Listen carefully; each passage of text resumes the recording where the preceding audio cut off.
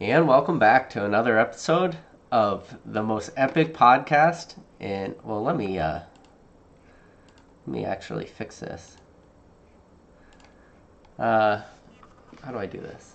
See, guys, this is what happens when you come a little bit too early. We're still messing around trying to figure out how to get everything set up. But no, it's always my favorite time of the month. I'm super excited to finally do the monthly podcast. Now, I know everybody in the chat is going to ask this simple question: where's Ryan?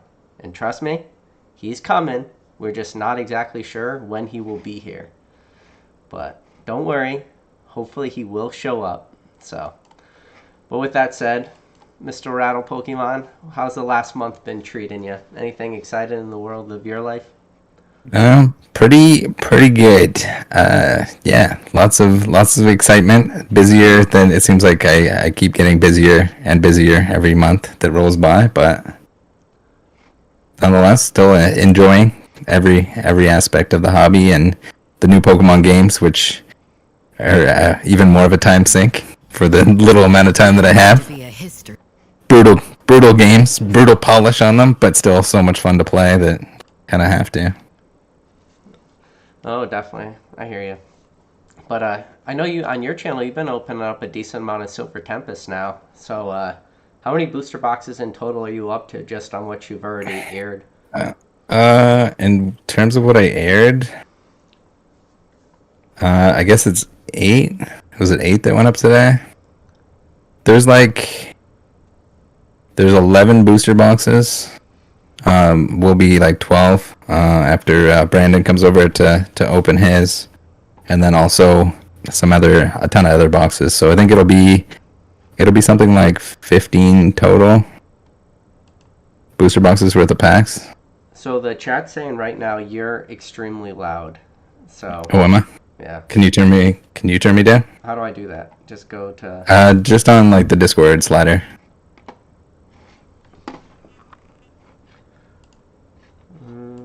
I don't know how to do that. So if you right click my name on Discord. User volume. So you're at 200%. Where do you Yeah, want okay. Try me down at 100. All right, I'm not yelling at Rattle, you guys. Rattle just blew out your speakers and woke everybody up in your household. It wasn't on my end, I promise. But all right. Hopefully we fix that. Everybody's saying stop yelling, Rattle. How do I sound now? Am I better? Reasonable? This is what happens, I'm a simple man. I like my Zoom lives. You like Discord. That makes sense. But My microphone sounds like absolute garbage on Zoom because Windows will like automatically adjust even if you turn it off, and it just turns into like a trash can. I think hopefully that works. So everybody in the chat, let us know if that's better or not.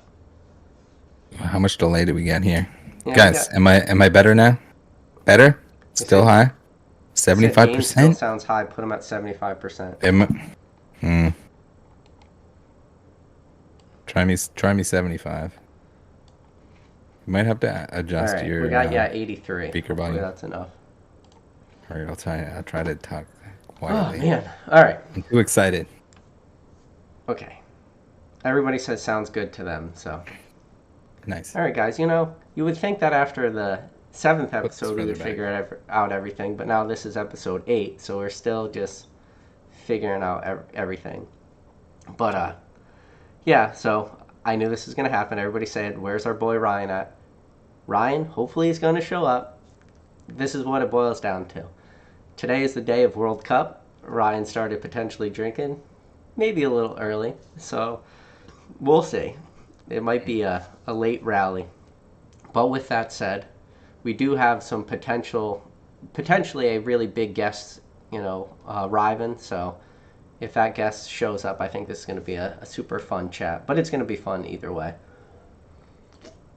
But yeah, so let's go back a little bit. You said you opened up a bunch of Silver Tempests. So what have you pulled that have actually aired?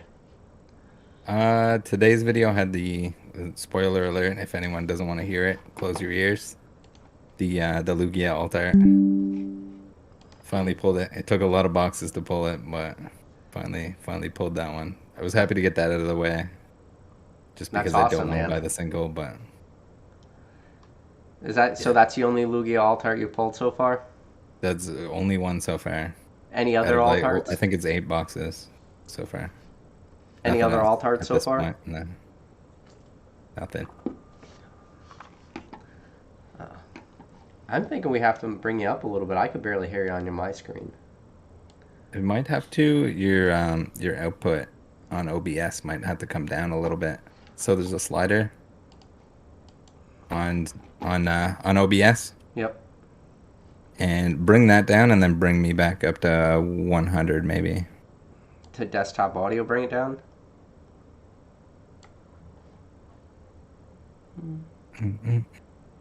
Yeah, desktop audio. Bring that down. That won't affect what you hear, but it'll affect what they hear. All right. It wouldn't be a podcast if we didn't have A tech issue. tech issue or a tech session at the start. That's okay. This is where the viewer retention drops, but I'm happy it dropping now. So if you guys don't want to watch, us go through these little hiccups, then it is what it is. Yeah, avoid the first 15 minutes. Yeah. But yeah, man. This last month's been pretty crazy. I know everybody wants to not hear about fucking Zard UPC talk, but Oh, I think it's just the one.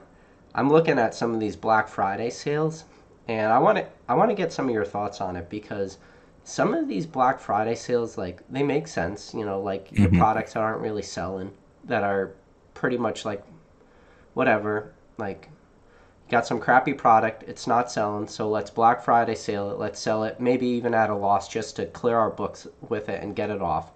But then I'm seeing some like Zard UPC sales for $79.99, and the Zard UPC sales are, like, making websites crash and making eBay pages get botted. Like, first of all, for an eBay page to get botted, that's next level ridiculousness, right? Hmm. So why would somebody do a sale, especially on a Zard UPC, at such a low price that their website starts to crash because you get that much flood of people? What do you think your thoughts on that is? Or do you think it's just people? I mean, did they have like a limited number of them anyway, and they were just trying to like make a name? Who was it that was selling on eBay? I Was it? forget the guy's name. It was like a bigger sale or bigger seller though, like a big Yu-Gi-Oh guy. It wasn't the dude that everyone thinks he's like a distributor or whatever. Yeah, maybe. I mean, it could be that too. But I Smoke don't and get it. mirrors. Like, I get it that you're gonna want to like do the Black Friday sale and you're gonna want to like Yeah. get through product, and especially I get it. Like, your Zard UPCs have definitely dropped in price. Like, they're right now you can pick it up from like P Football P. I don't know if you use him in Canada, but he's like one of the big sellers on eBay, and he was Hmm. selling them for like $95 with $5 or $10 shipping, so like 100 105, and they weren't selling out immediately, but he was definitely moving through a lot of them. But then they Hmm. see somebody out of nowhere is just selling. Oh yeah, so it was Smoke and Mirrors had them for $89.99, and their website crashed. So, Oh, okay. It was their own website. It wasn't like their eBay page. well, yeah, eBay, but eBay pages were getting botted, is what I meant. Okay. Yeah. Okay. I was gonna say, man, it would take a lot to crash an eBay page, I would think. 89.99. Yeah, it's a good deal. I mean, like if there's an excess of them, and if someone can just like maybe they ordered too many of them, maybe they got too many on the second wave. Maybe you get That's like a really fire good deal sale. for taking like a ton of them. Did you see how many Rudy had? He had like a whole pallet of them. I He had a I don't know pallet how many behind him. He come. claims he had 3 pallets. 3 pallets. He has 3 pallets. Yeah. Uh, I don't. So this is the thing. Rudy definitely. I'm gonna say this in a way that doesn't come off as like a total stupid statement, but yeah, it's very clear that Rudy moves through a ton of product, and he's released his promo cards, and his promo cards alone, when he did those Flesh and Blood, I think he made like over $1 million on one of the promo cards. I think it was like 1.2 million. I read somewheres, and So the dude's printing money. Don't get me wrong, but Oh, he's how? making way more on the non-magic stuff than he is the magic stuff. Yeah, Like, there's no way he's not making just a killing on like the MetaZoo and the Flesh and Blood stuff. yeah. The MetaZoo, Versus, especially the earlier MetaZoo pre-order stuff, he was probably selling out of that stuff instantly. Flesh and Blood, he really pumped up at the very beginning, and he made a lot of money on that, and he had some pretty big positions, but he also is acquiring like a ton of this stuff and sitting on a ton of this stuff. And we know, obviously, as Pokemon fans, like his famous, the Rudy Pokemon bathroom, but that wasn't product he was intentionally wanting to sit on. That was product that he bought with the intention of selling, but it just wasn't moving for him, so he wasn't able to make money. But now it looks like he's acquiring a lot more of this product with like maybe more of an investor mindset. So does he just have that much money, or I mean, how much can you really put away, right? yeah. I mean, like it sounds like after the bathroom thing happened and then the packs were worth money that he kind of changed his entire mindset on it and started doing the same thing with Pokemon that he was with Magic, where he's just like sitting on product. Whether it's like the extra that's left over or whether he uses the funds that like he makes off of the Patreon and whatever boxes to fund the rest of the purchase and then just sits on them and sells the older stuff. Yeah, but Because even in recent videos, it sounds like his plan eventually is just to like start selling the old stuff. is he making money though doing that? I mean, obvious, and this is the thing Well, where I said I don't want to sound stupid. Like obviously Rudy's making a ton of money, and his yeah. just through his Patreon alone, like remove all sales. Like every single person that's a member of his Patreon's paying him $15 a month, and Mhm. who knows how many Patreons he truly has. Like he got to the point that he had to stop accepting new Patreons. So for anybody to get to that point, like that means he has a ton of Patreons. But I am curious. I'm just very curious at how much money he's still making or how much product he's buying, and selling and able to move this stuff. And to sit on 3 pallets of Charizard UPCs, I wouldn't say like Charizard UPCs aren't selling at all. There's a lot of like LGSs Mhm. out there, or a lot of the LGS business model, whether it's an online model or not, are still moving through a lot of these. And I don't think Rudy would have a ton of trouble moving these at MSRP, that 119.99. No, probably not, but it's hard to say. Like, I think just the fact that he can make the majority of his money off that, like, Patreon income, and then if everyone's paying, if he's even making a little bit on the product itself, it's just like a steady flow of income, and then, I mean, there's probably accounting reasons for it too, to have Yeah. an excess of product because you don't want to have like a ton of income if you can just have a bunch of inventory maybe that you sit on instead Yeah, so to the kind of person, balance it out. yeah, so you asked the Not an question earlier. accountant. Yeah, you asked the question earlier. Who was selling the Charizard UPCs on eBay? So it was Sassy Auto was selling them for 69.99, like Wow, that.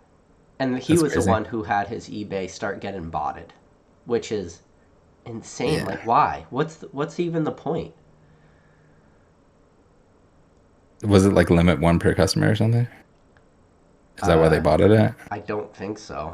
I don't really know what the exact. I mean, otherwise there's not really much unless he like unless he said in advance that he was going to do that, and Oh, then maybe, they would kick about it to be the first one to buy it. But but still. sometimes there's people that there is a feature on eBay that you can make it so that it's like one per customer or two per customer or whatever. So Yeah. it might have been for that reason, and then they enter separate payment methods and whatever.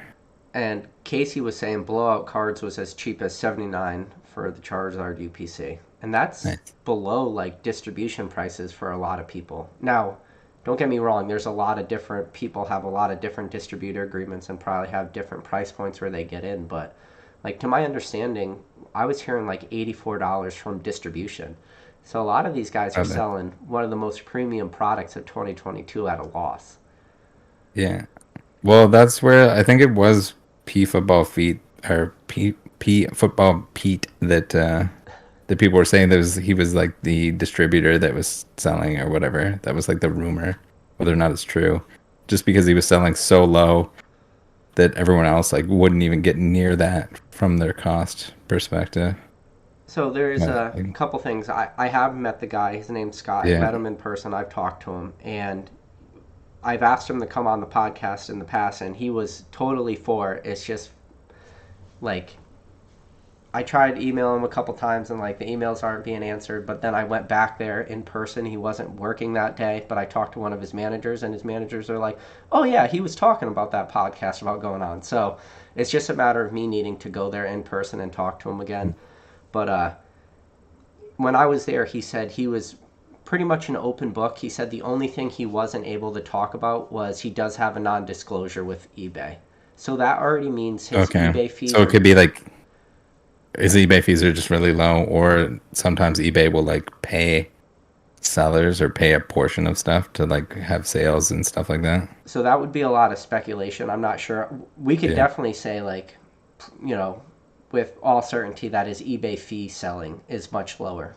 Now, Mhm. is he an actual distributor? Not to my understanding. Like when I went there, it didn't appear that he was because, but it just, he had so much product there. When I tell you, So like volume wise, just ridiculous. oh yeah, like so when you walk in, so at the time he was running it kind of like out of a old LGS, but like a big building, and he's moved into a warehouse since I've seen it. But they had already removed the signs off the front, like blacked out all the windows, so you wouldn't even know that they were. It was just like it's just like a big shopping plaza, but like it looks like an abandoned building, but it was super active. And when I was there, people, the guy P Football P, he's got a again named Scott.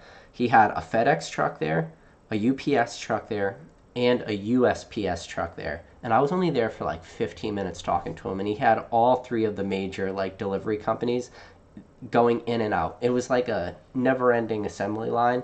And when I walked in there, I was expecting like I don't know what I was thinking in my head, but like like clean factory floor, like everything is like well done, like all these sorting stations and everything. No, I walked in there, it was just like complete chaos. Like his workers were running around, cardboard boxes everywhere, pallets just stacked. Every like you couldn't walk in a straight line, like everything was zigzaggy. The pallets were touching the ceiling. Like this was a 20-foot high ceiling. He had pallets just for days, product for days, booster boxes for days. And he had like, obviously like a case of booster boxes, 6 booster boxes. They were stacked like 3 deep to the ceiling. I couldn't even tell you how many they were.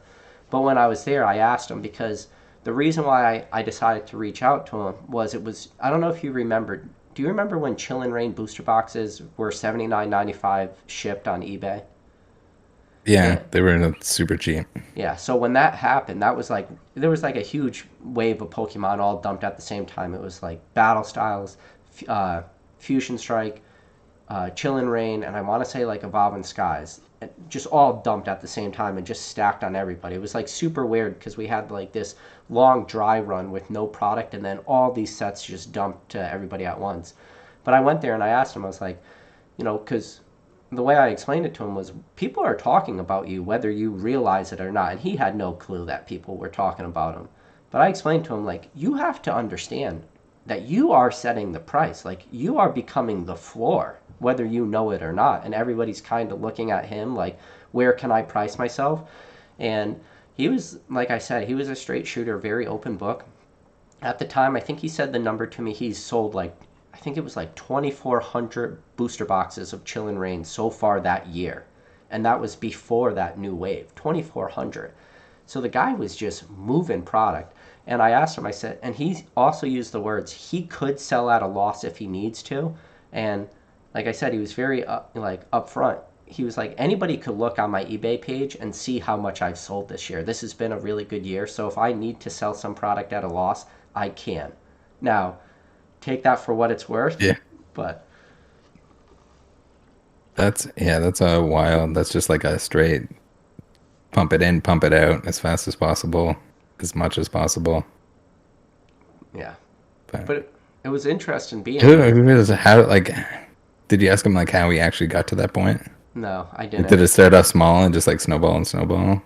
I didn't ask him. I was just so when I was there, one of the things he was talking about was he was just kind of frustrated because he was getting some returns back, and I remember it very clearly. Do you remember the Rapidash V boxes? Just like super crappy product. Well, he Hmm. had one on his desk that somebody returned saying it was resealed, and so he just kind of went off like on a little tangent, like, this is what I have to deal with. Like, I have to deal with this return. He's like, look around. And literally, when he says look around, you just look around and Yeah. there's hundreds of thousands, if not millions of dollars worth of products just surrounding us. Like, you can't see walls and shit. Like, it's crazy. And he's like, and somebody thinks that this is repacked. He's like, do you know what the logistics of me repacking And like this $20 product is? So, but like, that's some of the buyers out there that think their mhm. Rapidash V boxes resealed when this dude's moving through millions of dollars. And So, it's too funny because like something that's clearly there's no reason for it to be repacked or resealed um gets accused of being so, but then people will be like, "Oh yeah, that is definitely a Pokemon Go error box with the yeah. promo inside it." Like, how is that? That's legitimate, but Yeah, but it's not crazy to me. only did he have to like, but he had to accept the return. That's why he's like so mad because now it just sits on his desk and that just becomes dead product, right? Like that Yeah, product never goes back out. It's just dead. I'm sure. was it open? Probably. Oh yeah, it was open and all the packs were open and there was probably no hits and They stuff did, they like didn't just get anything, so they sent it back. yeah, saying it was resealed. Just like Yeah, so like that's what he was, and he was funny too. Like he was definitely a character, and he had a little laptop in front of him. Like I was expecting to walk in and he would have like a dual monitor set up and like all kinds of crazy stuff. Space Station. He's a big dude. He was like a bigger dude and he just had this like little teeny laptop in front of him and he's just dealing with Nep. everything. And I'm like, dude, I have what I think is not how the world works. Like the world works on a very different scale than I think it works. So, Yeah, that's wild. yeah, it's pretty Trippy wild. hits says, "LOL, Rattle. Did you paint your wall for ease of video backdrop?" I most certainly did. The best green screen is just green paint. That's Get the dedication. get the code for the chroma green, like the chroma key green, and mix up a can of paint. Just to make sure that you're okay with having a green wall wherever All you're right. putting it. So people are saying they hear an echo now. Uh-oh. Um, I got an echo. how Am I can I coming get through rid of that? twice somehow? So I got desktop audio and then desktop Do you audio have 2 do you and have the stream open? then mic. The stream's not open.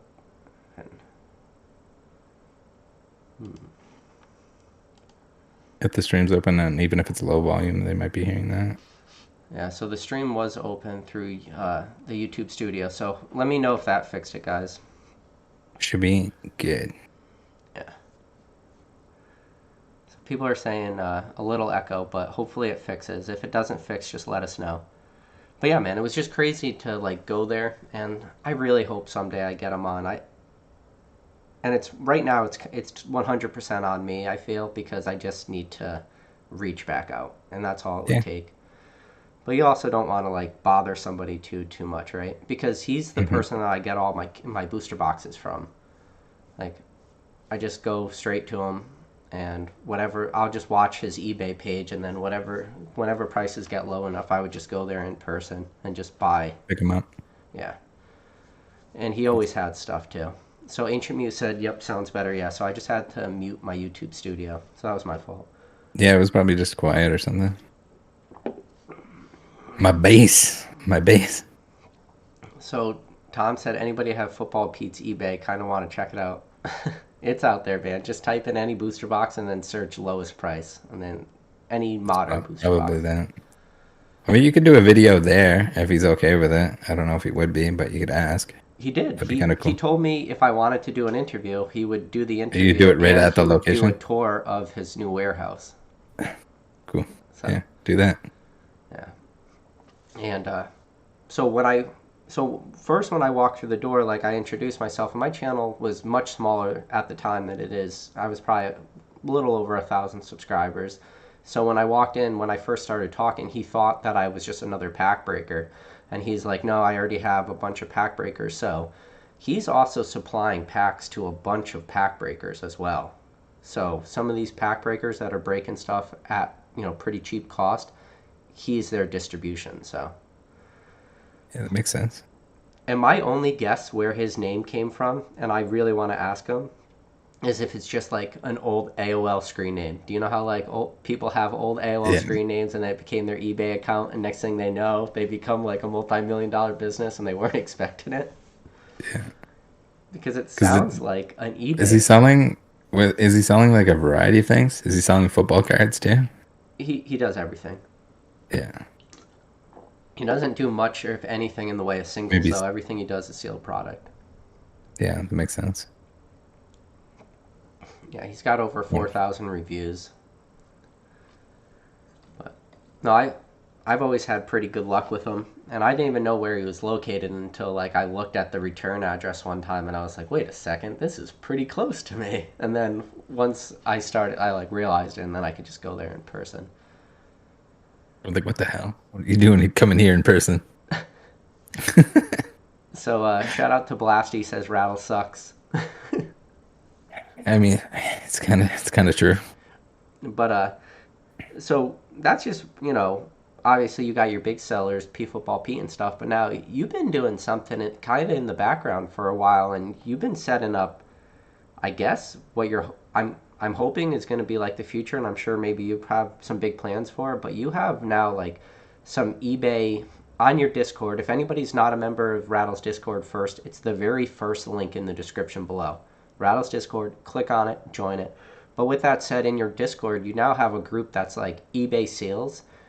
And I think, I don't know exactly what your thought process was behind it, but if you're trying to make like a safe place for people to list eBay auctions and stuff, I think you're on the right track, man. Especially, Yeah. I don't think you're going to get a lot of scammers want to come into your Discord. No, so it all gets like manually reviewed before I post it, and I'll post it on Instagram, and I'm kind of building that Instagram up. And I wish while my main Instagram was banned, or like temp banned or whatever, disabled, that I could have like built up a second Instagram for this specifically. But the Rattle Pokemon Marketplace, whatever you want to call it, the Discord, like promote your own eBay thing. It seemed like a good idea. There was a ton of people that were asking in the Discord itself. They wanted to buy from each other, to support each other, and they're like, "Can we have like a buy and sell channel?" I was like, "No, you can't have a buy and sell channel. It's too much work. It's too much hassle. People are gonna like rip each other off or be upset. There needs to be like a safety net there. And with this, where everyone can promote their own eBay listing, people can post what they're selling. And it's not only is it safe because everyone's keeping an eye on it to make sure that it's not some like fake cards, fake stamps, whatever. That the people that are selling are reputable, that they're in there, they're part of the Discord. But also there's that safety net with eBay's guarantee behind it as well. And it's not like someone can just make a random account and you have to put your actual information in to sell through eBay. So it's good. Everyone gets to promote their eBay listings. I tested it out in the beginning with some of my own, and like the extra views that the listings were getting, I didn't really care if the item sold. I had a couple people send me a message. They're like, "Are you hard up for money? I heard like you were broke and you had to sell all your stuff." I was like, "No, I'm just testing this out." Yeah. I promise. But yeah, it was insane. Like the extra views. Some people that posted stuff in there, like their items were selling, and it's kind of up to the person. Like I'm not gonna police the price on things. Make sure that you're okay with the price on whatever you're buying, whatever's posted in there. But yeah, I do take a look and make sure that it's legitimate. There's a lot of people too that were concerned about purchasing things that were fake or anything else, because there are a lot of fake items on eBay, and it usually takes them quite a while to take them down. So. Oh, definitely. And, people that are maybe getting, it's sometimes eBay's tough, If you're doing that eBay grind and you're posting items every day, like the YouTube, or not the YouTube, the eBay algorithm is a thing. Like the eBay algorithm will pick up your sales and start pushing it to the top of the line. And, when people search it, it comes up much easier. But if you're not doing that, sometimes your auctions just get buried. So I think you're giving a lot of those smaller sellers uh, like a little bit of an outlet now to post their stuff and get some eyes on it, because realistically, like your Discord, that is a huge group of buyers, right? Like those, and mainly Pokemon enthusiasts too. So Yeah, it's mainly like Pokemon card based, so it's cool. Like people can go in, they can scroll through and see what's there. But all the extra clicks, like I can kind of track how many extra clicks and views that everything's getting through the Instagram and the Twitter posts that are pretty time consuming, but I think it's overall worth it. I'll have to find out, like, if the volume gets too much, I'll either have to get someone to do it for me, or to help with it, or partially like bot some of it to create those posts. But no, like I said, it's like it's a win-win, and that's the thing. Like I was looking, there's so many like shady sponsors and stuff like that you can't really blame creators for taking them, but to a certain extent, like I don't want to do like Raid Shadow Legends promos and stuff like that. So this is like another way that not only can you buy from people in the Discord, you can promote your own listings, but it's like affiliate links, so it also supports the channel at the same time. So it's an all around win from every angle. I've had a couple people that were a little bit upset. They're like, why are you posting listings or whatever? But it's better than, trust me, better than, what was that? There was something that turned out to be a scam recently.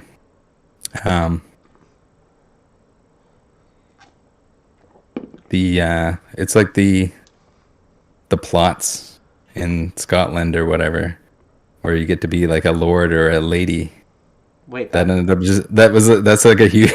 It's like a novelty gift, but it doesn't actually. That's not. It doesn't actually do what it says. No, and there's like all these YouTubers that are promoting it, and it's like, how would they know unless they like really dug into it, and do they have time to really dig into it and find out that it's a scam? Oh, so that and those like there's like Japanese knives, like the Kamikoto or whatever they are, and the I forget what the name of that. Yeah, but anyway, I want to stay away from as much of that stuff as possible. I've been reached out to by all kinds of shady, like NFT garbage, and no thanks. Yeah, established titles. That's what it is. Oh, that's pretty fun. Lord. Yeah, so they're paying a ton of money, but I wouldn't touch any of that with anything. Yeah. So Christian Diaz asked a good question in the chat. He said, "What's up, guys? Did you already talk about Scarlet and Violet being the most successful Pokemon game sales-wise?" Yeah. What do you think about that? Because that's crazy. Because I would have thought that like Sword and Shield would have been more peak Pokemon hype, but I don't know. Maybe Sword and Shield was like a little bit early for that. Yeah. No, I haven't played it. You have played it, and I know you were doing some playthroughs. I want to say on Blasty's Twitch, right? Yeah. So how have you felt about the new game? Do you think it's as good as the other ones? Because I've heard a lot of people saying it was a little too easy.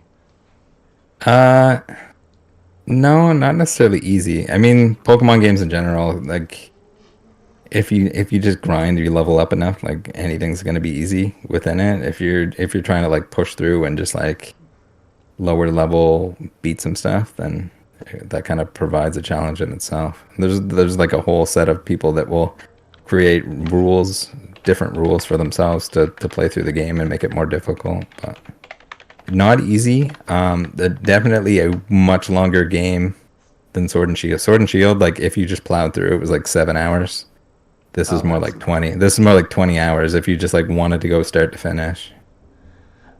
But just because it's longer, is it easier though, or do you feel that No, I think it would actually be a little bit harder than Sword and Shield was. Sword and Shield, you could just like catch a Pokemon outside the gym and fight the gym with it and win.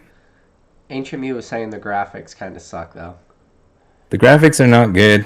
Historically, Pokemon games, not the best graphics. Sword and Shield was pretty ugly. This game, also very ugly. The problem with this game, there's a memory leak. So the longer your game is on, the worse it runs. So you have to like close the game out sometimes. I've had the game probably crash. I've played through almost the entirety of it now, and it probably crashed somewhere close to 10 times, maybe 9 times, 10 times. We got echo again. I don't know. Fresh, are you actually up to date on the video? Yes, probably yes. The graphics always suck, but this was like this is really bad. Like the characters in the background, they'll do like partial animations, so they're just like doot, doot, doot, doot, doot. Like Oh, it's for like if you compare it to like the standard stuff, um, not good. Like it's not Breath of the Wild. It's not older games, but it still has like the Pokemon aspect to it. And for some reason, like there's multiplayer that is quite good, other than the fact that like it's the matchmaking or like making a party is just like painful. Like you have to enter a code together, and then if someone disconnects, you have to all exit out and make another code to enter a party together, instead of being able to like invite people. yeah. People are saying in the chat right now that they're literally They're, playing it as we speak, and it's being super buggy for them. So, yeah, it's still fun. but Yeah. so now Do you that want you played the game and you've seen some of the evolutions and stuff, and what do you think about like the new starters?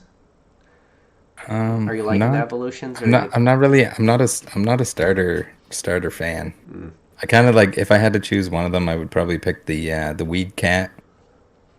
But the hands on the final weed cat kind of creep me out a little bit.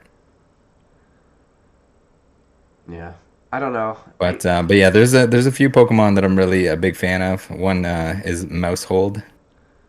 So it's like this it's Tandem Mouse, which is two mice that evolve into it's four mice, like two parent mice and two baby mice. Or it's like two parent. There's a 125 chance of it being two parent mice and one little mouse. I don't know how I feel about that.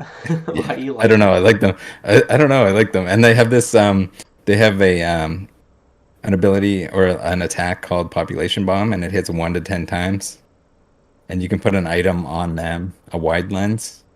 So there's over a 90% chance that it hits all 10 times. Oh, So it's nice. like ridiculous. Like smacks something 10 times. With a pretty like relatively weak Pokemon, that's pretty cool. Yeah, you can kind of like cheese your way into making it pretty decent. Yeah. But another thing, speaking of maybe not just Scarlet and Violet, but Pokemon Live is now available on cell phones. I think that's huge. Yeah, I mean, PTCGO was kind of always available on cell phones, Yeah, but you need like but you had to it like wasn't download as the easy as APK, just but that clicking was on an just, app though, right? yeah. So I think now that there's an app, it's going to change the game a little bit. I think if you could get more people playing the TCG, I think that's going to help out. Just like even the collectability of it too, and it gives people Yeah. like a newer appreciation of the cards and as a whole. And I had Echo Based Collectibles on, and I know you were running which you were I forget what deck you were recently running. Uh, The Zoroark? yeah, you were running the Zoroark deck, but now like the Lugia V Star looks like it's a powerhouse. Are you thinking about changing? Probably not. No, I think I played against it once so far, but I mean, if it gets to the point that I'm just like losing every match, which is usually due to like weakness, which isn't really the case. Like I think the Zoroark probably does. I'm not like the greatest TCG, um, I guess, intellect or expert to the point that I can tell you exactly what the matchup looks like, but could be just the next flavor. Like Giratina was a thing too, but that ended up not being as big as what people expected. So Maybe the Zoroark is good against Lugia. There's Almond. yeah, it'll be interesting. Because Maybe, those are the maybe. two big sets of you know modern Pokemon. So I'll be interested in how they work out. Uh, yeah, people are saying that who run Lugia saying the Zoroark deck destroys them every time. So that'll be interesting. So, Pokey Correspondence asked the most broad question that I don't know if we could ever answer in a million years. He said, modern or vintage, question mark. But then he said, raw or graded, question mark. He said he collects raw vintage and has amassed a 15K raw mint hollow collection. I don't know if he's talking 15,000 raw mint hollow cards, which if that's the case, kudos to you. Or if you're talking like a $15,000 collection dollar amount, which, okay. And he says, and his daughter just pulled the Alt-Art Lugia in her first ever booster box. Thoughts? That's a lot there, man. There's a lot of thoughts. Modern or vintage? Vintage. Raw or graded? Buy raw, grade the cards and shells. And then if you have 15,000 WotC hollows or combination WotC, EX, maybe, Diamond, Pearl, Heart Gold, Silver, screw it. Even for this video, we could talk about some black and white stuff being considered vintage now that we've removed ourselves so far from black and white. If you've amassed 15,000 raw cards, man, you're doing something. I don't know what you're doing, but you're doing something. He did say 15,000. Okay. We got a special guest in the waiting room. If we wanna bring him in. Yeah, bring him on.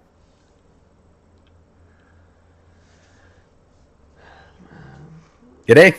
Hey, what's up, man?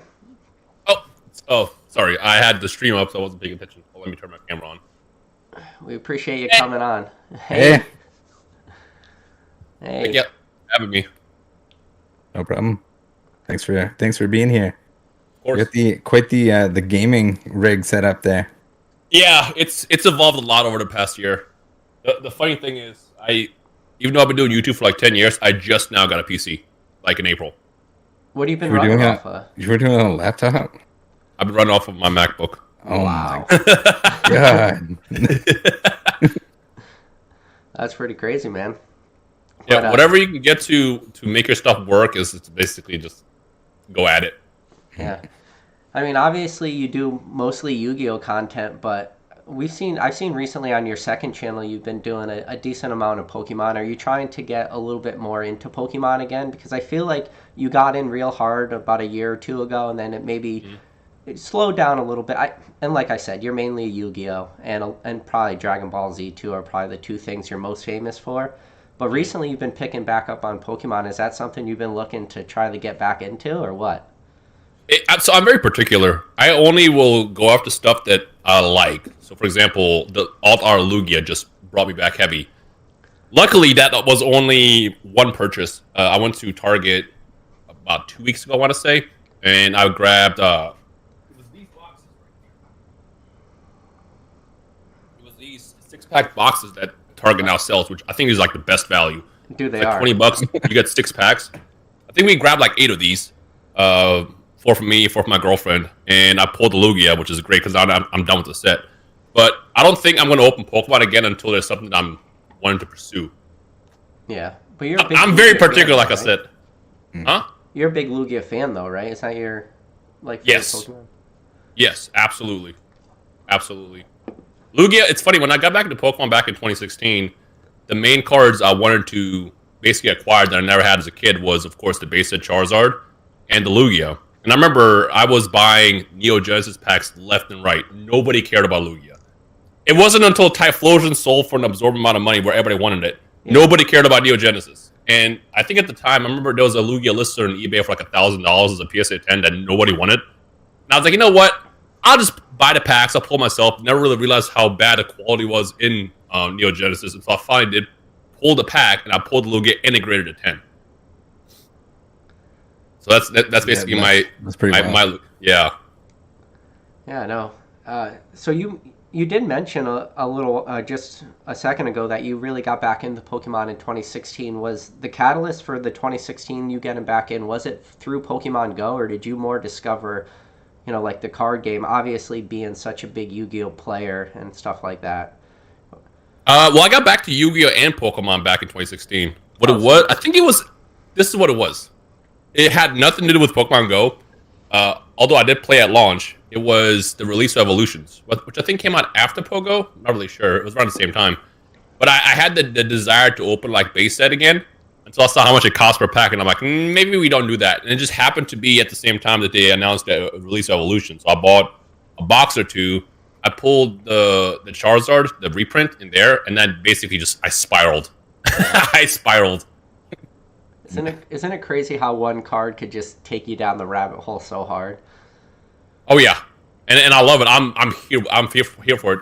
You mentioned before I joined, buy raw and then get it graded. To me, what was always cool is going for that chase card, but not only pulling it, but getting that highest grade possible. And I think that's what that's what really got me back then to hop back into the TCG. And around the same time, as I mentioned, I was like, okay, well, I got my Charizard, I got my Mewtwo's.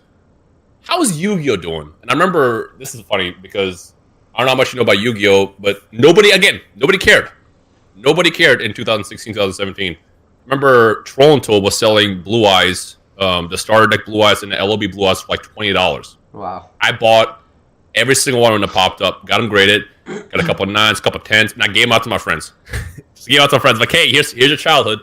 And then fast forward, a year later, Pokemon starts having this massive boom, and Yu-Gi-Oh takes a hit too, and now these same Blue Eyes are like a couple grand. And it's like, what happened? Yeah.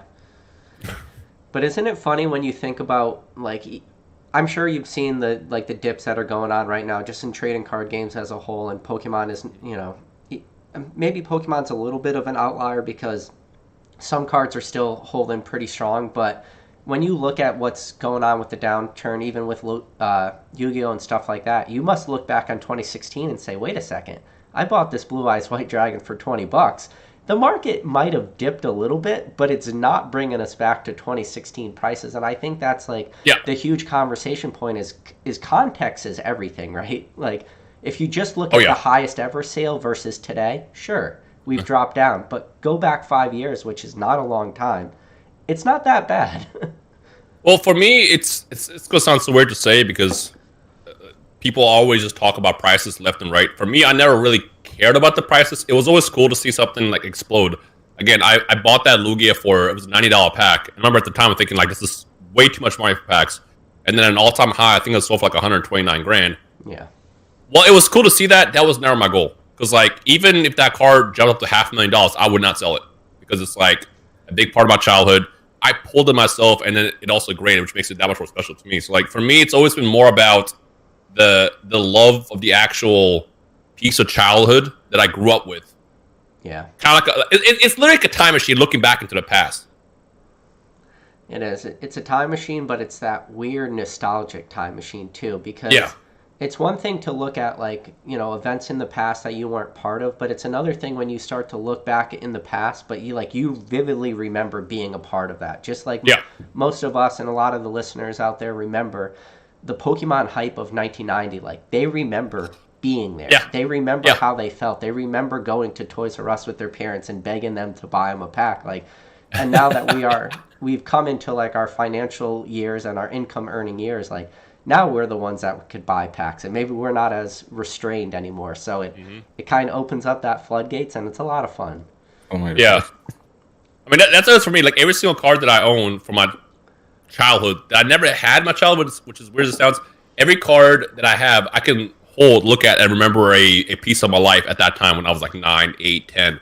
Yeah. And I think that's something that a lot of people who look from the outside looking in, because, like, obviously when Pokemon was blown back up in the past couple of years, all you heard was prices this, prices that, Logan Paul this, Logan Paul that, millions of dollars cards that. Like, people just look at the prices, but they don't actually look what's most important, and that is what the cards represent. And that is, like I said, it's a simple time that you grew up with that is still here. Because I'll never forget, like, as a kid, the one thing that we all were probably told at one point, I'm sure you might remember this is a waste of time. This is just a fad. This is just going to come and go. You're not going to have time for this when you're older. And the fact that this is still here is just cool to me. Yeah. So what about you, Rattle? You ever, like, dabble in anything other than Pokemon too? Because are you a Yu-Gi-Oh guy at all, or no? No, we had a little bit when we were kids. I dug out I found some Yu-Gi-Oh stuff. I've had like some Yu-Gi-Oh stuff turn up in like collections, and I ended up trading it for more Pokemon stuff. But I just had more of an attachment to to Pokemon itself. We just spent more time on it. We had more of the cards. The Yu-Gi-Oh like anime, we definitely watched tons of that. Same with Dragon Ball. Mhm. But no, I don't have any of that or the Dragon Ball cards. Have you heard of Weiss Schwartz? I have, yeah. I have a small collection of the Zillions of Enemy X, which is kind of similar. A little bit of the all Japanese waifu-esque stuff. I also have a full set of Metabots. Oh my god! So it was voiced in Canada here. So I got a bunch of the voice actors of the Metabots and the characters from Metabots to sign a bunch of cards for me. And like if I had extras, I would send them like an extra card to keep for themselves. So they're like, "Oh, I didn't even know this existed." It was really cool, and they were just really excited that I thought of them or wanted to send them something. But So out of everything, more important question. What do you like opening most? Do you like? I mean, I'm guessing it's just Yu-Gi-Oh, right? That's what you enjoy the most, or are you able to like kind of compartmentalize the different TCGs for what they are? Because at the end of the day, they are drastically different, right? When you open Yu-Gi-Oh versus Dragon Ball versus Pokemon, they all have a different feel to it. They all have like that different sort of chase. Are you able to compartmentalize that, or do you just have your favorite? So Konami knows what they're doing. They keep reprinting old classic cards. Yeah. And I'm talking about it happens every month. It's to the point where it's ridiculous. But then there's people like me who becomes a complete sucker and just goes for it. Like, they just released this Dark Magician a month and a half ago. I pull it, and they released another one last week.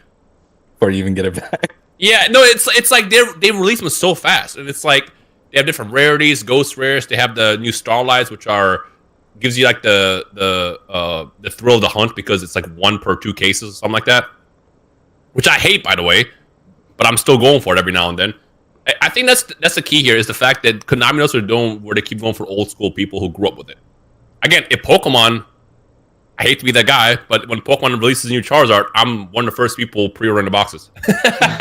So I think that's really comes down to is just the quantity of iconic cards that are released, and Konami just keeps doing it too much. But what I'm into right now, like I said, is Weiss Schwartz. I discovered it, I want to say like a month and a half ago, but I really got into it past week, and I'm just like been opening. Most of these shows I don't even know, but they make the cards so desirable. It's just something about the cards. You look at it, you just want it, and I'm just buying it left and right. I think my thing with Pokemon right now is because when I got back into it in 2016 and 2017, I kind of went after every single chase that I wanted, and I'm kind of to the point where I have everything that I really desire. So my next best thing was Yu-Gi-Oh!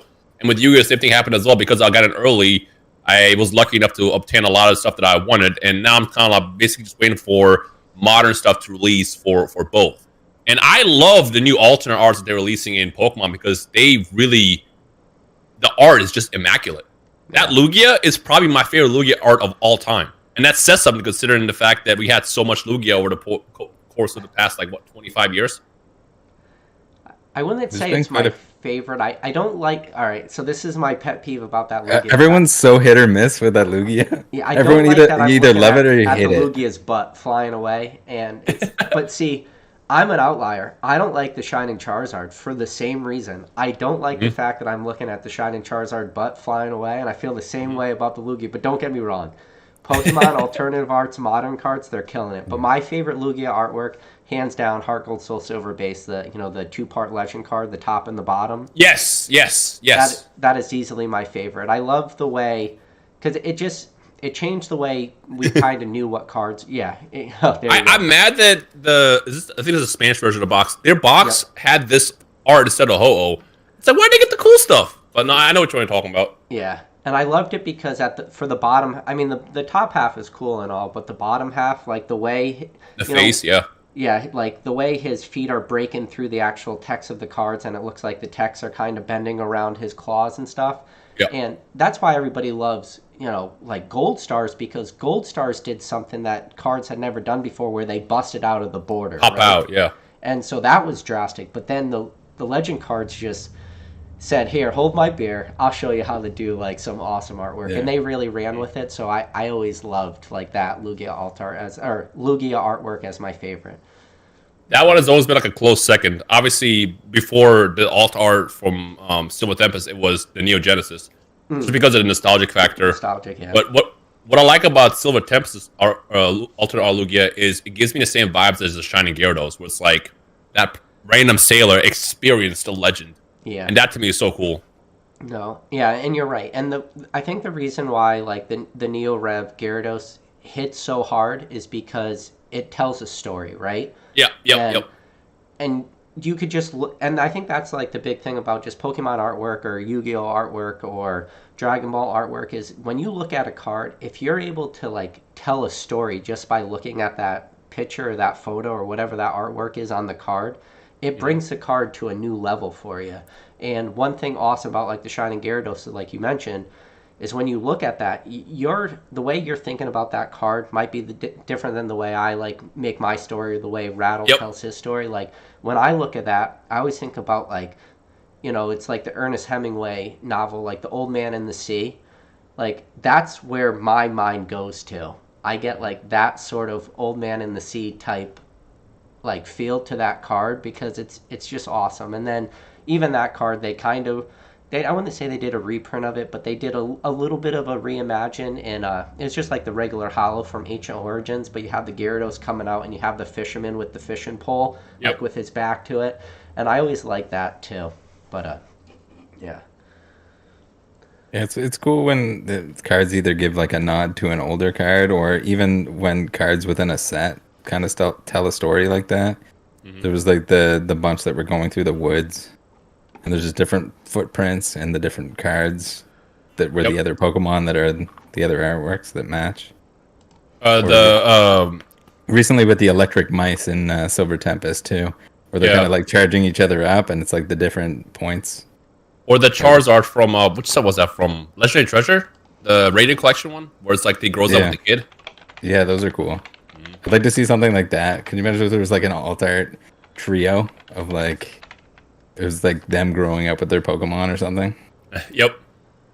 Or just like a full like 9 set somehow. Yep. Fill out the binder page.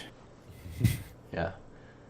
And I think that's the thing that Pokemon's going to keep being able to do. And I don't know if there's really any stopping them, is just keep doing this fantastic artwork. And that's why I don't know if I'm like nervous about Scarlet and Violet, because I constantly ask myself, like, how can Pokemon keep topping this artwork? And so obviously we have the alternative arts, and those are the big chase cards, but I feel like sometimes we're almost overlooking character rare cards and how sweet character rare artworks are. Like there's some that like really hit hard. Like I love the Sleepy Pika from Lost Origins. I mean, the Arcanine's good. What was the set that had the Eevee? Like the Eevee, the Jolteon, the Flareon, the Vaporeon, those character rares. Like recently, Pokemon is just making so much good artwork, but at the same time, I feel almost bad that it's almost detracting a little bit from your normal commons and uncommons. I don't know. It's one of my favorite character cards was the Garchomp and Cynthia. Oh, really? Okay. And also, recently I pulled, it was Blaziken and was it May? Not May. What's her name? The Blaziken VMAX that came out. Like, Yeah, I don't know. The art is just so nice now. And it's funny because like if you compare the art from today versus 20 years ago, obviously it's night and day. Yeah. But it's funny to even think that like 20 years from now, Pokemon's still around, which it probably will be. People are gonna look back and compare alternate arts to 40 years ago at the time when the original Pokemon came out. It's gonna be funny to see like the comparison at that point. Yeah, because even like base set and stuff like that, it's like it's iconic and it was the first and it started it all. But like the premise was just to get the Pokemon on the card, basically. The background was barely there, if at all, and it's just evolved over time. I hope we see another like similar to the gym sets, like your gym heroes and your gym challenge. I hope we see something like that, but with like the character rare kind of cards instead. That'd be amazing. Just like all the gym leaders. I think what makes like base set super special is that every card in base set was special. Where now I think modern sets kind of lose that, where it's more or less like it's the hit or go home, or the character rare or go home. Where when you go back to some of these older sets, like your base set, your Jungle Fossil, every card was special. Like the Pikachu is a common. The Charmander, the Bulbasaur, the Squirtle, those are commons. Like when you look at just your normal bulky hits from a pack, every single one of them is special. And even on the like ones that people don't love that much, like a Diglett or a Staryu, or like some of these Pokemon that maybe don't have a lot of fans, you'll have somebody who's like a huge Diglett fan or a big Staryu fan. Yep. And every single card is special when you go to these older sets, where I just feel that modern cards maybe lost a little bit of that edge. I think it's because they have too much. They have too much different rarities. There's too much going on. That's the problem. Because, like, for example, you buy a booster box back in the WotC era, 36 packs, you can get 12 holos. And I feel like every card just stands out more. Whereas now you get a booster box, and all you care about is the alternate arts, the hyper rares. That's it.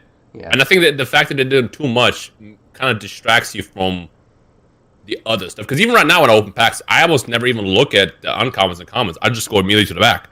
Yeah. Matter of fact, if I see it's a green code card or white code card now because they switched it, I'm just not even gonna look most of the time. I'll just toss it aside. Yeah. See if there's a trainer gallery. If there's not, that's it. I'm done with the pack. So I think it's just because they're doing too much. How do you feel about that, Rattle? Because I know I like the big sets. I like just like based on how much I'm opening. Like I'm opening just a disgusting amount of cards. I like the big sets because I don't like seeing the same commons and uncommons in every pack. So like to go through and to see different ones, I'd be like, oh crap! Like I just opened how many packs and I haven't seen this in forever. Even though it's like a common and uncommon, and it's kind of like my favorite part of the new sets when they come out is like experiencing those, because I see all the chase cards. Like no matter what, I'm on Discord, I'm on Twitter and Instagram all the time. So like that's all going to be leaked and posted beforehand, all that chase stuff. And so the artwork for the common uncommon stuff, seeing what new artists or like artists are come back to do certain stuff. But I think it's also it's probably largely everyone's like, yeah, like they ignore all the lesser value stuff for the time being. But eventually, when the packs are more expensive, when they haven't seen it in a long time, then they kind of regain that appreciation for it. Like if somebody's opening Heart Gold, Soul Silver at the time of Heart Gold, Soul Silver, they probably don't care about the commons and uncommons. Right. But if someone's opening that pack now, they're like, oh, look at this. I can't believe it. It's a Flareon, non-holo. Like, it's awesome. It's got the stone. It's got the Firestone. Yeah. So it's kind of that, I think, to an extent. Yeah, that does put into perspective, though, that it's just when sometimes you're living in the moment, you lose perspective of how awesome, the opening experience could actually be, and then it takes you literally to be removed from like a decade of a set. And I feel the same way about Black and White. When I first got back in the Pokemon, like Black and White was readily available. I did not like Black and White. I thought it was just modern Pokemon, right? It wasn't rare. There was no chase to it. Like, yeah, it had full art cards and stuff like that, and it was cool and it was different, but it was still like the modern set, right? So now when I pull myself back and I look back on those, and those are now the cards that I'm starting to go after again. So it's this weird circular, like, yeah. It's karma, that's like hitting you right in the face. If there's a set that you like, I feel like when it's new is the time to open it. Yeah. To experience it when it comes out, when it's new, it's exciting. And then like I feel like I just wish that like I could go back and just open every set as it came out. Like opening like an expensive vintage pack or opening a bunch of something new. I'm gonna choose like the bunch of something new. I'm just thinking about the time when I was in college or post high school. How many times I had like those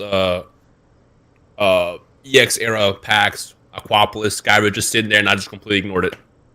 Yeah. And how much it's like I just wish I could go back and just tell younger me like, hey, just grab a couple, open it, experience that. Because opening vintage today is cool, but like opening it as it's happening is special. It is special, yeah. Mhm.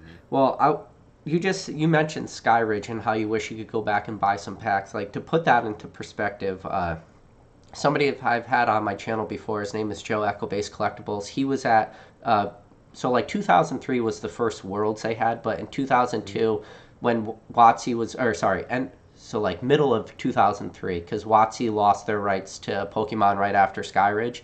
But right before they lost their rights, they did what's called the Fan Appreciation Tournament, and they had a ton of prize support for like the person that got 10th place, which was this guy Joe Echo Base Collectibles. For 10th place prize support, he got 10 booster boxes of Skyridge.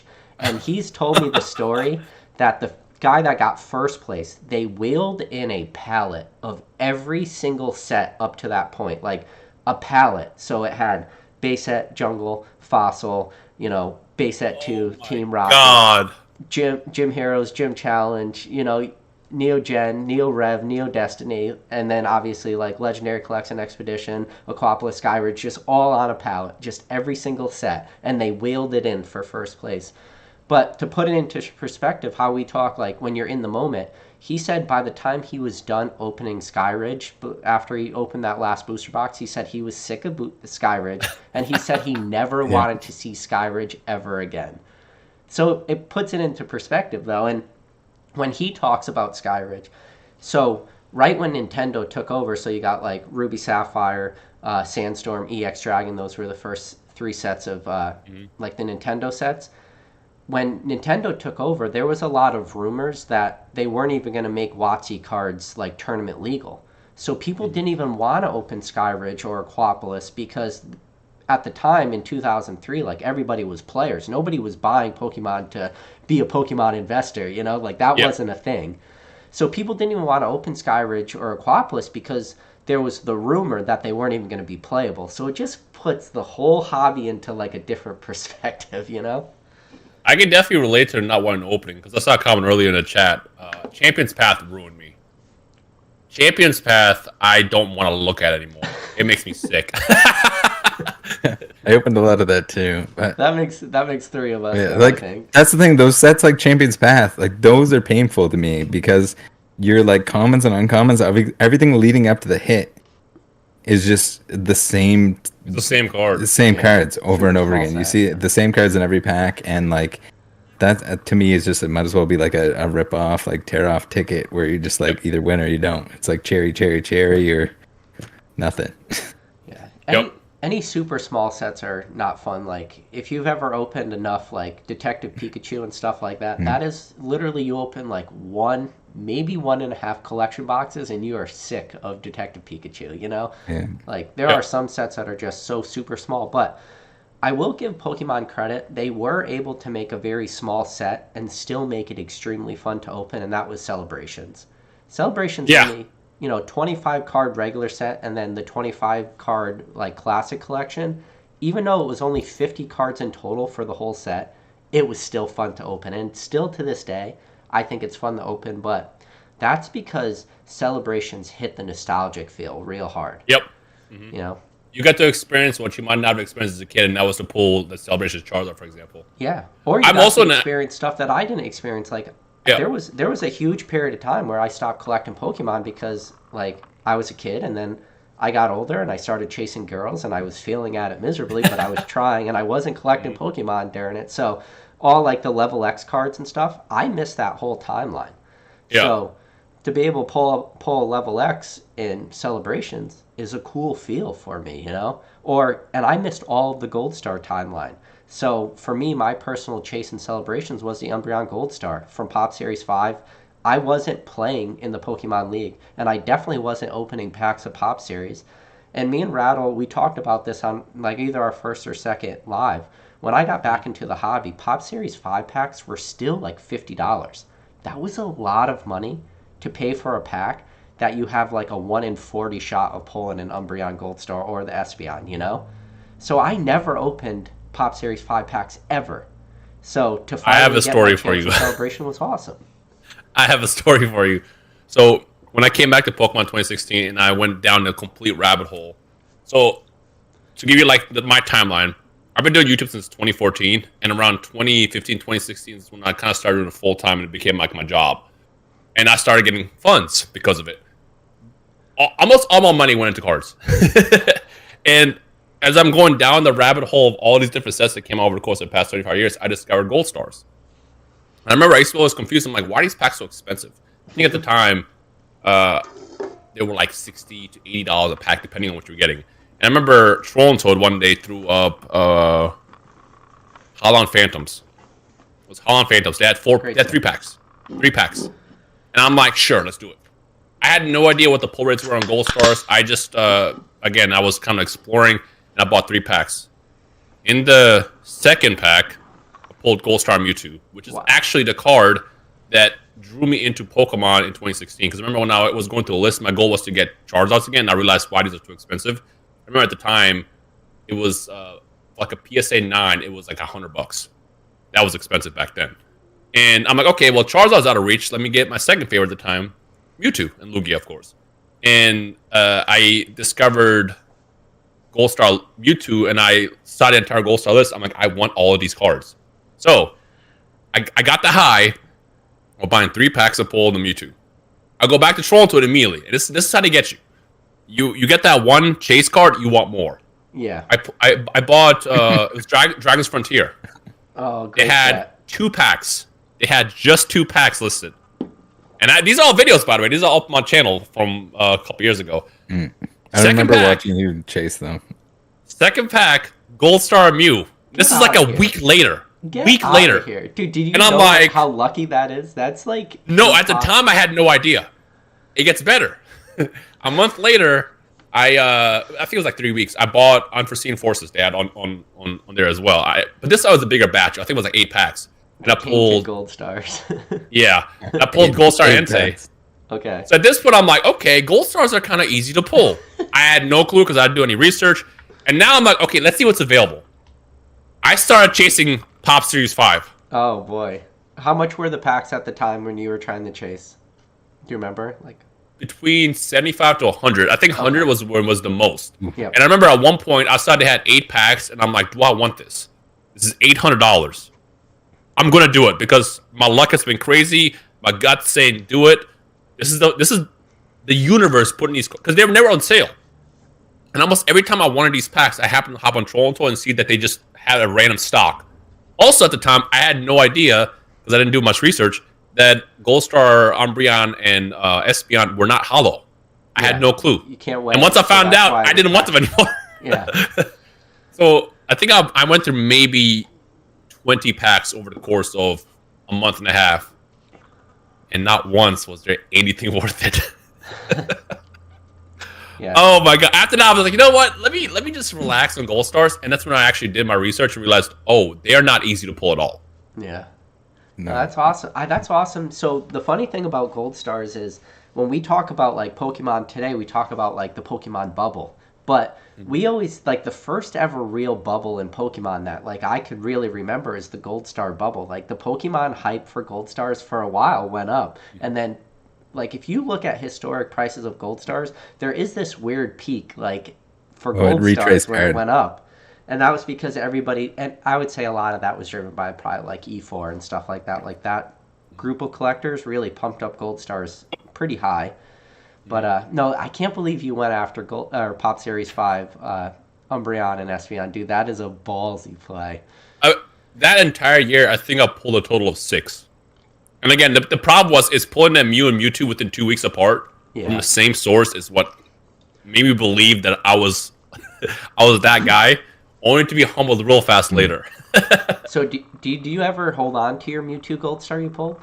Oh, I still have all of them. I have them all. Did you? The only time I ever... No. The only ones that I really wanted were Rayquaza. I had the trio, because I pulled 2 of the trios, and I think I bought the third one loosely.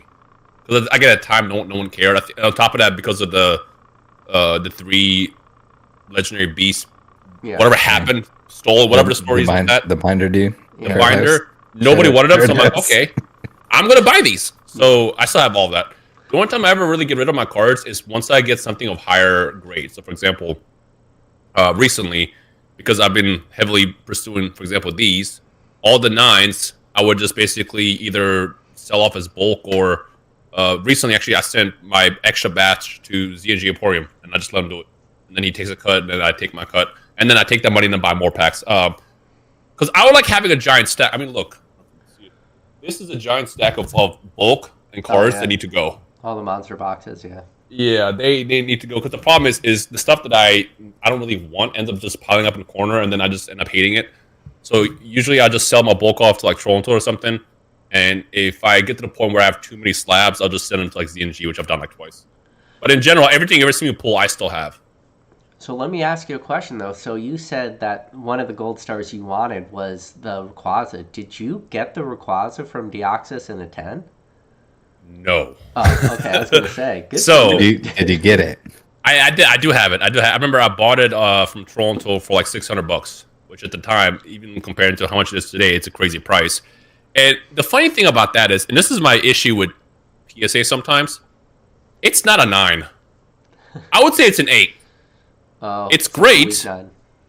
It's a weak 9. Well, the reason why is because you can see a bit of silvering on the edges. Everything else is fine. But to me, I feel like if you see silvering, it's not really 9 quality. It should be lower. And I remember it popped up on sale one singular time in my past 2 years of being on Toronto. This is where I get most of my cards from. And I was like, screw it, let's see what happens. If worst case scenario, if it's bad, I'll just refund it and send it back. And it was good enough to grade. And it came back a 9. I'm like, you know what? This is good enough for me. I don't care. The card looks great. It just has a bit of silvering. I'll take it. But everything else I have that I want. Actually, one of my favorite ones is this up here. You get the room tour. So I already have a 10 of this. I bought this a long time ago. Probably one of my favorite is I got the signed one. Very nice. For the Zard. Yeah, for the gold star, yeah. And this is probably one of my favorite gold stars that I own, period, because, I mean, it's signed, and I don't know, I just feel like it's more special. Yeah, I love it because I love, like, the shine Charizard you look to it, you know, like the black Charizard artwork, like it's you don't like the purple one with his butt facing you? Well, I like the color scheme, I should say. I don't like the shine Charizard like card, but I love the color scheme. I love like that alternative black Charizard look. It's awesome. And that's actually my favorite gold star, and it's always bothered me a lot that my favorite gold star was a Charizard because I feel it's very cliche to say any card could be your favorite if it's a Charizard, but that's always my favorite gold star. Yeah. So. I feel like we were robbed, though, not getting other potential gold stars. So one of my favorite cards is for Alligator. That was drawn, I think, what set was that from? It's drawn gold star style. It's the same artist, but it was just a regular hollow. Let me find it. It was from... So I got a buddy, and he got a gold star for Alligator made custom for him. He had somebody do a custom gold star for Alligator because he had the same thought process you did. And if I could get a photo of it, I'll have him send it to me. I'll send you the photo. It's like a custom made card he had done. And when you flip through his binder, they're all real cards, but then there's just one for Alligator gold star like stuck in the middle of the binder, and a lot of people just flip through, you don't even notice it. What's the story on the signed Charizard? Did you go to an event to get it signed? No. So Leonhardt actually messaged me. This was in 2 years ago, I want to say. He was the artist was showing up there for an event, and I was like, he was like, "Do you want any cards signed?" I'm like, "Yes." So I sent him this, and I sent him at a registry deal that I had because. So the goal with this was I was gonna have it regraded, but it wasn't a good grade. So I was like, you know what, this is perfect. So I cracked it out, sent it in, and then got it back. Nice. But I can't really see with the camera. Is that just graded authentic or? Yeah, it's got the auto 10. I think it was like a PSA 7 or 8 before that. So, again, when I was pursuing gold stars, I was also just buying them every time they popped up. So at the time, every single one I bought came back a 9, a 9, a 9. So then I realized, why don't I just sell these and then buy a 10? So I ended up buying a 10, which is probably one of the most I ever spent on a card. And this is amongst the first time I ever sold some cards I had. So I just sold all my nonce I had separately to basically fund for that. But I kept this one because I figured no one really wants it because it wasn't that good of a grade. Because at the time, all people really care about is the number that says in the corner of the slab, and it just worked out perfectly. It upsets me though because the Gold Star Mewtwo that I pulled, I have no idea what happened to it, and I think at some point I must have sent it off as bulk by accident because after researching. Well, no, this is how I know it's bad. Wait, so I realized this 6 months ago. No. So here's what happened. When I got back into Pokemon, one of my friends gifted me a PSA 10, and that basically was started my spiral because it was really cool. The art was great. I wanted every Gold Star. So after I pulled mine, I remember I tried to get a grade about PSA, and 3 times it came back a 9. And you know what PSA? Sometimes they'll give you a 9 even though it's a 10. Mm-hmm. Pop control, whatever it is that caused them to do it. And after the 3rd attempt, I was like, you know what? That's fine. I'll just leave it as is. I have no idea what happened to that Mewtwo until one day I'm like, what are the chances? And I looked up on Troll and Toad and saw that they had sold one with the exact same cert, which means at some point when I was sending my bulk away, because sometimes I did send them my extra slabs, I must have either debated it and not double checked, but that's what happened to it. Oh. That's brutal, man. Yeah, well, it sucks, especially because when Leonard hit me about the signing, I was like, yes, I have a Mewtwo and a Charizard I'll do. Never found a Mewtwo, and that's when I realized I had actually sold it. So I have this, and I have the Registeel, which is funny because the Registeel and the 3 Regis are like my least favorite Pokemon of all time. But I figured, hey, it's another Gold Star that I could send in. So I still have both of those. See, I knew you were obviously a big Pokemon guy, but I didn't know you were as big into Pokemon as a collector, though. Well, I fell in deep. Also, it's the unseen forces for Alligator is what I was talking about. Yeah, I can send you the picture of it. Yeah, so I always say... Should I post it in general? Yeah. So unseen. It's that for Alligator. It's literally drawn in Gold Star style. It pops and everything. Yeah. Yeah, it's always funny. I always say that Unseen Forces is like the saddest set ever because so this for Alligator is the card that my friend turned into a Gold Star. This is the exact one. Mm-hmm. So my friend's card, the proxy he has the Gold Star next to for Alligator. And shiny and everything? Yep. And he had it custom done, and it's really cool. Like I said, I'll have him send me a photo of it so I can show you. It's pretty awesome.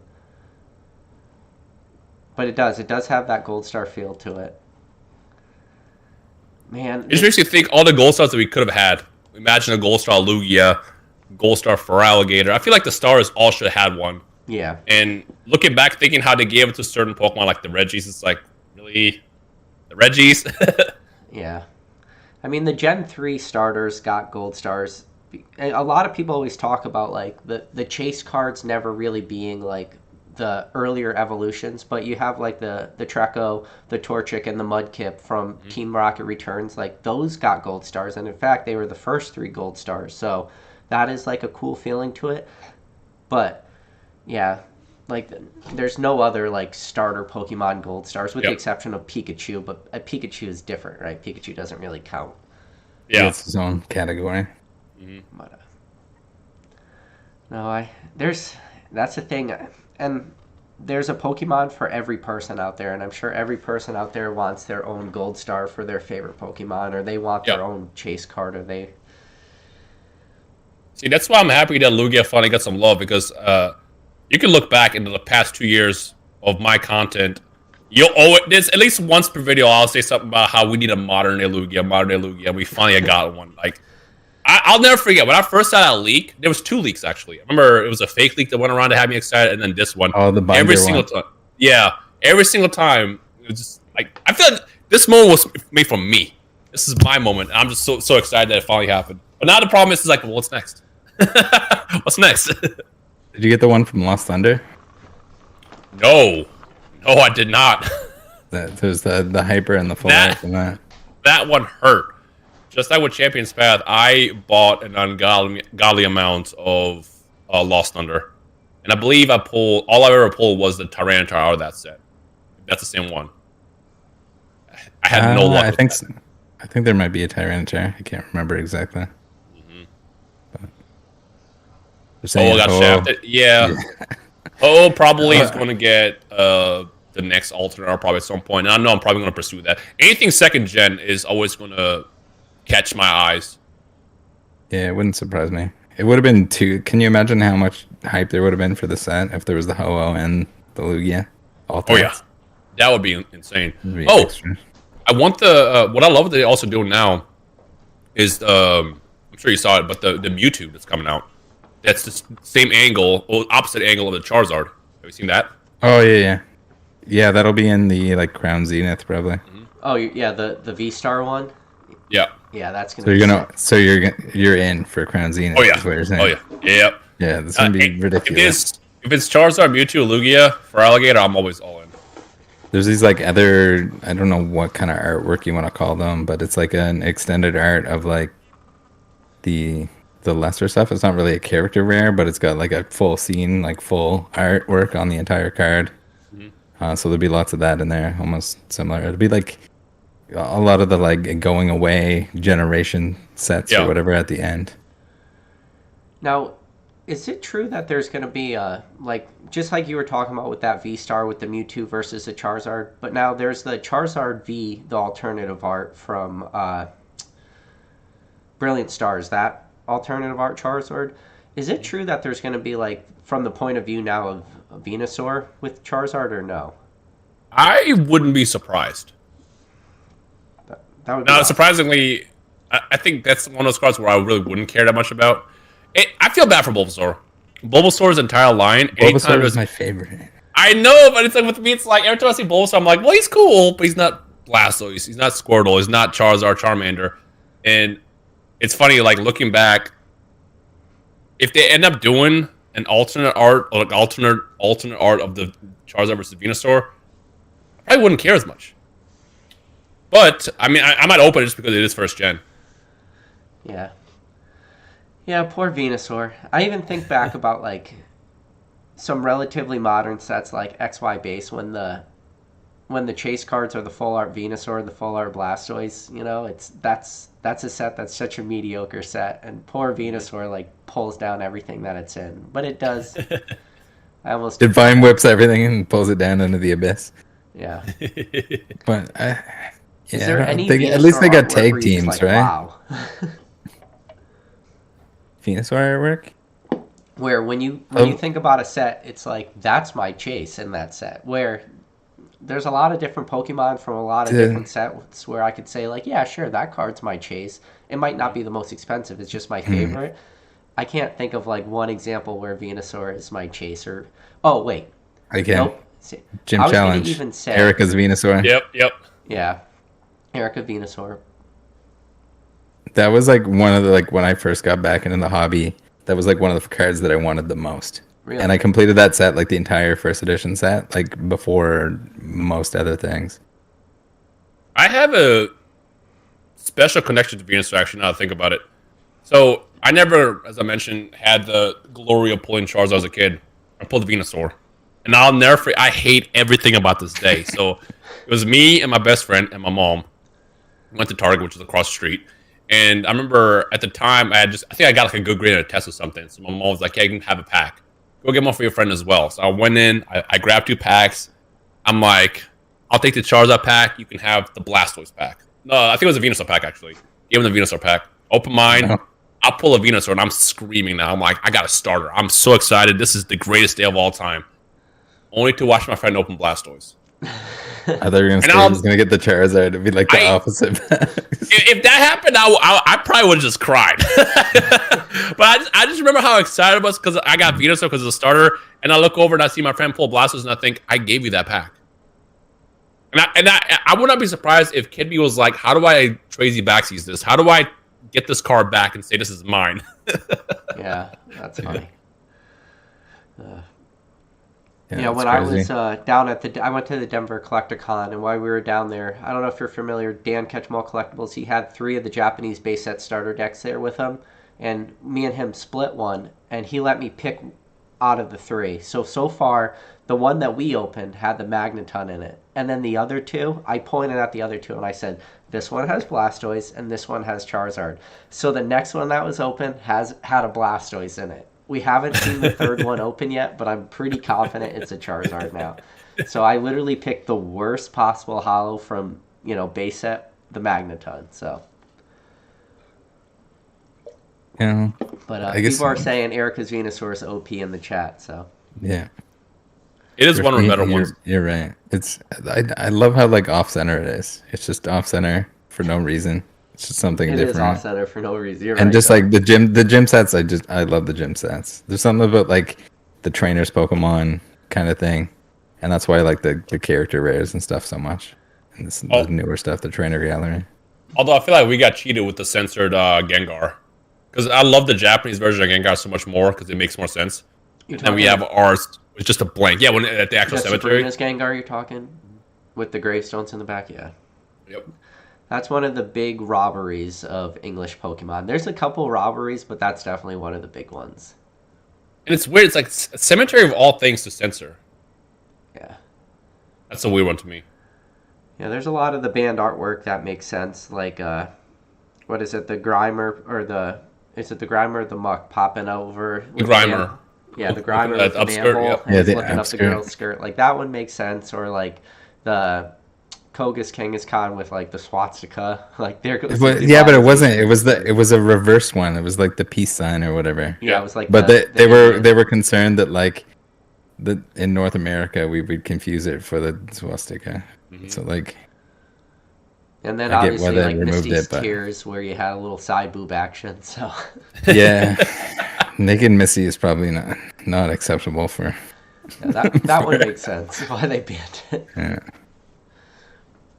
I'd be curious, though, like, the Japanese people at, like, the research and development were like, yeah, this is okay. Let's make this a card. So, did you know that, I don't remember when it happened, but if you look back, if you watch the anime, you'll see that this stopped happening. In the first season of Pokemon, they ate meat. All the time. Yep. There's even the episode when they tried to eat the Magikarp and couldn't do it. At some point, they made a rule because it was like, if they're eating meat, that means they're eating Pokemon. So basically, everybody in the Pokemon universe became vegetarian or vegan or whatever. It's funny because now in Scarlet and Violet, there's meat.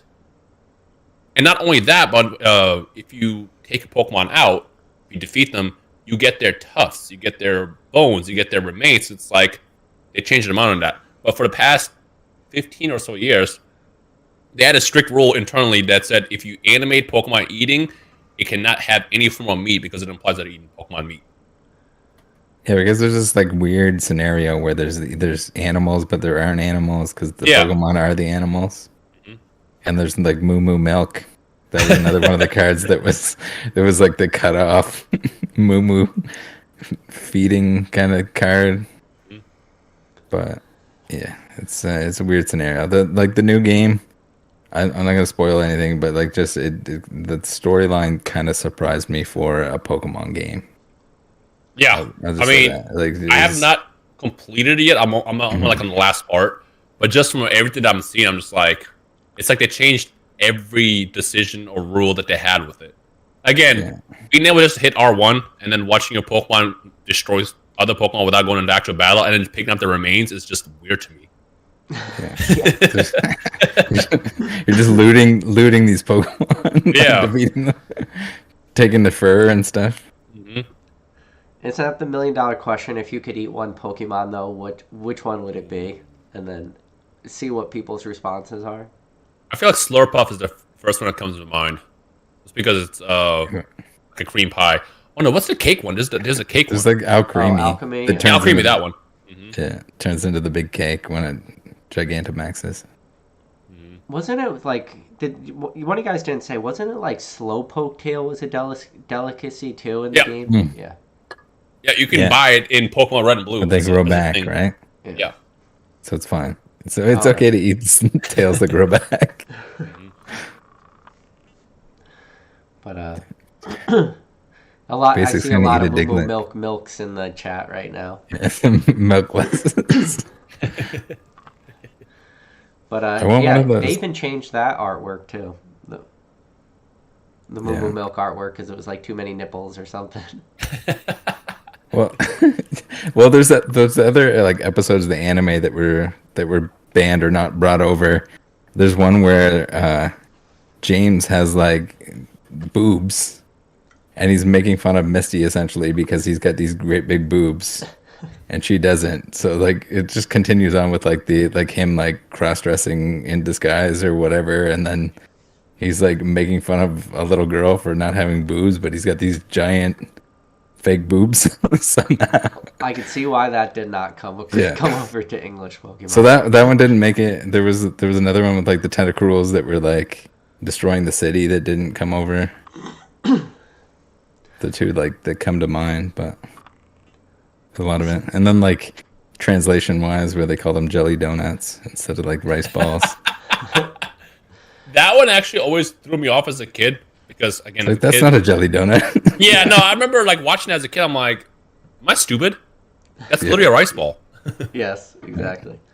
So Cheval's, one of my mods, said, PK, you invited one of the rare PokeTubers he was sub to before me. PSA loves this guy. He's graded a bunch of impossible WotC 10s with PSA. I think what Cheval's saying, the fix is in, man. That Neo Genesis opening, what's crazy about that is every holo out of that came back at 10. Everything. And I think you understand how crazy odds that is, right? Like, I didn't know at the time how good that was. But I mean, if one of the holos is good in the box, like, and chances are the rest of them are probably going to be in similar shape. You see that, like, assuming whether it's modern or whatever. The same sheet, as long as you don't have like the end of one sheet, the beginning of the other, the end of one sheet, and then the next beginning. As long as you have like the middle of the sheet, and assuming it's a good cut, then yeah, they all have to come off the same sheet though. But not even just that. Even like later, I pulled an unlimited Typhlosion, once again that I bought from Troll and Toad. And I remember I bought that pack for like $40, and it sat on my desk for like 3 months before I even opened it. Wait, your T17 you bought off Troll and Toad, and you hit a 10? No, I bought the pack. Oh, bought the pack. Okay. Yeah, I remember. I think it was like 6 packs, and pulled the Typhlosion. And I, at the time, wasn't even thinking about Typhlosion because no one really cared about it. And I think this is around the time when T17 kind of started exploding it for hype. This is, I think, after TCA Gaming bought his, and that's when like the news exploded. All I wanted at the time was an unlimited Lugia and potentially for Alligator. And I completely forgot that T17 was even a thing. So when I pulled it, it took me a second to even realize what I had just pulled. My brain just did not comprehend, which is why the reaction is just like as confused as possible. And then I got that grade and came back at 10, and that was Pop 4 at the time. Yeah. And then last, I want to say it's been like at least a year, I did get Slow King and Unlimited, and that came back at 10. Wow. The T17 was always like an E4 conversation as well. Well, to put T17 into perspective, are you familiar with Gem Mint Pokemon? He just recently yeah. So Zach's a great dude, man. And Zach on this channel told the story about when he bought his T17, he bought the first one that ever graded 10, which that alone is just crazy. And his collection's crazy. His stories are crazy. But he said he paid $175 for the first ever 10. That's crazy. Like, that just brings this whole hobby into perspective, like what kind of price that is, you know? Gem Mint is funny to me because we went to the same college, but we're like 2 years apart. Oh, okay. I didn't know. The fact that, like, if I would have known another Pokemon collector existed, I probably would have gotten back into Pokemon back in like 2011, 2010. Yeah. It's pretty wild to think that you guys might have just, passed each other on campus or whatnot. I know. And when I think I found out about this like 2 years ago. When I found that out, I was just like dumbfounded. I'm like, what are the chances? Yeah. No, he's one of the good guys in the hobby, man. I've had the pleasure now of meeting him twice. The second time I met him, I got to really talk to him too, and I was able to pick up a no symbol Jolteon when I was at the Denver Collecticon, and I was able to like give it to him, and that was just a great feeling because I wouldn't even say arguably, he definitely is the biggest no symbol Jolteon collector in the entire world on top of all his other cards, but that's one of like the niches he really goes after is no symbol, and then the Gem Mint Pokemon, literally his mascot is the Jolteon, so that's like the mascot of his mascot card, so that was awesome. But when he finally got his Ampharos and he finished his collection, man, I've never seen like the entire Pokemon community all just get together as one and just everybody was freaking happy. It's cool. It's just like cool seeing that kind of stuff. I think that's the beauty of collectible communities. It's like, for example, I know we can all relate. Anybody that looks at us, they have no idea what it is that we see in these cards. Our parents, our friends, it's like it's just a piece of cardboard. Like I have 20 of these in a shoebox somewhere. Like once you're a true collector and you know the joy and thrill you get from chasing a card, pulling a card, adding to your collection, that's when like it makes sense. So that's why seeing him complete his collection was so cool. I feel like he didn't just complete the collection for himself. He completed a collection for the entire community. He did, like, yeah. And no, the way you just phrased it is 100% correct. Like it was when he completed that in a small way, like he did complete it for the community. And there's so many different people out there that exist that helped him get to that milestone. Like that milestone is not completed like completely on your own. Wow. He did all the legwork and all the, the hard part. Like there was a lot of people that were involved that, either traded or sold him cards throughout this entire timeline of him completing what, to anybody looking at that from the outside looking in, or even in the hobby looking at that, that is an insurmountable like goal to ever try to complete. It is impossible, especially when you really break it down and how many of his cards when he acquired them were pop ones. Yeah. Sure, some of those cards today are pop 4, pop 5, pop 6, but when he was doing it, they were pop ones, and many of them at the time of completing this goal, some of them were literally pop 0, meaning the pop hadn't even been created yet, to put that into perspective. It is daunting. I think people overlook pop reports and don't really think about that as much. So, for example, Moonbreon, everybody wants it. And I feel like a lot of people are buying it for the wrong reasons. They just want to see this card blow up and be worth millions of dollars one day. It's like, if you look at the pop report from Moonbreon, it's ridiculous. It's in the thousands. What's going to happen like 2 years from now, 3 years from now, when everybody tries to sell them all once?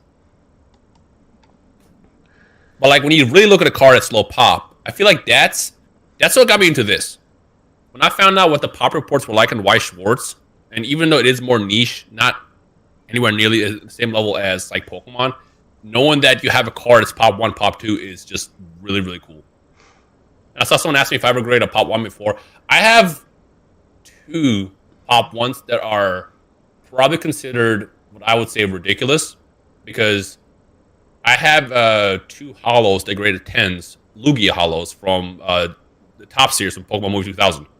And if you ever open those, you know how awful the quality was. They were all like stuck together. Yeah. And 80% of the times when I open those, same thing, stuck together. If you peel open, you're going to have another layer of card from the card below it. But one time, I don't know what the person did that they did, but one time I basically bought the entire box. I went back, I bought 10 packs and 10 packs, and I bought the remaining packs. No stickiness at all. Unfortunately, no first appearance card. I ended up pulling the movie card. So either you had a chance of pulling a first appearance like Ghost Rare card, or you can get like the movie, like the film. Yeah. Fortunately, my box. A little insert. Yeah, mine was a movie film, which kind of sucks because like I could have been a Lugia. But the thing that's about the box that was so special is not a single card stuck. So every single one of those that I graded came back a 10. And more importantly, I had the Lugia ones all come back 10s as well. And I think I have 2 cards which are like pop 2, and then like 2 that are pop 1. Yeah, that's became a very expensive card as of recently in the last year or two. That's card's gone crazy. You're a lucky man. So someone asked me, "Is that blue party ad?" It is. It's a blue party ad. My girlfriend got me this for my birthday, I think, last year. I was a RuneScape kid, so I feel like at any point we all play RuneScape at some point. I didn't ever RuneScape. I feel like I missed out. It's very rare, yeah. I feel like RuneScape taught me literally how to life, because at some point when you're playing RuneScape, you learn about the market and the in-game market for that. Mm-hmm. One thing that people were pushing in that game were the party hats, which was like this little paper crown that you got for an event. And if you missed the event, they sold for like a lot of money. I think nowadays, if you have an original party hat, like the blue one specifically, and you were to try to sell it to somebody, you can get thousands of dollars for an in-game item. It's kind of crazy. Yeah, I kind of had the same experience with like Diablo. Yeah. Even back in like Diablo 2, you're just like you're buying and selling items. You could sell them on eBay. You could trade them in game. I just remember 12-year-old me literally creating an in-game business in RuneScape, doing what I had to do to get these party hats, get all the holiday items ever released. And then I'm thinking, like, my parents had no idea that there was a marketing genius in the other room just selling these in-game items on some online MMO. I'm just listening. I'm reading the chat right now. The chat's pretty funny tonight. But, Your comics in there? yeah. But, so let me ask you a question. So far on today's stream, you showed 2 different slabs. Well, you showed a couple slabs, but 2 of the slabs you showed were all BGS slabs. And I want to say you're pretty infamous for being a PSA grader. Are you starting to go towards BGS for grading, or? Yes and no. So I was the biggest. Yeah, for whites, I think it's great because these will always hit 10s with PSA. If you can get a black label for these, I think it just looks better. I hate BGS, by the way. I have a burning hate for everything about that company. Because every time I ever used their service, it's been awful. The most famous occurrence for me was ZNG Emporium came across first appearance Lugia at the time when I was hunting it, and he bought it for like $600. And he was like, "Hey, I bought this in case you wanted it. Do you want it?" And I was like, "Yes, I do. Please." Bought it from him. Sent it off to PSA. PSA gave it a 6. They don't know how to grade it. Cracked it out. Sent it to BGS on Express, which I think I spent $300 for. And they lost it for 4 months. God. And I'm like, how does no one know what this is? And if they find it has a tracking number. You should be able to scan it in. Yeah. Well, this is what really killed me. After 4 months, they were like, "Oh, we found it." I'm like, "Cool." So, are you charging me $300 for it? Or are you gonna charge me like $50? Like, let's be real here. You had it for 4 months. Oh, it'll be $300. I'm like, you lost it. I feel I like would have if been I asking pay you for like a charge, like no charge, like, return it to me graded. So this is what happened. The card came back what I thought should have been a grade, an 8.5. So I thought, did they just like grade this more loosely because they lost my card, or what? I'm not gonna complain because it got the grade that I wanted, so I was kind of okay with it. Then I grade with them again. Every single slab had these scuffs on the back, and I'm just like, why do I keep using them? I don't know why, but the reason why I'm bringing that up is I recently discovered CGC. I was the biggest CGC hater for the longs because I just thought it was just another company that was kind of popping in while COVID was happening. And I know CGC existed for a long time for comics. They're not like new. But for Pokemon, I was like, whatever. I never really liked CGC because I feel like they were super, super strict in their cards when they shouldn't have been. A lot of times you get a modern day card and they'll give it like an 8. I'm just like, how are these cards getting 8s? Doesn't make any sense. Like, what are you finding that I don't see? Until I pick one up, and I'm like, these are really nice cases. So now I'm actually leaning more towards CGC. Don't. And BGS. You said don't? Don't. CGC's crap. Don't. Just. I haven't used them yet. I have never used them yet. You know what? Listen. I was a very early adapter of CGC. I was all about CGC. I had a lot of thoughts about what they could do. And all they did was just destroy the early adapters. And any company that hurts early adapters and changes their grading scales after the fact, yes, run away from them, because that is. Oh. And so my only problem with CGC has just been customer service. They have the worst customer service in just the history of graded card companies, in my opinion. Mm-hmm. Like, they charged a bunch of people like before a tax year happened. Their turnaround times were like a huge lie during like the crazy mania when other people's grading card or turnaround times were really bad, but CGC's should have been better because they were the new kid on the block, and people gave them way too much slack. And for their sports card grading to get rid of the 9.5, and then any card that was graded a 9.5 you could resubmit for a $5 charge and get a 10. They did that for their sports card, their green label one. But then for the Pokemon TCG, they just didn't change it, but they did. Like, it's very clear because their pop reports came out, and now people are able to, like, scan the pop reports and pull all that data. Now we know that they have, in fact, statistically speaking, changed their grading scales. And then, like, CGC has done some really, really, like, shady, ballsy stuff. Like, they graded a Crystal Charizard a perfect 10 with the most off-centered, like, Charizard. Especially, like, Skyridge has great print quality. They fucking posted a Crystal Charizard with the front of the card being off-center, and then the head grader went on a Pokemon podcast and said the front is off-center, but the back is perfectly centered. And his argument, like, the eye appeal of a card is not off the back of the card, it's off the front. In the front, yeah. And then they said, like, and then for people that were doing subgrades at the beginning, they were grading much harsher than they were cards without subgrades, and then the pop reports proved that too. It was interesting. Stay away from CGC. Don't forget that CGC's out there watching this podcast. As you gotta remember. It's funny you say this. So I bought this for my friend, and I remember I want to get a 10 Lugia, like an unlimited. I know it's impossible now, but I saw this 9.5 pop up on Instagram. I'm like, sure, it was like a pretty good price. When I got this, the very first thing I noticed is there's a print line going from the bottom of his wing, and I'm like, how did this get a 9.5? Yeah, what's the cert number on the back? What is the first 2 digits? 4-1? Yeah, so that's the later one. So all like the early 3 certs were the harsh grade, and then they changed their grading scale, and then so this is a weird thing, like now on their high grade scales, they're super tough. But on their lower grade stuff that have like binder dings and stuff, it's optimal to, instead of grading with PSA, to grade with CGC because they're less harsh on like binder digs. So it's like this weird fine line of like playing the graded card game, like knowing how to optimize. But right now, high grade CGC cards should just ignore them. They shot themselves in the foot. They fucked me over. They're done. All the grading card companies kind of like have their faults.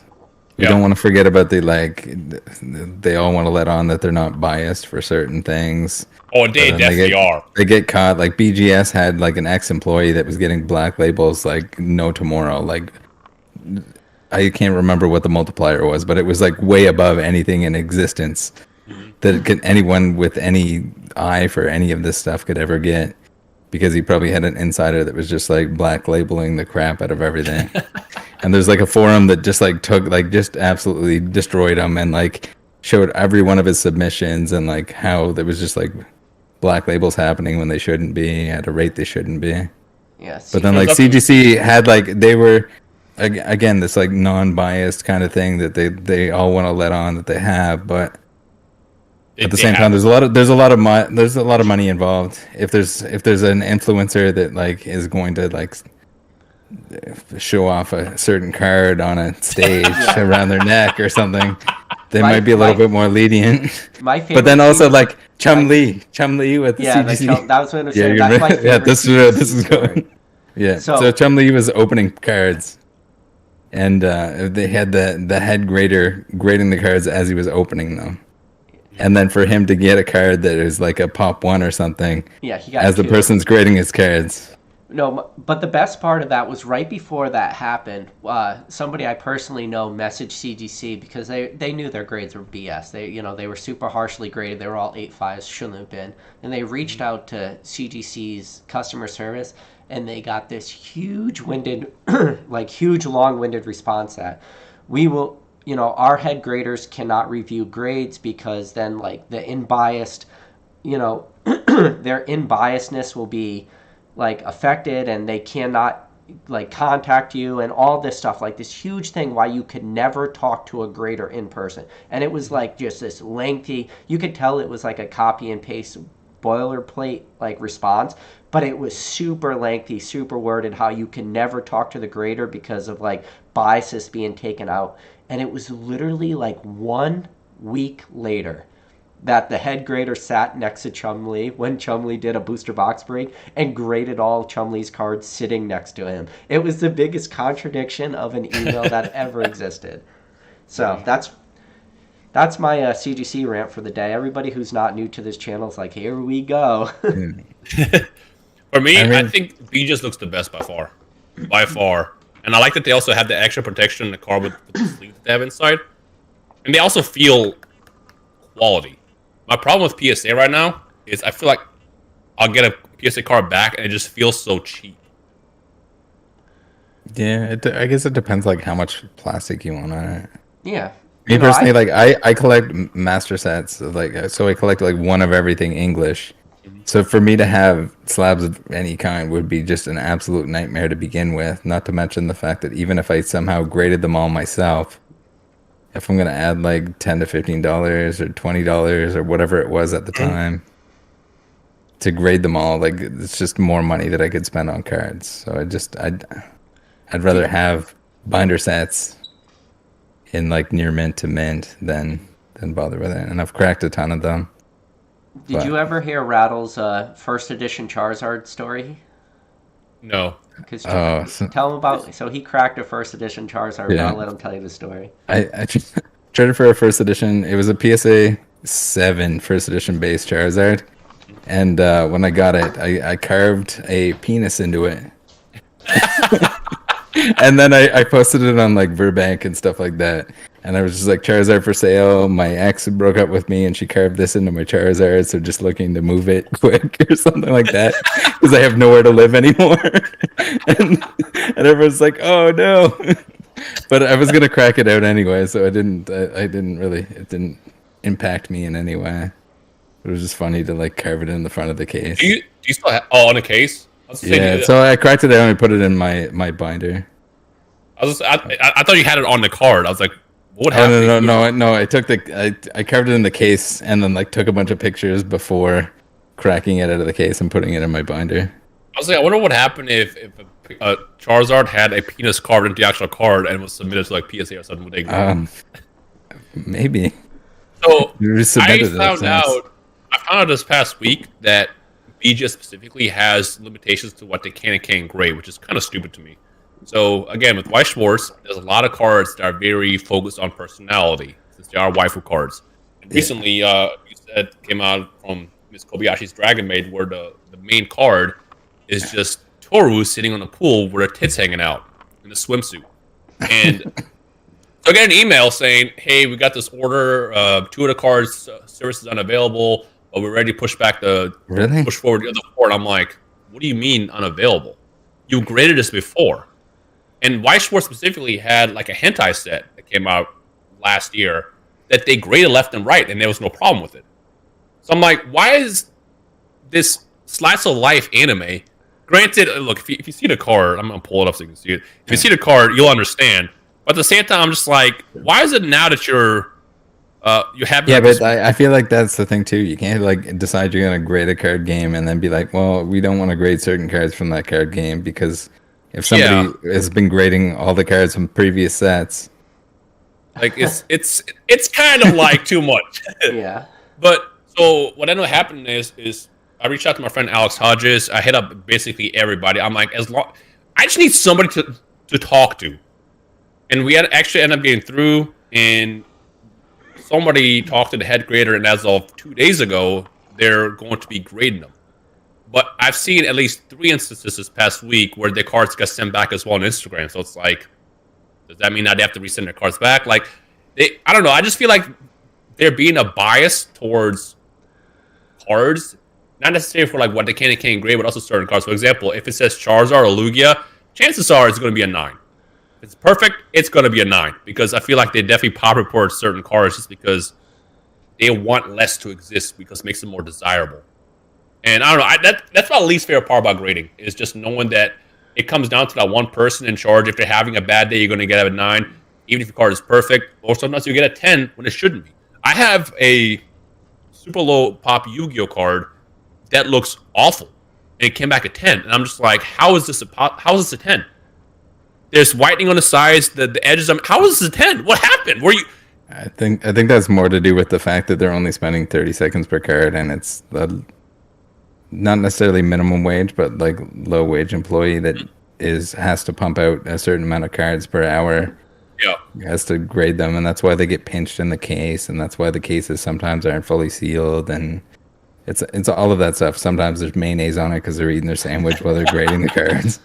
I have one of my favorite cards I own is my Mewtwo from 2007 from Breakthrough, and the reason why it's outside of being a Mewtwo is it has my dog's hair inside it. So I have a PSA. I think no, it's a PSA 10. PSA 10 Mewtwo full art that has my dog's hair on the side, which makes it more special to me because I know it's my dog. One day he's going to be gone. You can clone him eventually. I made jokes about that. But yeah, at least it's not the PSA employees. Sometimes there's some little curlies in there. You hope that it's not what you think it is. So I know you mentioned Z&G Emporium and the graded gems, or like their like service they offer, at least for selling your cards on eBay. And we got Cam in from Z&G. He's in the chat right now. I told him that we needed him and James to hop on the live right now. You've been shilling their services. Yeah. James literally, again, he kind of started my life because he was the reason why I own all the Neo Genesis cards I wanted.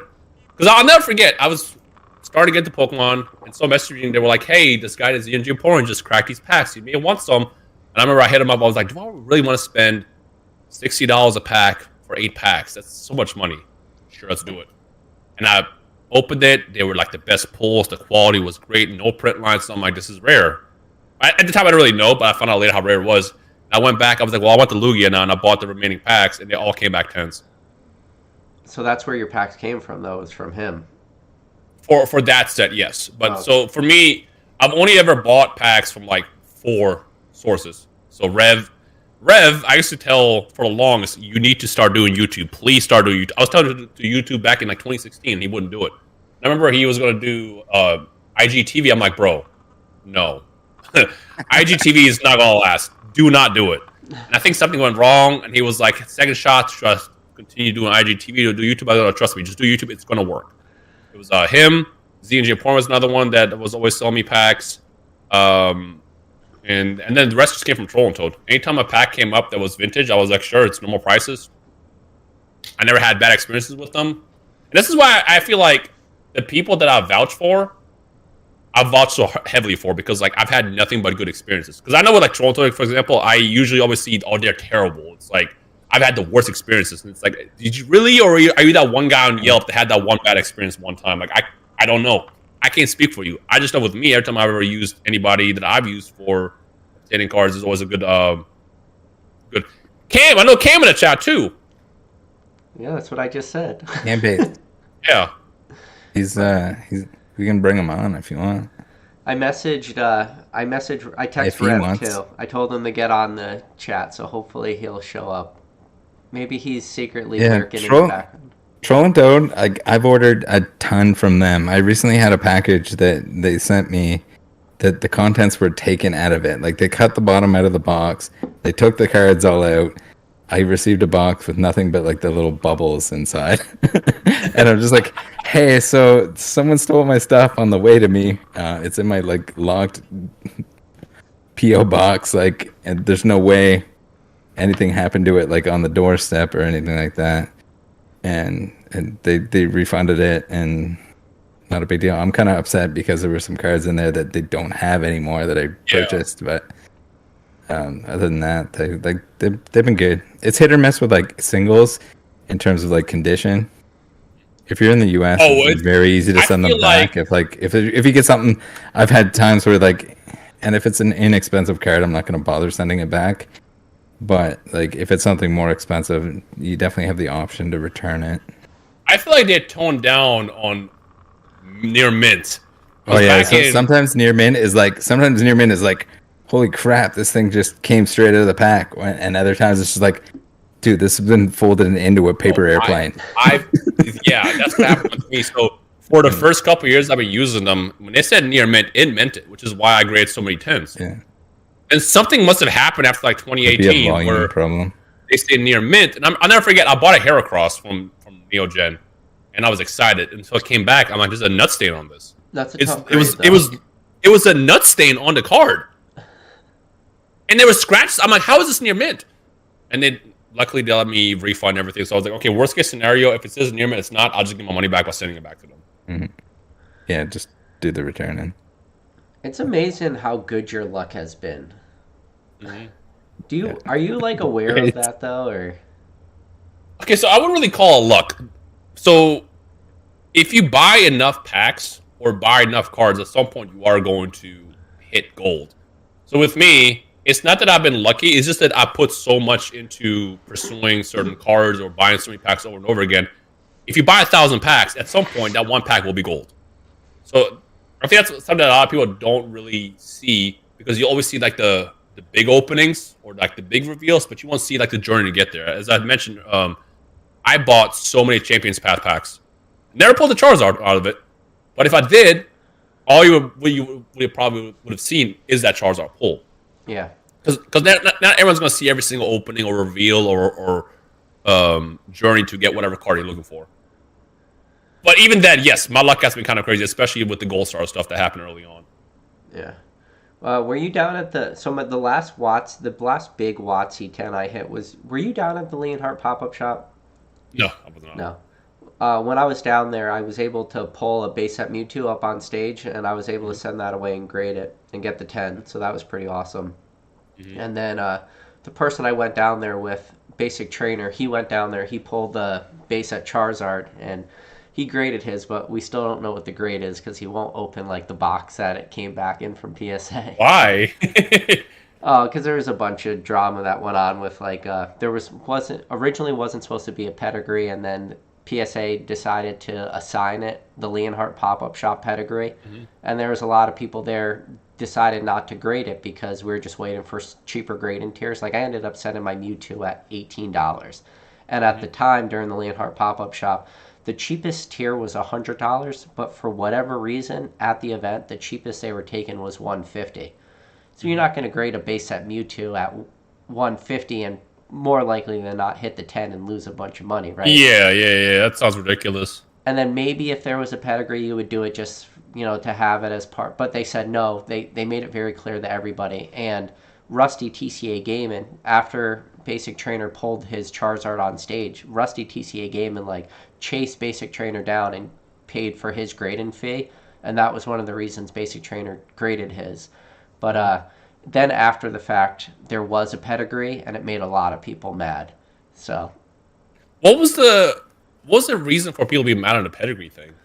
Because the only reason I remember that going down, but I never understood it. They would have graded if they knew that there was a pedigree, but they, for whatever reason, PSA went out of their way to say multiple times to everybody that there wasn't going to be a pedigree.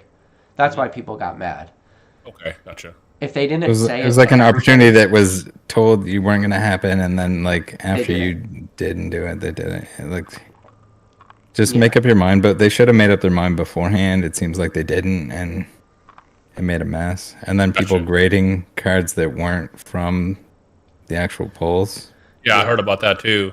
Yeah, so people were bringing outside packs and stuff, and they pulled some cards, and then they got the pedigree, and it was all right, some people paid for hotels and flights and paid for the pack to open on stage, and then they were told that sorry, there's no pedigree, so they didn't do it. And then people that didn't pay for their flights, didn't pay for a hotel, didn't even pay for their tickets, were literally invited as guests, brought their own pack from home, pulled stuff, and then graded it, got the pedigree. It's wait a second, this is kind of BS, don't you think? Yeah.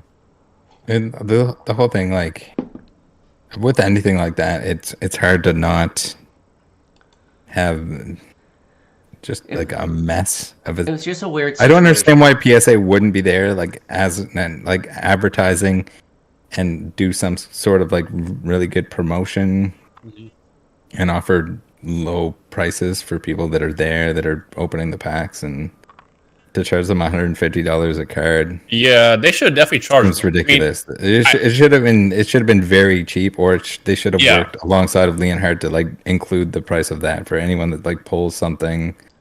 Not necessarily anything, because it's there was how many base set 2 packs. They don't necessarily want to grade all of those, but even if they wanted to grade all of them, that should have been baked into the event, I think. I wonder if it's because they had done so much grading in the past couple of years, especially with COVID.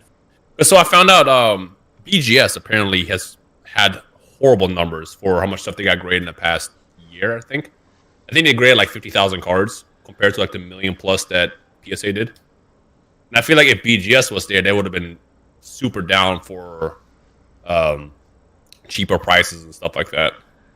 But again, I don't know. Maybe. Dude, I don't know who runs BGS. I don't know if it's just if they're. It's BGS is one of those weird companies that still gets like, I guess they get praised a little bit because when people will talk about the best three, they'll always say PSA, Beckett, CGC. Like that's what everyone talks about. But oh my God, that they have like the worst business. Their pop report, with the exception of very, very recently, was impossible to find. There's still cards missing. Yeah. They graded one of my Weiss cards that has nothing. That if you look up the number, it says it doesn't exist. I'm like, how is this a real company? It's crazy. And then Beckett was. It's just a weird. They were a weird company. I don't know. Have you used their online submission before? No, I've never. So I've never graded with Beckett, and I probably never will, just because you have to like write stuff in by hand. No. You gotta hear about this. Okay, so right now they're pushing their Black Friday deal from this past Monday until next Monday. They're doing half off for grading, which is great. Good prices. So for like $50, you can get your car back in a week, which I think is fair. It shouldn't be that much, but for how it's been, I think that's fair. So check this out. They received my submission on Monday. They had not entered in the system yet, so I messaged my rep and I'm like, "Hey, I noticed you guys have a Black Friday deal. Is that cool to honor that?" And they were like, "No, we can't do that." I'm like, "What do you mean? What do you mean? What do you mean you can't? You have in process. You have the box. Here is the form. I did the form for you. Just submit this." And they're like, "No. You have to use the online submission for that." And I'm like, "Okay, let me do that." So I go on their website and I resubmit the same form. And the second you hit enter, it charges you. So I'm like, whatever, it's fine. So I messaged order pulling. I have no idea, but I messaged you. I'm like, "Hey, it just charged me. Here is the form." Because what it does is you type in your cards, you type in very little information too, and then they send you a confirmation number that you're supposed to print and put it inside your box. So I forwarded her that. And she goes, "Oh, no, you can't do this one. It's from future ones now." And I'm like, "You haven't processed it yet. It's not even in the system yet. What do you mean you can't?" Fine, whatever. But what kills me is so I fill out another submission, and again, I sent it off, but I'm like, I'm filling this out, and the second you hit enter, it just charges you. And I get the notification on my phone saying, "You've been charged." I'm like, they don't have it yet. What happens if it gets lost? What happens? Why are you processing this before you even get it? I don't understand. And the best part was after I hit submit, it said 404 page not found. I'm just like, what do I do? No. I have never seen a site be that much of a mess. It's so bad. I don't know how they get away with it, though. They do, though. I mean, with how little cards they got graded in the past year, it makes sense now. Yeah. And again, for me, pop report, I feel like is the most important thing for a card as far as like the highest grade possible. And that's what I like about BGS. It's like if BGS gives you a 10 or a black label, you know it's like 1 or 2 or 3 of those that exist. Recently, they graded this Dark Magician girl. They gave me 3 10s of the same card. And they never give Yu-Gi-Oh cards 10s. And to me, it's like having a Yu-Gi-Oh card be 10 is cool. And it being a Dark Magician girl on top of that is like phenomenal. But I do not want to use BGS. If I can get them to grade my cards without ever having to speak to them or use a system, I'll be so happy. But unfortunately, they just live in a system that's in like 1998. And it doesn't make sense how they're a real company. I made a video about it, but they did like a sports card show where they had these giant displays, where it was these giant slabs of what they were going to turn their slabs into. Well, they say that they weren't going to, but they had these giant slabs on display with these new labels and new cases, and everyone's just like, oh, no, everyone hated it. So then they're like, oh no, those are just a prototype we were thinking about doing, but so if it was a prototype thing, you're not going to put those on display around your entire booth or area. Like, so they backtracked super hard on it and tried to like claim that it was just like it was a trial slab or something like that. But it was their entire booth. It was just like covered in these things. We'll bring old Cam in from Z&G. But hello, Cam. Can you hear us? No, it's Beckett is just a funny company. It's like a. I know Scott Pratt always like says there's certain companies that are just the boomer companies, and that is definitely like just a boomer company. You really question how they were able to be successful at all, but they were able to. So maybe they spend 60 seconds per card instead of 30. When they lost my card for 3 months, that's why I was like, all right, I need to not use them again. And for some reason, I still keep coming back to them. Oh, it's their cases. I just like their cases the most, and they just feel better. They're harder to crack, that's for sure. Yeah. I just don't like how inconsistent like their can confirm like lower high grades. Like I consider like an 8. Their 8s are pretty sketchy. Inconsistent. I guess you could say that about all grading card companies, though. But I've had bad luck buying some Becca 8s, which I'm like. Because I always buy like a Becca 8 with the potential to cross grade just to get a straight PSA 8, but I've picked up a few where I'm like, not going to happen. It's like a 7 or a 6. Mm-hmm. Yeah. I've had that too. Like you gotta have some clear images of a BGS 8. Mm-hmm. Or a PSA 8, there's obviously like outliers. PSA 8 or 9 are pretty interchangeable. 7 I feel like can be like pretty bad. Yeah. Or pretty good. Like there's 7s are all over the place. Generally pretty decent.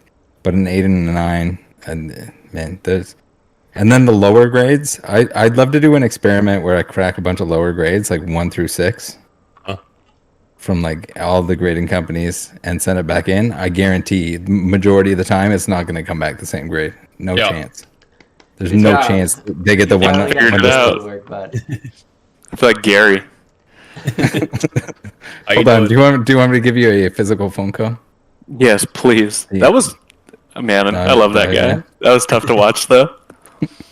Dude, Gary King Pokemon. People say what they want, but he's a good dude, man. He's probably in there. He was in the chat earlier. Gary a lot. Was he? I do like Gary. We all have our, things. Gary's just he's an old man doing old man things, but he's great. And oh my God, one of the things I love most about having Gary on the channel is just kind of picking at his brain a little bit, because all the information's there and all the past stories are there. It's just a matter of like pulling it out. Because Gary he really like doesn't understand how awesome some of his old school stories are in relative to where the hobby is today, because he just takes it as, oh yeah, we bought out this, obviously famously bought out every Charizard first edition base set, and when he nonchalantly says, Gary, what was the last big booster box break you did for base set? And he goes, well, we opened up 100 booster boxes, and it's like, huh? 100 booster boxes? Yeah. And he's like, oh yeah, like nonchalantly. It's like, Gary, you don't understand that the words you're saying to modern collectors don't make sense. Yeah, I mean, I don't know how infamous it is, but him opening the box without messing with the seal too much and taking the packs out of the side of the box. Yeah, that was painful. It's just like, that's just so Gary, because it's like, because like him. Go on. Yeah, it's fine. Like if he's doing that and he wants to take his time when he's just opening a box for the sake of opening a box, but like when you're opening it on stream and everyone's like, yeah, we gotta get moving, and he's trying to do his like side slit trick, and you're watching people and he's like pulling them out. I'm sure they were fine anyway. Yeah, no, and that's exactly what I was gonna say. Is like, you can tell him it's 1,000 per pack, and he's like, "What are you talking about? I've opened 100 of these." Like, I definitely sat there. I was like, I paid you 1,000 for that. That's how you pull out. Like, that's a PS4. But I loved when I had both Gary and Rusty on the live at the same time, and I wanted to say, like, do you guys remember any of your trades? And I love the fact that Gary couldn't remember which uncut sheets he sold to Rusty. Do you know how many people like exist in this hobby would love to own one uncut sheet, and Gary couldn't even remember which ones they were. Like that shows you how much. Yeah. It's just crazy to put this hobby into perspective. And the fact that he was selling Rusty the 99 2000 uncut sheets of like the commons, uncommons, which are super rare to begin with, but didn't even know that that's what he sold them. I love it. That just. Do you remember your worst trade ever? My worst trade ever? Yeah. Because you just triggered a memory in my head. I have two. No, what's your... Tell us yours. I guess we'll put into perspective.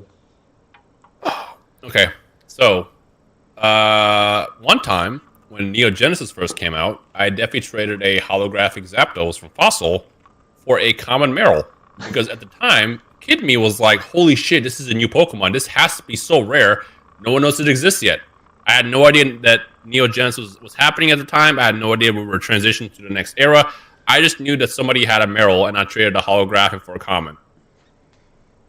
Next to that, I remember the structure deck, or the starter deck in Mewtwo. Again, Mewtwo was my favorite Pokemon. I traded a first edition Articuno from Fossil holographic for that, for a regular unlimited. And looking back at it, I'm just like, I mean, I was happy. And it's funny because I think I saw a TikTok about this the other day, how back in the day, it's like, oh, this Pokemon's cool, this Pokemon's cool. You want to trade? Yup. Whereas now it's like, oh, you want this? Okay, well, this is the value, that's the value, that's the value. If you want this card, you got to give me all 8 cards. I didn't regret it. I just wanted the Mewtwo and the Meryl later, only to find out how common the Meryl was, which kind of hurt. But it's a learning process. Yeah. It is, and if they were school year and unlimited cards, it's probably a good learning lesson. I can't think of any trades that really like come up like card for card, but there's definitely a lot of cards I sold. So I guess it was a trade of a card for a couple Benjamins that fast forward to 2020, 2021, 2022 were pretty bad trades. But Were they bad trades at the time, or they were bad trades? No, they were all market at the time. Yeah, so that's fine. Yeah, no, I had the classic, like, I was trading with my older cousin, who I just thought was like the coolest dude, and like I just wanted nothing more than for him to like me, right? And we're at like our daycare, which is just at our grandma's house. Basically, she ran a daycare thing. And I remember, I don't know what I traded or what he traded me, but I just know that I had a Neo Genesis Lugia, which is still my favorite card of all time. And I remember, like, whenever we would do stuff like this, I was like, God, this feels kind of bad, but like, you know, if this makes him like me more, you know, you're just looking for that validation. And I remember as soon as we traded, I was like, fuck, dude, that's not, like, I don't think I can just let him have this Lugia. So I complained to my mom, and then no one was allowed to bring Pokemon cards to daycare. No one was allowed. I think that even like playing the games was like frowned upon now. Like, I fucked it all up, honestly, but I got my card back. I got. What was the trade for the Lugia? I have no idea what he gave me. I'm not sure what it was. It's like the least important. I just know that it was like whatever he gave me was not as important as this Lugia. So I still think about that like 20 years later. My friend has one of the most legendary stories of all time that's gonna make everyone, like, when I tell you the story, your heart's gonna stop. Hopefully. Again, schoolyard. So it was a different era back then. We didn't know what we had. His friend somehow had a first edition Charizard. As a kid, I remember first edition Charizard to me was like a myth. It's like, it's out there, but it doesn't exist. And I remember the exact prices, because I remember Charizard was a $30 card, and first edition Charizard was $300. This is when I was like 10. The reason I remember this is because I looked it up, I wanted it. Somehow, his friend in school, who had just kind of got into Pokemon but didn't really care for it, his dad somehow got a WotC box or something. I have no clue. I can't tell you the detail on that. But he got a first edition Charizard, and my friend offered to trade him a Diglett for it, to which he said yes. He still has his Charizard today. He traded a real story for a first edition Charizard. I remember he sent it to me. That might be the biggest finesse of all time. Yeah, I graded it for him back in like 2018. It came back on PSA 4 because it went through a lot. But still, like, no, like that kid probably has to have heard the stories about how Pokemon blew up and just remember, like, I used to have one of these. I think I traded for a Diglett. Yeah, I think we need to check in on that dude. We need to make sure that he's still with us. I would not be. I would have tapped out. Have you ever seen like the old tweets? People always like search Twitter and find the best tweets, but one of them was like from 2009, and somebody's like, "Yeah, I'm so happy I sold my Bitcoin at $2. You know, Yep. like the market crashed from $2.50 to $2. I'm so glad I got out. You know."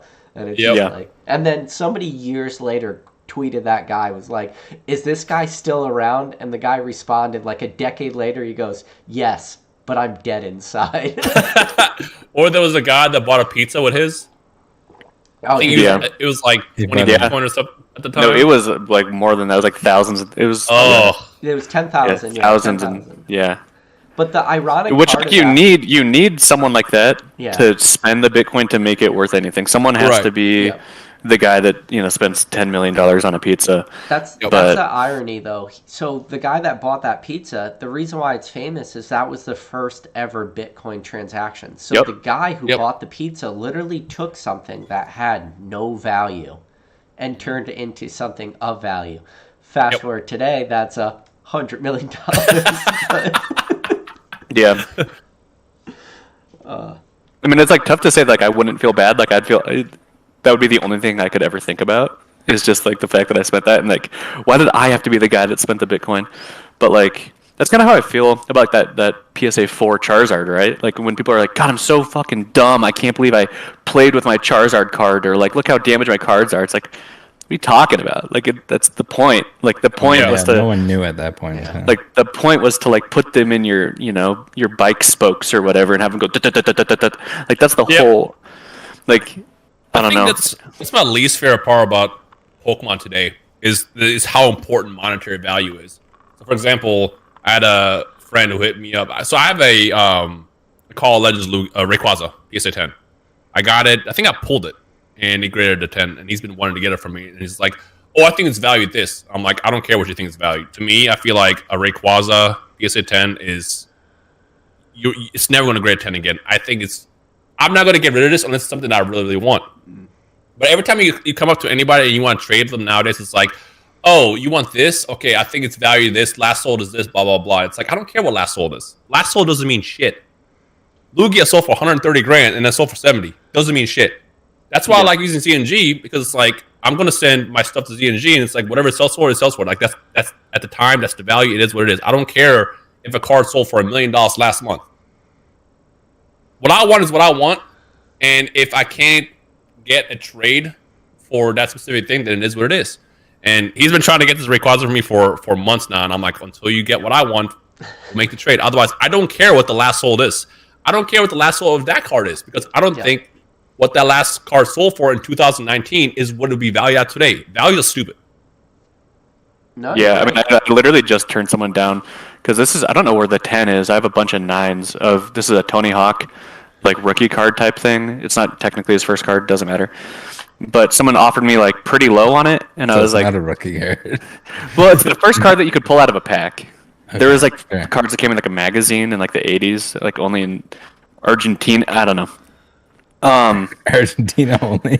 Yeah, honestly, it's pretty wild. But he was like, "Yeah, the market's really down, and I think this is it." I'm like, I'm good. Like to me, this is worth more than that. Like, Yeah. And you also know the second you sell those cards or you trade them, you're gonna see that same card on Instagram stories and videos like, "Yeah, this is worth $80,000. It's like, says who? Based on what? yeah. So They'll get a Guinness record or something. They'll call up Guinness and they'll be like, "Yeah, I traded 69,000 and also 420,000 in Bitcoin. Give me a record, please." So we finally did hear from the one and only Mr. Cool Trainer Ryan. So now we know he's alive. Now the question is, will he get on? What are you guys' your worst plays in Pokemon? Recently? I heard about the bad trade, like anytime, I guess. Financial trade, anything. Something that you sold that, thinking back to what it's worth now, makes you sad. I got a good one. Again, when I got into Pokemon, I pursued PSA 10 Lugia heavily. I think at one point I had 30 PSA 9s. And I told you, when I had a bunch of slabs, I would just send the bulk off to like Patrol Toad or whatever. And at one point, they received a box of like 39s. And then later, they blew up. And now looking back at all those 9s, I'm like... Yeah, should have kept all those 9s. It is what it is. With the Lugia and the T17, though, like, those are like anomalies. That's why I didn't care. It's like, once I got the 10s, I'm like, you know what, I'm good. I'm set. And it wasn't a big waste. That's why I don't really regret it that much. But like looking back at it at one point where PSA 9 Lugias was selling for thousands, I'm like, damn. I had a... When people say I have a batch of those in the shoebox in my closet, I literally had those. And I sold them to Troll for pennies. Did you sell any on PWCC? No, I'd never used PWCC. No, probably shouldn't. But again, guys, if you get a good deal on PWCC, then by all means. But I think my Lugia and T17 first editions were like $50-$60 between the two, and it was from PWCC. I have the receipts, like email or whatever, and it like blows people's minds. But that was just like things that I was picking up. They were PSA 8s. I cracked them both, put them in the binder. I bought from PWCC twice, and after the second time, I'm never going to do it again. Well, also with the shit that happened. So I bought the Gold Star PSA 10 Charizard for $4,000, which at the time I was like, do I really want to do it? This is a lot. Fuck it. And then I sold, like I said, the 9s, so it kind of made up for it. But then they had a Slowking from the island Slowking. Southern Islands. Yes, Southern Islands. And I got so excited. I'm like, oh, cool. Only to get the PSA 10 and see it has this giant like white dot on the edge. I'm like, how is this a 10? How are you advertising this as a 10? And why was this not on the picture? So after that, I'm like, I'm never using them again. And then obviously the big stuff happened with them afterwards as well. Yeah, the old Shillerino accusations. Kim, how many of those emails do you guys get where people will pick up PSA 10 and they're like, this is a shitty PSA 10? But that has to be a little infuriating to you though, right? No? Because you're just the consignee at that point. Yeah, I feel like that's on the scans and the pictures. Like if the pictures and the scans show that everything that's there and it's a 10, there's this shitty. So we have front and back scans of everything. Unlike some massive card consigners on eBay who only scan the front for some reason. That's what happened with me. They only had the front. Makes no sense because the back, genuinely, this might sound dumb. The back of the card is so much more important when it's in the PSA slab than the front, like 99.5% of the time. But it takes way longer to do both scans, but whatever. But we're doing like a lot of volume. So like I'm not gonna, what card is this? This like Hidden Fates Moltres thing in front of me. This is, not someone's card. Like I already sold this. I have to package it up. This is my own personal card. But if I just have a bunch of these in a row, I'm not gonna like sit here and investigate the card to see, is this a 10? Is this a 10?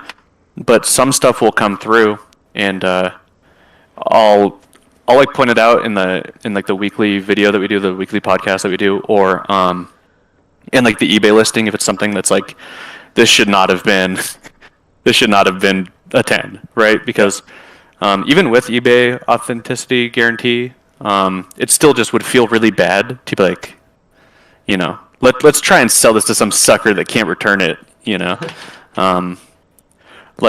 got a PSA 10 Neo Genesis Unlimited Slowking through us, and that was through Graded Gem, actually. And we reached out, and he didn't want to consign it through us. He ended up consigning it later through Rusty. And, that card, and Rusty even said, he was like, this probably should not have been a 10. Like, there was, like, white dots on the corners. Like, there was, like, a print line through it. And, like, when I talked about that card, and I think maybe, I don't know, I didn't talk to the guy that ended up selling it. But, like, that week, because that's a huge card, an Unlimited Slowking Neo Genesis 10. Like, that's huge. That's insane. And like that week before we knew if he was going to consign or not, I was like, yeah, we got a sick card that just came through, but it probably shouldn't be a 10, which kind of feels bad as the guy that wants to sell it, because you're like, well, this guy's kind of killing my thing here. Like I want as much money for this as possible, but I just couldn't.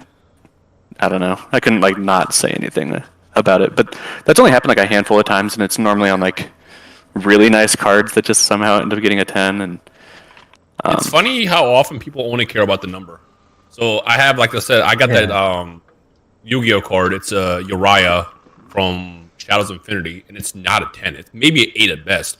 And I remember I posted a picture of it, and I had people message me like, "Hey, are you selling this?" I'm like, "No."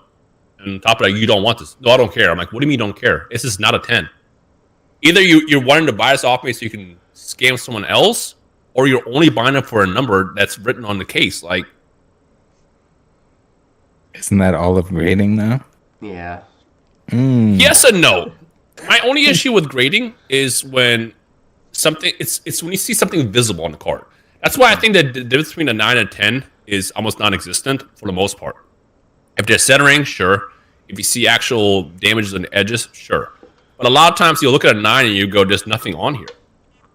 Why is this not a 10?" And you might regrade it several times until it comes back at 10. I think when a card looks flawless, whether it's a 9 or a 10, I think that's kind of the goal to go for. But if it's just visible damage on the card, then it's like, all right. Like, again, this Lugia is not a 9.5. It looks like a 9.5 until you get close and you realize there's a giant print line next to the wing. And it's like, okay, I'm kind of mad that I bought this. But when a card is actually flawless, then it's like the difference between 9 and 10 doesn't really matter. At that point, it's just the number is there until someone gives it the proper number it deserves. That's why I didn't really like CGC to begin with in the beginning. Yeah. When they were giving cards 8s and 9s, but it didn't make any sense at all. is your 10 Lugia, is that super clean? And like the It's clean. It is clean. Okay. It's so what's funny is from that same box that I opened originally, the Feraligatr was the only one that kept coming back a 9. Eventually, it came into 10. Again, there's no print lines on it. There's no issues. There's no whitening. The centering is great. And I remember that's why I used to get so annoyed for a while back with them. I'm like, why do they keep giving us a 9? There's no damage on it. And eventually came back a 10. But everything else in that same box that every hollow was pulled was a 10. And they deserve it. Good, they're good 10s. They're good 10s. Yeah. Yeah, I don't know if you saw it in the chat, but I remember James and I were talking about you. Because it's just all we do is just talk about you all day long, 8 hours a day. Kind of running out of stuff to talk about. But yeah, I asked him, I was like, does that feel like really bad when you sell a bunch of packs to Rhyme? And you just get thought 10s? about that. Because like, you just know that was on your shelf, like you could have opened it. He was like, nah, it's absolutely like the best possible thing that could have happened. Like, so yeah. I always like to think like if a card goes to a good home, there's no regrets to have. I could have easily been the guy that like try to take advantage of those cards and just flip them, but I don't. But, like, I feel like when a card goes to a collector, then it's like way more special than just basically flipping it. Yeah, I've given people like killer deals. Like, you could lie to me so easy and get like a good deal off of me, like 90% of the time. Yeah. The amount of I'm a single mother and I have 17 children. I really and need they all need evolution like, set for Christmas. all of their final wishes are that they could have PSA 10 First Edition Charizard. I would read that and I'd please help me out? they're definitely lying, but what if they're not? You No, know? see, this happened to me. So 2 days ago on my second channel, I got a comment on a very, very old video that was like, man, if only I had a Charizard to give to my son for Christmas, it'd be really, really nice. Think about it. And I'm thinking like, I should do that. And I dug one out. I have like a Shadowless 6, but then I realized, what if he's lying? What if this is just a sob story to see if someone invites? How many people would share? And then I didn't do it. Percentage but I thought about it. I wish, like, if you know someone's honest, then I'm all down for it. Like, the thing is, especially with how Pokemon is now, how everybody just only cares about numbers, it's like you don't know what to expect, who's telling the truth nowadays. Yeah. Especially giveaways are always very nerve-wracking. You never know what people's true intentions are for giveaways and stuff. Shout out to Fahim if you're watching. Yeah. With your fake giveaways. Dude, that's still like one of the best stories that come out of 2020, 2022 Mania. Just like how far can someone push a channel with $10,000 and get 20,000 subscribers overnight? Yeah. Wait, I was looking through, okay, because you're talking about like people being honest and giving them free cards. I emailed you, Rhyme, like a year and a half ago, and I asked... And you haven't responded, so now... That's messed up. I was trying to find the email. I can't find the email. Dude, it just took you 18 months to get them in person now, and now you get to bro, life is so weird, bro. Life is insane, man. But I remember because you opened Neo Genesis and like Rocket or something, and there's like a Komiya Slowpoke art, I think, and I think it might be Neo Genesis. I can't remember. And I was like, "Yo, can I buy that off of you?" Because I wanted to pack fresh one. I wanted to grade it for 10. Like I had a bunch of Komiya stuff in PSA 10. And you're like, "Nah, give me your address. I'm sending it to you." And so you sent me a bunch of like Slowpokes from like all different sets, even though I only wanted the one from Neo Genesis. And I remember that. That's so funny. Oh, that's awesome. That's actually a really cool story, man. Yeah. I remember. And then, is this yours? I was gonna say because I saw an email where I was asking. I forgot that I own this. To be honest, is that your Yes. signature? Yes. I have a binder full of Abras with people's signatures. Like I have James before, like right when I started watching him, I sent him this, and now he's my boss for a year.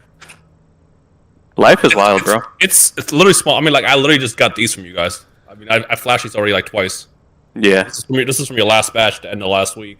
You can't tell if he's just really excited about it or if he's just really shilling it real hard and getting ready to do a major pump and dump. It's because I just has got Weiss these. made you watch any of the animes that you've started to collect? I started. No, it's funny. Now me and you my have to girlfriend watch were all talking of the about ones that you have. If you take the incentive and the initiative to go through grading these cards from these sets of these cards that you're collecting, that's the thing. I feel like you need to watch the anime. My girlfriend literally last night made a joke. Was like, it's just funny seeing how much you're into all these different shows now. And I'm like, it's not that I wasn't into shows before. It's like now I'm more curious. So another backstory with me that kind of helped kickstart my main channel a while back is there was this anime fighter that released back in 2012, I want to say 2013, called J-Stars, and that basically was a different. It was an anime fighter that featured different anime. So yeah, like Naruto fighting Goku, fighting Hunter x Hunter characters, Yu Yu Hakusho, all in one game. I remember I got the game, I made a bunch of content on it, and I went and watched every single one of those shows in there. The same thing's happening with this now. It's like I've been watching Quintessential Quintuplets recently. I've already seen all of the JoJo's, and all the other shows that I've been pulling, I started watching. From Dan Machi to even High School D&D to so the collaborations are working. Yeah, no, it's working. It's they're not just telling me the to start. company's doing what they need to do. Yeah. Everyone's benefiting the anime. Also, if you wanted an update on that Neo Genesis Slowpoke, you got a 9. Hey, So I still own it. It's a little OC, but I feel like that should have been a 10. I gave you my best one. Actually, I'm pretty sure those came from the original Z&G boxes that gave me the 10s for the hollows. That's wild. But so thanks for that. If anyone wants it, I will take $25 shipped. What was the grading fees on it? I'm just trying to break even now. Come on. Yeah, you're gonna get somebody from somewhere elsewhere in the world that it costs $25 Just to talking ship about it. how it was sent to Yeah, that was a giveaway. Like $25. Nah, I'm easy, dude. Just give me some cash. I'll sell everything I own. I can walk to work. I don't need my car. But no, sometimes it is funny when you think about this hobby. You think about it being like this monster hobby. You look at Pokemon selling 9 billion cards, but then when you get down like super small, it's like, wait a second. Everyone knows everyone. And if they don't know, they're only like one person removed. It's not like this crazy thing. No, I'm not partnered with Weiss. I just thought I'd comment. Weiss did message me like 3 weeks ago, and they sent me 2 boxes early. And they also messaged me again saying if you want any future stuff for giveaways, and I said I was down. But I'm not actually like officially partnered with them. I'm just really. Did Pokemon send you stuff for Silver Tempest? Yes. What did they send you?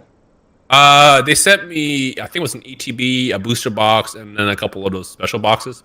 It's funny, I love, but I also get worried when I get stuff from Pokemon. Because it's like, when you make a video on that, if you have a good box, all the comments are going to say, wow, they sent you a stacked box. But if you get a bad box, no one sees those. So there was, I think, 2 occasions out of the entire time Pokemon has ever sent me something early where I had ridiculous pulls, where I pulled either a Charizard, I think the Pokemon Go set, which I was a big fan of. I pulled the Mewtwo, and it's like, oh, they sent you a stacked box. But the other 40 times I've gotten stuff from them, nothing. Just radio silence, and then the worst possible boxes. Conspiracy. Yeah. I think with the... whether it's good or bad. Yeah, with Silver Tempest, I think the best I got was like a full art trainer. So people are saying they could barely hear me, so I'm just gonna... You have to turn up your volume in your OBS. This is going to be a technical process. I'm going to need you to go down to your volume where it says microphone Can you give volume. him a call? Yep. And you can see your bar moving when you talk. Yep. And you're going to go to the cog. Yep. I already hit it. No, you're This is riveting, honestly. No, you're turning yourself up in Discord. No, that's okay. OBS. That's Discord. OBS. You're watching the YouTube. I'm doing it live. Don't worry. I'm in the cog. I'm in OBS. Yeah, Desktop audio 2, mic aux. Yeah, the one that like moves. It should be just mic. How you The one doing, that Ryan? moves when you're talking. I'm good. Yeah. Awesome. What do I hit? Cog. Yep. And then it should be wanna like go to bathroom, advanced settings. Bro's bringing his headset. Are we gonna listen to him pee? No, it's just got headphones, so you can probably hear us while he pees. Oh, but I can hear you guys. We can Yeah, coach I him. don't They're see like, any yeah, advanced really, settings. really push that out.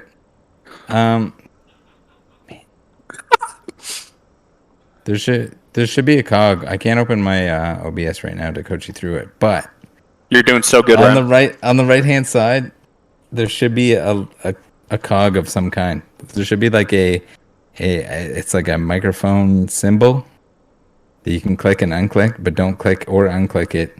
Just leave it the way it is because that's your mute. And then after that, on the right side, there should be some kind of thing that you can click on, which is almost certainly a cog.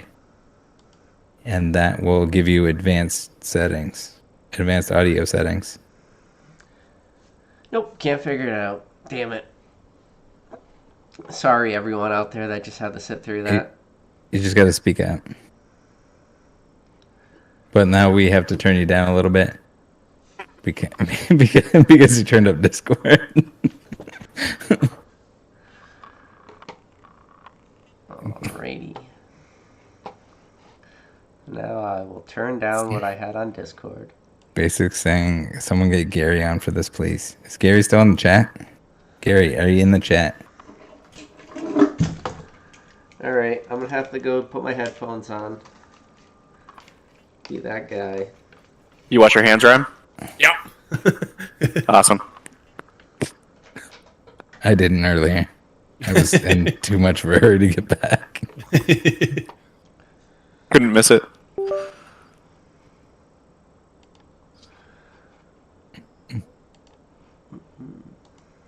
So Cam, how long have you been doing stuff with ZNG?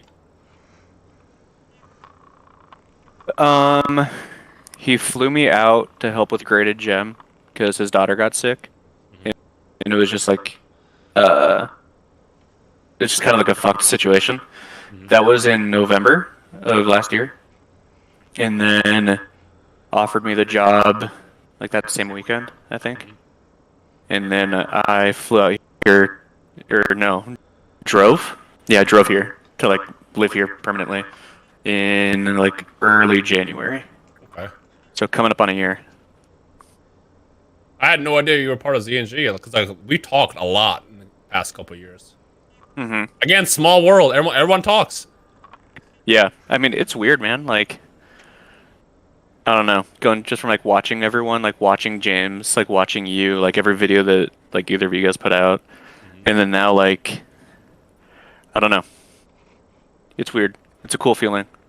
And now like if I needed anything from anyone, like if I don't know someone directly, then I know someone who knows someone directly. Like I could get in contact with basically anyone. It's just I don't know. Cool. Alright, let me Hard know. work, you know? Let me know if this mic is overwhelming now for everybody. You look and sound like a pilot. Yeah. You sound like a pilot. Oh my god. They're saying ditch the headphones. just ditch the headphones, PK. It was fine. I hate everyone. I hate you Everyone, all. way better.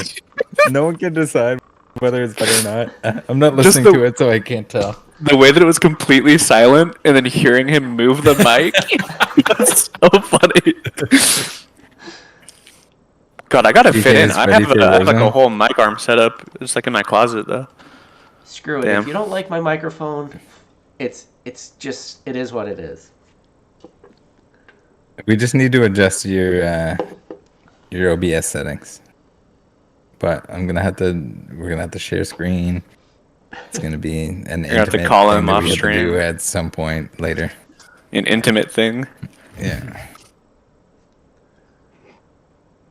Brad says it's the same. It's It's not better. It's not worse. It's always bad. Yeah. It's, All right. Well, brings me back to this the- live really the went off the Xbox. chain real quick. Just, the let's do Xbox. some technical The shit. Xbox, original Xbox days. With the like really terrible headset that plugs thought he was into your about to- controller. Thought he was about to like say that he fucked my mom and like teabag me or something. Yeah. Teabagged you while fucking your mom.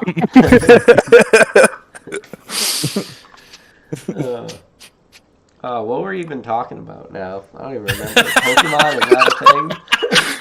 Yeah, do you guys like Pokemon? Like, what's up with Pokemon? What's this new Pokemon. thing I've heard so much about? This Pokemon stuff.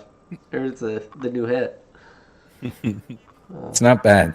It's People are saying it's funny. People are like, PK's mic is a fake prop. it is. He's been using the headset the whole It's time. not real. Looks like he's about to take my order. Holy shit. yeah. Looks like Beavis and Can I Butthead get when they 2 were working crispy the drive-thru. chickens?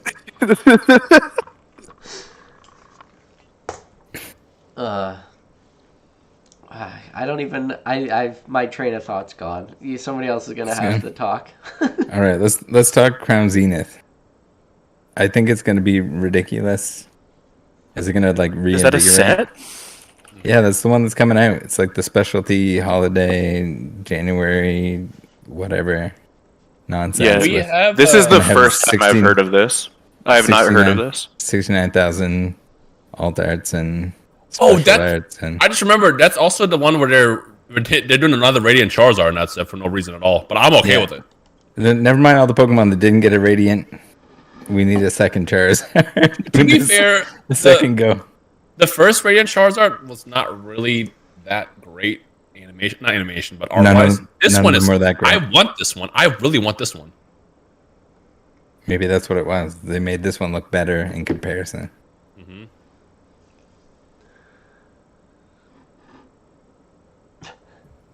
Oh, he does have the Sleeping Mew in this set. Yeah, no, I'm super excited for this. Yeah, there's those like weird specialty art cards that are, I don't know what rarity you want to call them, but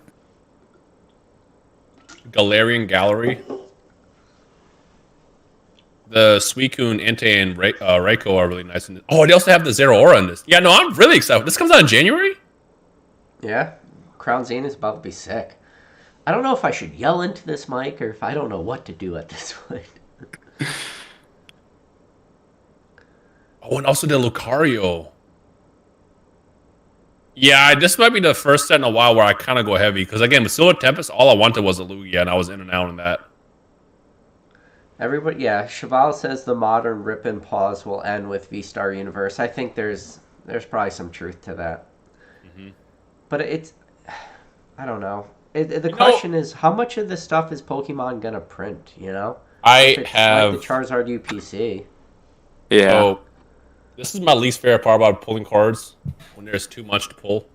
So, I don't know if you guys know much about Dragon Ball Super, but Dragon Ball Super just released a new set that has this really cool Gohan. And it's usually like 1 per case for Secret Rares. I opened 4 boxes earlier and I pulled the other 2 Secret Rares and not the Gohan, and I want to jump into traffic. But I'm kind of like, but they're kind of cool because it's the other 2. Mm-hmm. But that's the worst part about opening sets that has so much to like get. And like I'm looking at this list that Crown Zenith has. It's like I want everything on this, and I know I'm not going to get it. well, like nothing in Pokemon, starting with like Legendary Collection, is openable by like standard means. Yeah. Yeah. Once you get reverses, if you're trying to open the entire set, like pretty much impossible to do so. At this point, the I'm chase just cards, such a modern hater, honestly. chase Like I cards are can't just, like, imagine. impossible to get. I just can't imagine like wanting to like All of them. open like 2 booster boxes of a set. Like I'd rather just open like a Japanese Team Rocket pack or something if I wanted to like gamble away money. Like I don't What know. I like to do One is and- one and instead done. of buying boxes, I'll just buy Mhm. loose packs. So like, for example, before I got my Lugia, I had pre-ordered 50 packs, just loose packs from Troll and Toad, because I figured, okay, 50 might have 3 alt arts, it might have none. But like with a booster box, the problem is once you pull the big hit in the box, the rest of the box sucks. The troll ones probably came from booster boxes though. Well, that's the gamble. Because if they open a bunch of boxes, If you buy them from like ETBs, or if you buy like a case of like 3 packs or something, the packs are like super randomized. Like it can be like way worse than a booster box, or it can be way better than a booster box. yep. A booster that's box is what like that's what I because was the packs are put in order. There's like a certain amount of expected hits. Yeah. But if you get those like other like sleeve boosters or like the 3-pack blisters or whatever, it's like it's extra volatile. But it ends up working out to the same pull rate. I think I like that though. So Yeah, because with you're not just like I hit my card for the box and yeah. With Celebration, I had bought 40 packs, I think, and I pulled 2 Charizards actually back to back, and then I have not pulled a Charizard since in all the other boxes that came out. And same thing happened with the Shining Face Charizard. I think I finally pulled it from just loose packs. Like anytime I ever get a box, once you hit that box, once you get that hit, you're like, all right, I think I'm done here. yeah. Although one time I pulled Gengar and the alternate Mew from which set was that from? Like 2 sets ago, it was all in the same box. But that's like once in a billion boxes opportunity right there. Yeah, from the fusion Yep. strike. Yeah, that's it's man, alt arts like sometimes you hit them. It's the same with gold stars. It's just like sometimes you hit them, sometimes you don't. Yeah. Especially if it's loose packs. But those like some of the sets that you mentioned, like they don't even have a booster box option. So like those are Yeah. you have no other option. It's the Wild West out there, and you either get shot or not. Yeah. And then when you don't pull something from getting a bunch of packs, you just want to jump into traffic. Yeah, and everyone's like, "Oh, pull rates suck. I didn't get anything." But like even celebrations, I opened a ton of celebrations. I never hit the Charizard. I hit a bunch of Damn. other stuff, but Same. never hit the Charizard. Like I opened a disgusting amount of packs. So a lot of people in the chat are talking about the fact that like packs are weighable now, especially recently. Well, I think it really goes back to Fusion Sometimes. Strike was weighable, but now Silver Tempest is weighable. So If someone caught me weighing modern packs, I would be so ashamed. I would like Yeah, I would like move to an island. I would like exile You're- myself. you're in a Walmart. You're just like, shit. Can I still Just weigh these playing with the modern packs? Because I remember I'll admit it. In 2013, I think I went to like, I don't know where it was. It was like Walmart or something. Yeah, and I was like weighing packs. But how old was I then? Oh, no. I was like 16, I think. And then like I was doing it, and I was like, man, this just feels really. I would rather just spend more money and just buy all these packs than try and get like the heavy, whatever Plasma Blast, Plasma Free, whatever it was, $3 at the time. I was like actively as I was doing it, I was like, God, if someone like saw me doing this in the back of the store, Yeah, like, everyone's what am I gonna ashamed of say? me right now. Like, I'm ashamed of myself. So, The Haven't only done time it I ever since. see that is every now and then. I'm on Pokemon TikTok, so every now and then I'll get a random video that shows up on my feed of someone recording someone who's weighing packs, and I'm like, this is a real thing.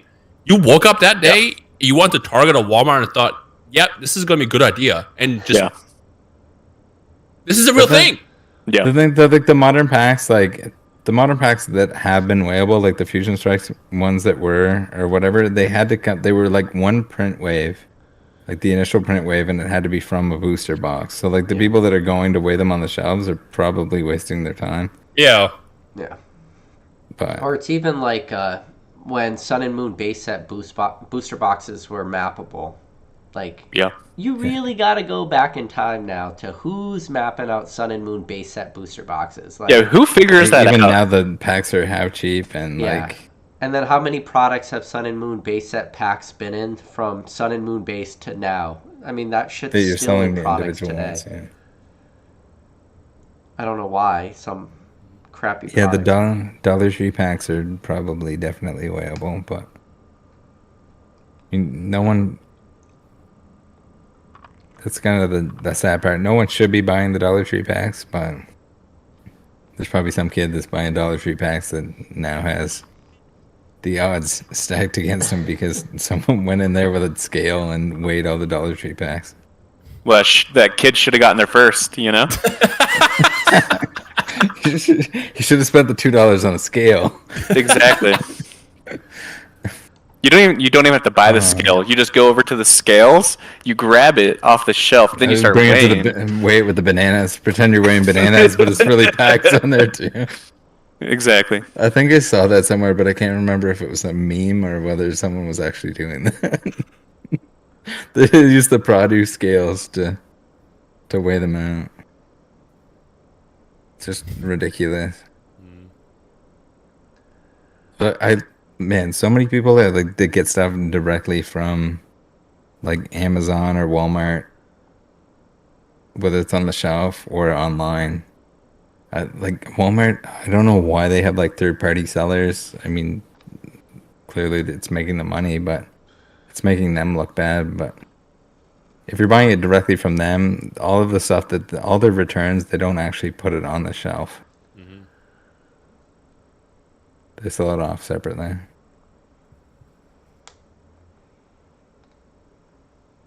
I'm super like weird now that my mic's not working. I don't know what to do.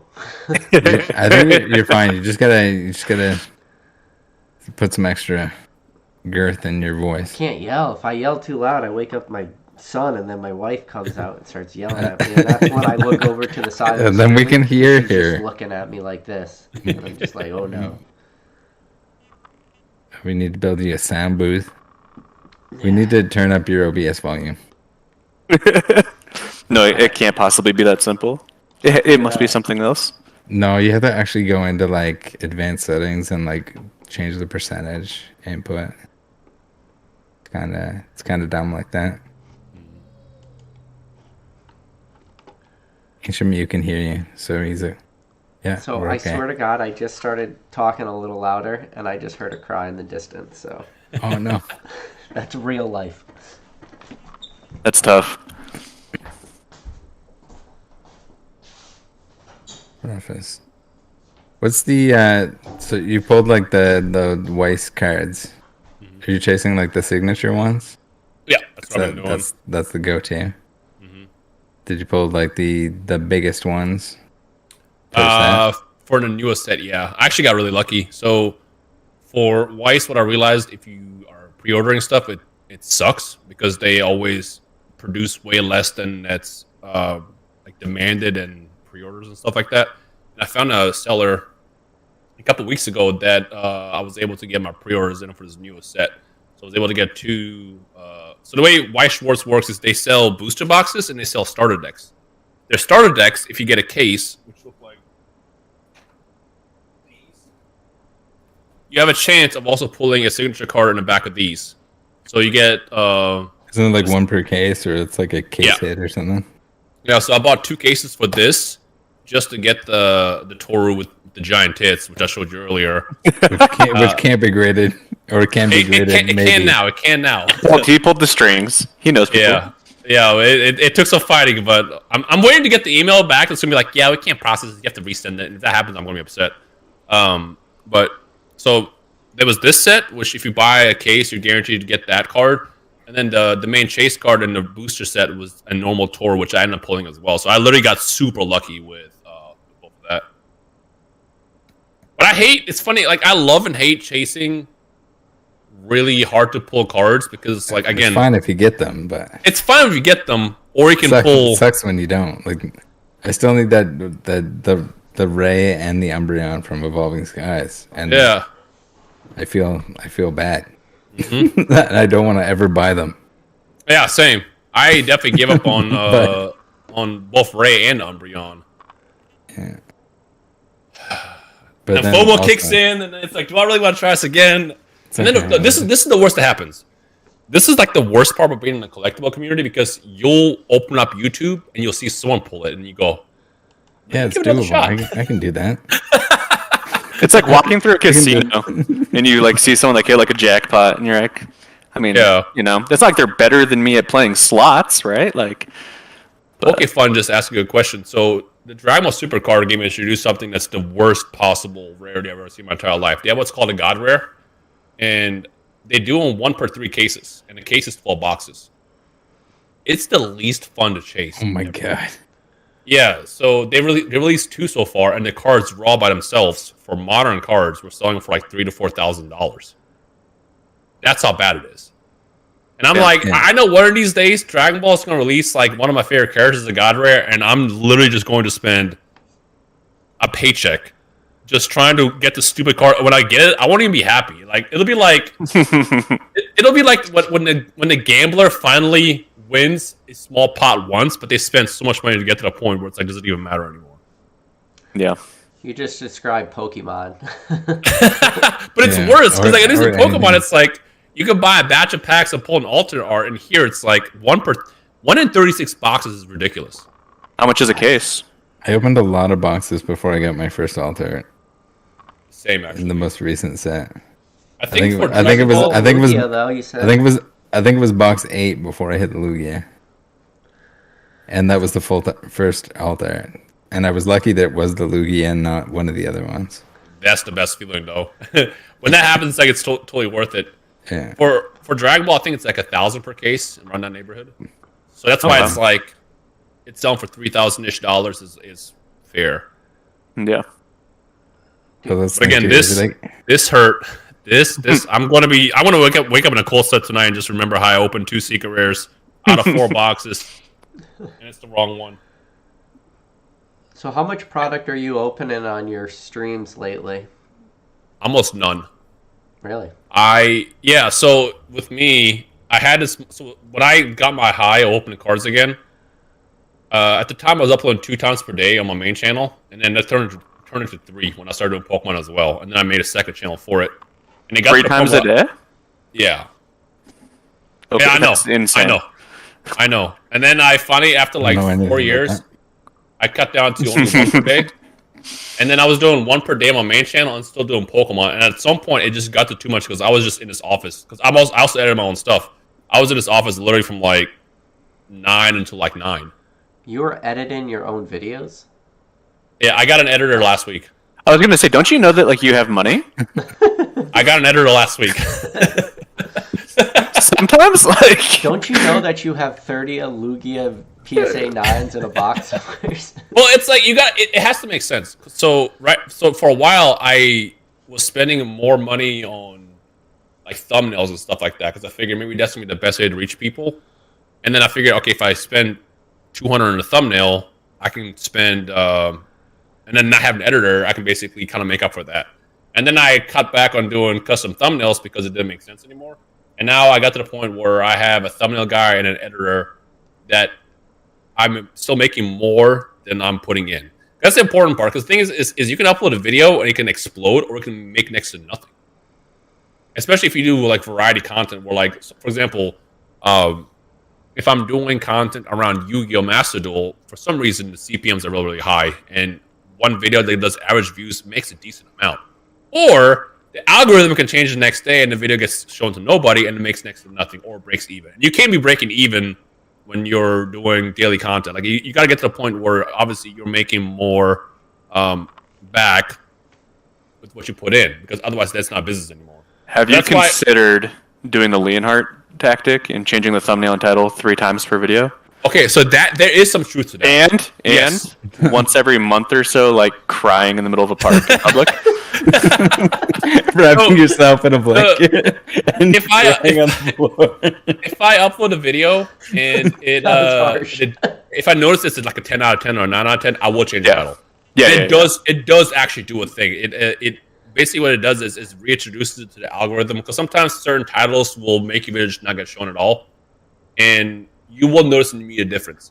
But I think after the second time, if I change a title and it doesn't work, I'm like, whatever. I'm going to upload tomorrow anyways. And then I just kind of accept. But the funny thing is that same video that might have flopped today will randomly get picked up in the algorithm tomorrow. My most viewed video on the channel is not Dragon Ball at all. It was Attack on Titan. And I remember when I first started doing YouTube, I imported Attack on Titan on the PS4, and I think it was like $80, which at the time was way too much money for me. And I definitely I think I ate ramen for the rest of the week. Because my idea was, okay, I'll spend $80 for this game that's coming out in 6 months in English, and I'll get ahead in content. And I remember I uploaded that video, and I think after a week it did like 20,000 views, which is like not $80. And I'm like, great, at least I tried it. And then randomly, Attack on Titan Season 1 ended, and then everybody went to YouTube. And now that video has over 4 million views and made over like $6,000 over the course of like the past like 5 years. So most viewed video. So it's like what you upload today, even though it's a bad upload, might get randomly picked up tomorrow. For example, I uploaded Sonic Frontiers, which is not my main content at all. I wanted to try it out. I think after the first day, it super underperformed. It was definitely a 10 out of 10. And then now it's closing on 100,000 views because the algorithm picked it up. So it's like, you never know what's going to happen. So what I learned to accept with YouTube is if I upload something and it doesn't work, whatever, I'll upload tomorrow. If it randomly gets picked up, that's a bonus. But like, I kind of like, as long as I'm hitting my minimum viewership and reach, that's good enough for me. Because at the end of the day, there's still thousands of people watching you, which is dope. Like, Yeah. not every video is going to explode. Not every video is going to be viewed by everybody or enjoyed by everybody. Like, the fact that, you can post something and there's people out there across the world that are watching is like the coolest shit in the world to me. Yeah. You have like 100,000 people that want to watch you play Sonic Frontiers. Like, That's sick. that's insane. Is 200,000 views better? Sure. But still, if close to 100,000 people clicked on Sonic Frontiers video that was poorly made, because I just kind of record on the whim, like, that's dope to me. Yeah, me and Rattle were talking about this literally the other day. Like, my most viewed video was a crappy, like, last second put together video. For whatever reason, it popped off, and Rattle has like a random, like, gameplay. It's like a PTCGO video from ages ago with like a Flareon V Max where I'm just like playing online. And I can't even go back and watch it, but this thing is just like pumping views, and I go look at like what's getting views, and it's always that. It just keeps feeding views. It's like one of the most viewed videos for no reason. It's not good. It's just like, for whatever reason, YouTube just decides to pump that as, who knows. For me, I'll get like a screenshot every now and then on Twitter. It's like, hey, this video is being recommended. It's like a video from like 8 years ago. And I'm like, why? Why this? Yeah. But I've been starting to do like channel highlights of just like random interviews. I think Cam's been on a couple like channel highlights, and they don't get. You're just milking me for views, man. Come on. Yeah, that's all you're here for. Don't worry. Compensate me. This live eventually will be broken up into like 20 different channel highlights for the next couple months. So Just do all the ones where I made everyone laugh so I can feel good about myself. Well, I did do the one where you graded your Bob Saget in a PSA 10 and sold it for $800. Yeah. And then the next one sold for like $40 or something. Didn't even pay for the grading fee. So I like shorts. I've been getting into shorts lately. And I don't Shorts? understand how algorithm works at all. No. Shorts is the most volatile, ridiculous, dumb stuff of all time. But you have it's to. a coin flip. It's a coin flip. You have to do it. I have not There's had no one reason work to not at do all. it. But like for me, it's like it's an extra 10 seconds of work. It shows a highlighted video. Like it's like just toss it up there. It doesn't matter. But shorts, pro tip, ultimate tip. If you do a short, you can upload it to Instagram. You can upload it to TikTok. You can upload it to YouTube. If you have it all on the desktop. Now Instagram, you can actually just like drag it in Instagram and you can upload it. Before you couldn't. So now it's like it's like an easy hack. As long as you like do the short on your phone, toss it on your computer, you can upload it to everything. YouTube. Whatever. I'm perplexed by the algorithms for like short form content. I just don't shorts completely understand ridiculous. I had a short one of the Logan videos, like the fake case videos when those blew up. I had one, it was like 100,000 views or something, which was like unheard of for the tiny channel that I had. And then all of a sudden I had a short that just was like, oh yeah, check this out. And it surpassed it in views for no reason. And just like I had an Instagram it post. makes I no put, sense. It was I hadn't done an Instagram post in forever, and I posted one, and in 43 minutes it got like 7,500 views. So I messaged somebody like Rock Pokemon. He's big in Instagram. He has like a decent following. He does a lot of like content, and I was like, "Hey man, is this video going viral? It's got 7,500 views in 43 minutes." He's like, "Yeah, man. What tags did you use?" I said, "It's got 0 tags. I didn't. I have No, I have no tags sometimes in it it." And just he's goes. like, "Oh man, you got to put tags in." He sent me a list. I added the tags, and it was just exploded, and then it went to 0 views. It just Yep. it stopped. Sometimes it does that. It completely So- stopped, and I got like 0 views from that point on. I think if you upload without a tag, sometimes it doesn't know where to like filter it. It just shows you to everyone. It shows you to everybody. As long as people are still clicking and watching, they'll do it. But like if you put tags on it, sometimes it'll throw into like a niche community, and if people aren't really that active that much, then it won't like really show it. But like that's why YouTube is weird, because with YouTube, you just upload a video and you title it whatever you title it, and then that's it. There's no tag, nothing at all. So it's like either it works or it doesn't work. It's a complete coin flip. There's like the 3 tags that you can add to it, but I don't know if it necessarily matters all that much. I don't even do it, because all my friends that actively do shorts that really work, they just say that just upload it, title it, put a hashtag in the title, and that's it. It is like Hashtag super low in the stake. title. It's like it takes almost no time, Yeah, and and you can there's a triple good chance dip. it hits. Yeah, yeah. Like I just open packs on the toilet and upload it every morning to 3 platforms. And sometimes they hit big. Sometimes they don't. Doesn't matter. It's 1 pack. Either way, you're opening packs on the toilet. Yeah. What a dream. What a dream. That's All how I right, showed guys. off my. I got an art set of Skyridge. It was like a big collection goal that I had been working toward for a long time. And when I You finally got opened the it on art the set toilet? complete, no, I did open 1 pack and I got a non-hollow fortress. The pack sucked, but it was like a waste of like What was $1,200 your bucks. reverse though? Do you remember? Also fortress. Double fortress pack. Yeah. So it was But I remember- reverse rare though. Yeah. But except no, Skyridge has It has two two It has fortresses. 2 fortresses. Oh, it has the other Yeah, fortress. No. But I remember like when I went to flex that on Instagram, I took the picture of the art set all together on the toilet showing my like naked knees, and I was like, you guys are sleeping on Skyridge, like art set goal complete. But I wonder who has the other 3 packs now. I opened my 1 and went, well, that sucks. I kind of want to sell this now. So Is there any packs you've been sitting on for a while? me? And anybody? Oh, I have like 0 sealed. I have like nothing. Are we pulling up the stash now? And I can't wait. I've been sitting on these for like 3 years now. It's gonna be a disgusting Are they display of disgusting? wealth. It's gonna be. I keep inside this. Of course, he does.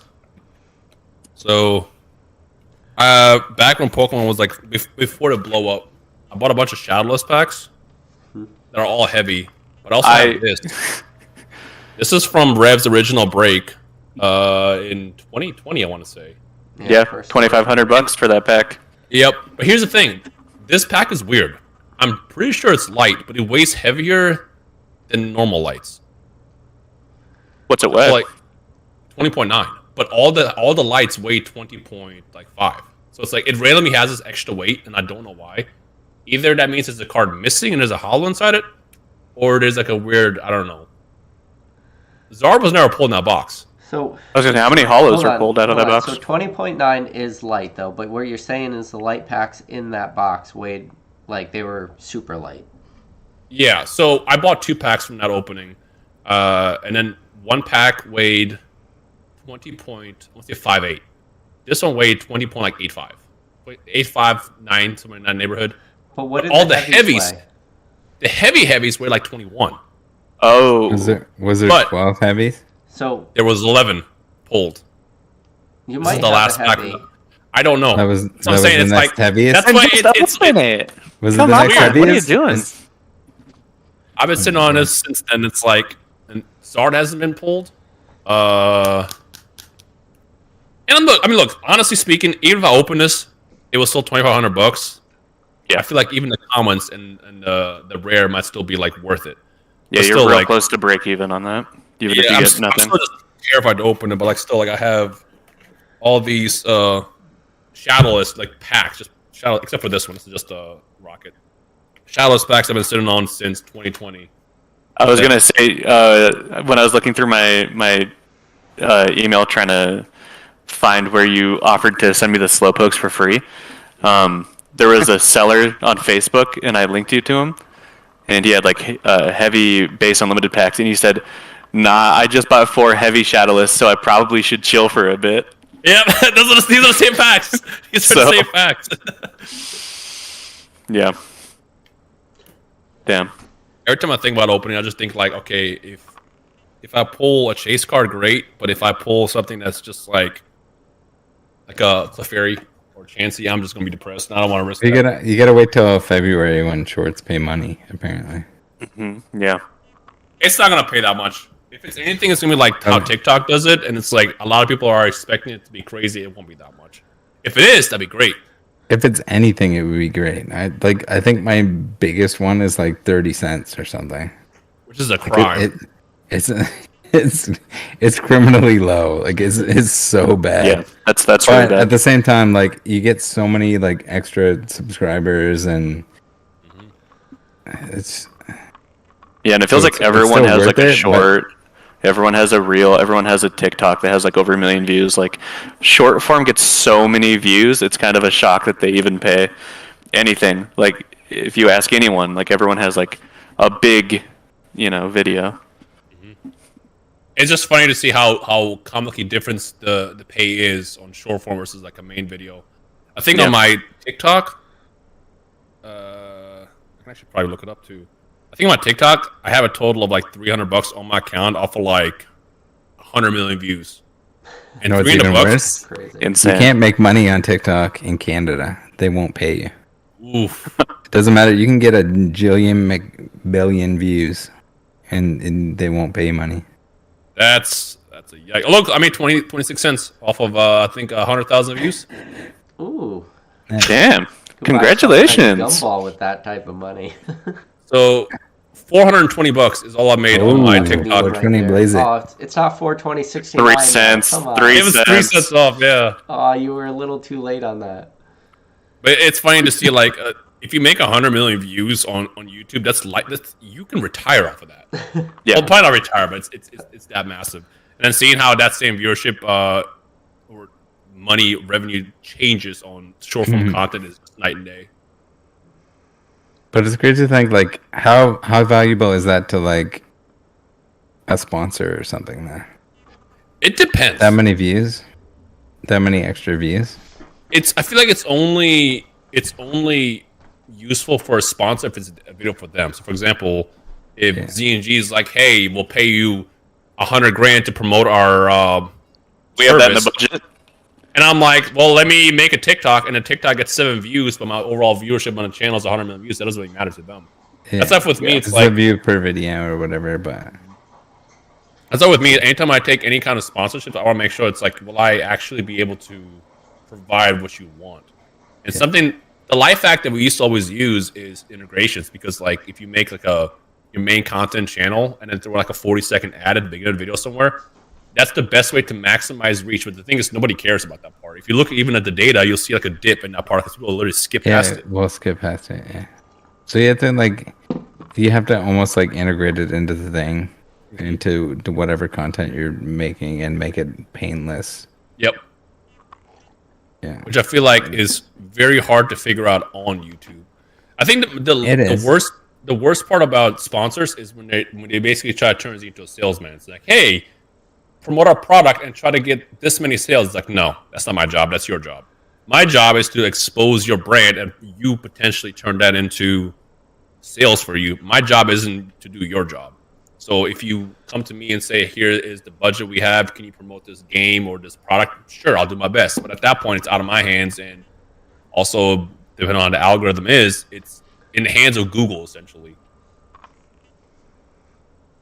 Yeah, that's what Yeah, it boils down yeah. to at the end of the day. It's out of your control. I'm just waiting for like that PSA sponsorship. Pikachu. Bud Light, if you're out there listening, Bud Light, hit me up. Let me get that. Let me get that Bud Light money. I'll do it for free. Yeah, I would sell out so quick. I saw Bud recently Light. Sell out so quick. I love the way you take it. Sell out. the WotC Magic stuff was kind of on fire. this Oh past yeah, I week. want to. Let's talk about that. So that was. I don't know anything about it. Like, I just know that they reprinted old cards and everybody hated it. Yeah. That's basically it. Ruby There's a bit just more made to it, but video that's on about it. though. About Ruxin He made taking a bunch money. of yeah. I saw Yeah. Ruxin posted his apology about it, and that's the first time I heard about it. Yeah. So basically, they made this. Well, they've been overprinting and overdoing everything in Magic. There's been so many like secret layer, like special releases where they're printing old cards, kind of like Yu-Gi-Oh has done in their sets. But they've done these like specialty products that you get to order from Magic, and they come out with them so fast that like there's a bunch that come out by the time you haven't even received the one that you placed your order for and paid for already. Not to mention the fact that they have like 79 different rarities and different extended foil, extended art, crazy border, wiener dog border, etc. And Yeah. and then like also they have booster boxes. So they have like a collector booster box that has different pulls that you can get the chase stuff versus like there's collector booster, there's draft booster, there's regular booster, and then there's like some other product that they have that's like a booster box. So they have a bunch of different booster boxes. Like it's overwhelming for anyone that's involved.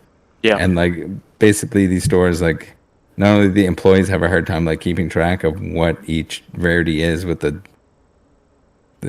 different borders and different versions of these different cards, but also the fact that there's just fatigue and there's just like certain products that will flop.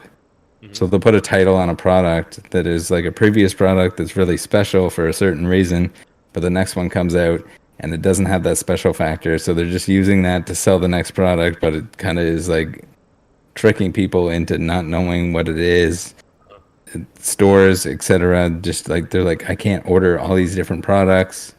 Some of them flop, and then they overprint them. So then, at the same time, like they haven't like reduced print runs fast enough since like the boom in collectibles. So then Amazon has them for less money than what the stores can purchase them for. So that it fucks them. It kind of like it screws everyone over.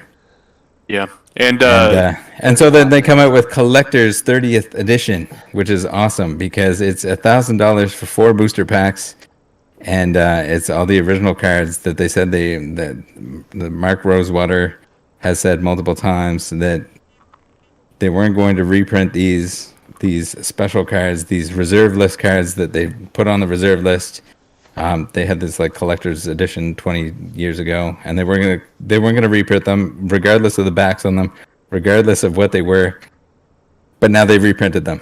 yeah, because that's what I was going to say is And it's Magic $1,000 for 4 booster packs, and you're not even guaranteed any of the power cards. Yeah. Oh, So like there was like a slap on the face to everyone that's like collecting their game, and it's probably like a huge. It's just like a huge press on basically official proxy cards. the Yes. proxy cards. Yeah, That's 100% And then it. like That was some of them were $1,000. selling on the like. There was this event where you could buy like a prestigious like Black Lotus pass to this event where you can get these booster packs early, and now they're selling on the secondary market for more than the proxy cards that were printed 20 years ago. Yeah. Because like the packs Magic- are going to be $1,000 for 4.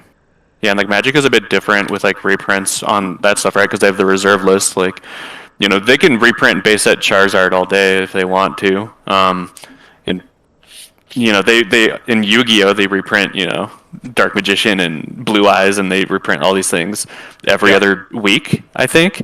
Yeah, I was saying that earlier. How we get that every week. But with like, you know, the Black Lotus, that's only been in like Alpha, Beta, Unlimited, Collector's Edition, something else maybe. It's only been in like the 5 4-piece sets. thing. Yeah, from 20 plus years ago, 30 years ago. So it's kind of like, it's a bit like Like sacred territory. That yeah, it's like sacred, and like it's kind of extra disrespectful. It's like extra disrespectful because they're like, all right, we lied to you guys. All right, we're gonna reprint it, and it's gonna cost you $1,000 for 4 packs. And it's like randomized packs. What? You don't get one guaranteed. Yeah. You don't get any cards guaranteed. They're booster packs. You get 4 booster packs for $1,000. I think that part itself is crazy. And you can't play. You can't play with them.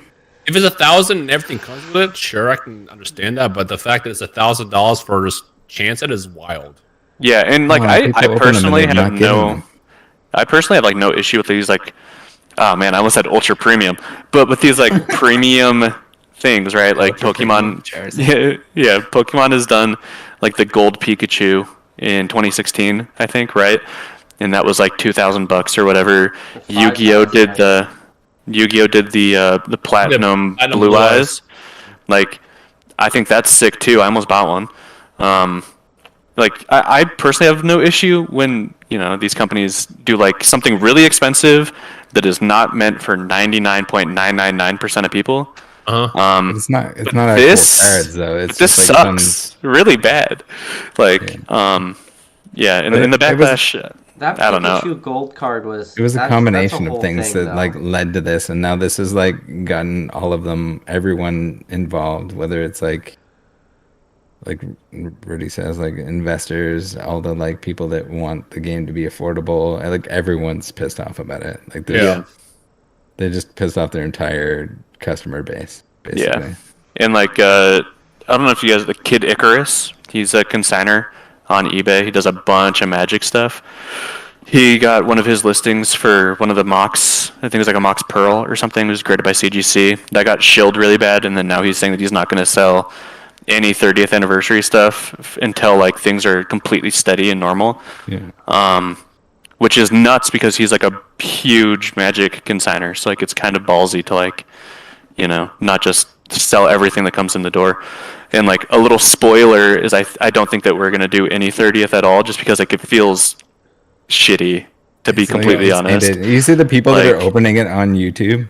They went to that event and got the packs.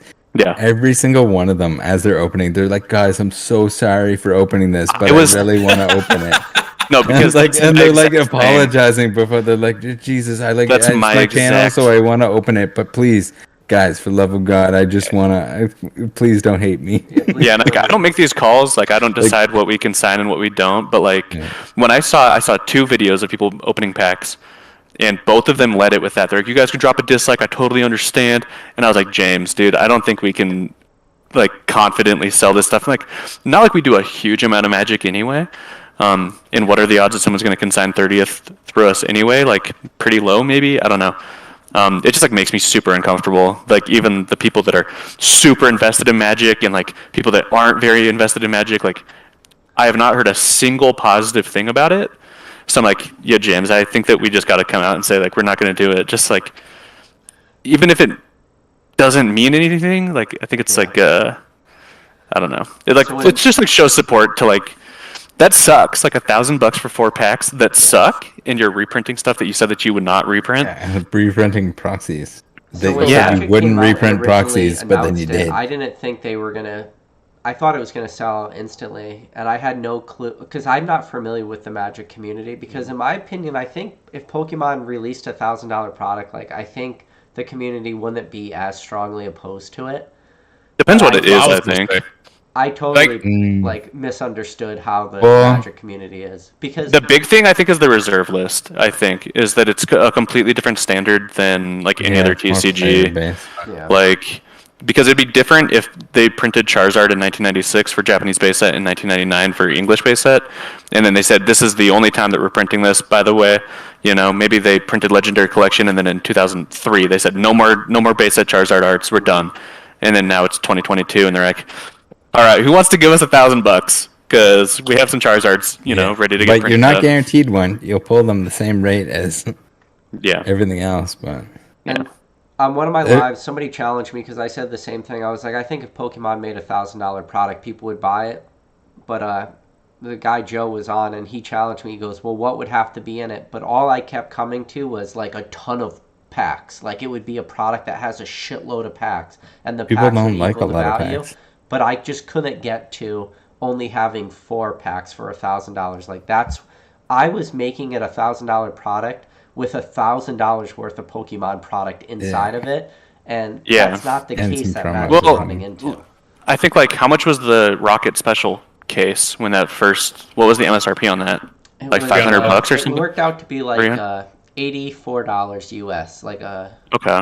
it was 14,000. I forget the yen. 14,000 yen or something. It was like Mm-hmm. $89 US. Okay. But you couldn't pick it up for 89. Like the cheapest I ever saw that was like 140, which Mm-hmm. is just like substantially more. But Yeah. I bet if you did the inflation now, or like how the Japanese yen's valued against the dollar today, I bet you it's more like $73 that it was originally priced at. Mm-hmm. But I never saw it that cheap ever. Yeah. So I don't know if it has something to do with the fact that it was a premium product kind of right at release, or the fact that the Japanese yen was valued a little bit more back then. I don't really know, but that's semantics now looking at that product, right? That's, Yeah. you know. Yeah, I mean, I think that Pokemon could do like plenty of very very high end things. Like the Gold Pikachu, the Platinum Blue Eyes. But I don't know. I think it's just completely different. Like it doesn't even have to be $1,000 worth of stuff. It doesn't have to be $1,000 worth of packs. It could just be one or two promo cards that just isn't meant for everyone. It's just meant for the people that really care. But I think And like, guaranteed. the thing that would take And it for would have to be Pokemon guaranteed. like It would have to be guaranteed. to create an uproar in Pokemon to like go back and reprint like really old out of print product to the point that like, you're just like, okay, we're gonna make base set booster boxes again. Like How something far like back that. did Pokemon print before people freaked out, like hardcore? Could you I go don't think they can go beyond the gen before the. I was current gonna gen. say I don't know if they could do go- like X and Y. Yeah. some more I don't Steam think- Siege, some more evolutions? I don't like if Last they season. reprinted evolutions. I think that would I wouldn't be set surprised. some stuff off. But no, I mean, I don't think they will. yeah, there was a while though that, like I keep saying it, like the team up, Unbroken Bonds, Unified Minds, Cosmic Eclipse, those were all very within the wheelhouse of reprints, and they just never got reprints. I think Team Up being the big one, Cosmic Eclipse also, because Cosmic Eclipse was the last That set of could have Sun and been- Moon, and we saw Sword and Shield base and Rebel Clash and everything, but with the exception of very recently, which is super weird, Cosmic Eclipse wasn't in much. It was in a couple tins and stuff, but not. And then like the Meowth VMAX boxes and stuff, but it wasn't in a crazy amount of products. It was in some of like the Pokeball Costco stuff. Yeah, but that was recent though too. Some of the what was it like the Zacian and Zamazenta figure collections? Pretty sure. Figure. Maybe that was Team Up and not Cosmic. Yeah, Do you think were if they- thinking earlier? Do you think if they ever randomly reprint the Evo evolutions, that the Pokemon community would have a giant uproar? Or would people not really care? I don't even know. I don't think people I would care. don't know if evolutions they would care necessarily. I think even then, like the with stuff like that, like the booster box has its own place. If they started reprinting like booster boxes of stuff Yeah. from XY, I Yeah. think there would be a little bit of like a what the hell is going on here?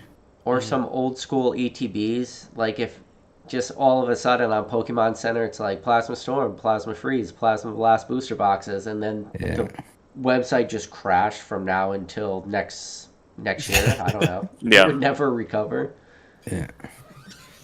I feel like it comes down to So- what people have. Because I feel like if I see Plasma stuff being reprinted randomly, I'll be excited. I will be buying that up left and right. Yeah. Yeah. Yeah. Well, Rattle But- mentioned figure collection. Do you remember the Sword and Shield figure collection? The very first one that came out, it had that Pokemon, or it had the Pikachu promo card. It had Pikachu, Sobble, Grookey, and Scorbunny, like kind of in the background. And they reprinted in like Indonesia or something as like a KFC promo. But that Sword and Shield figure box was relatively rare. And I was waiting for the reprint of something like that, and it never came. So even like some specialty collection boxes they never reprint, but then other shit they reprint it to all oblivion, like the Arceus figure collection that had Cosmic Eclipse packs in it. They reprinted that thing like crazy, And then the Jolteon, Flareon, Vaporeon premium collection boxes, they reprinted like crazy. Then, like, even some weird promos we get, like the Charizard exclusive with the Charizard and Reshiram premium collection box available at Walmart, or the Pikachu and Zekrom boxes available at GameStop. Those things were super weird. Those had GX cards in it. Literally at, like, the middle to end of Sun and Moon. They and the jumbo card was the size of the Sun and Moon size, ones, and not like the older Sun and Moon. So I think those got like delayed or something. They must have. Yeah, right? sometimes you get like super weird old releases that don't make sense. Oh yeah, the random Ultra Prism reprint. Yeah, I mean, like a lot of that could have been like the COVID stuff, if there was like production delays and or something that got set aside, or if there's, you never know. There could be leftovers that end up placed in those products. They might print extra and set them aside for multi-pack products, and it's a lot. No one can ever predict 100% what the Pokemon company's gonna do. Yeah. They do what they're gonna do. Well, Sometimes there's one thing you can things predict, and it's the fact that they'll keep putting Crimson Invasion into boxes like that. Yeah. Crimson Invasion for the longest time. Steam Siege. Evolutions.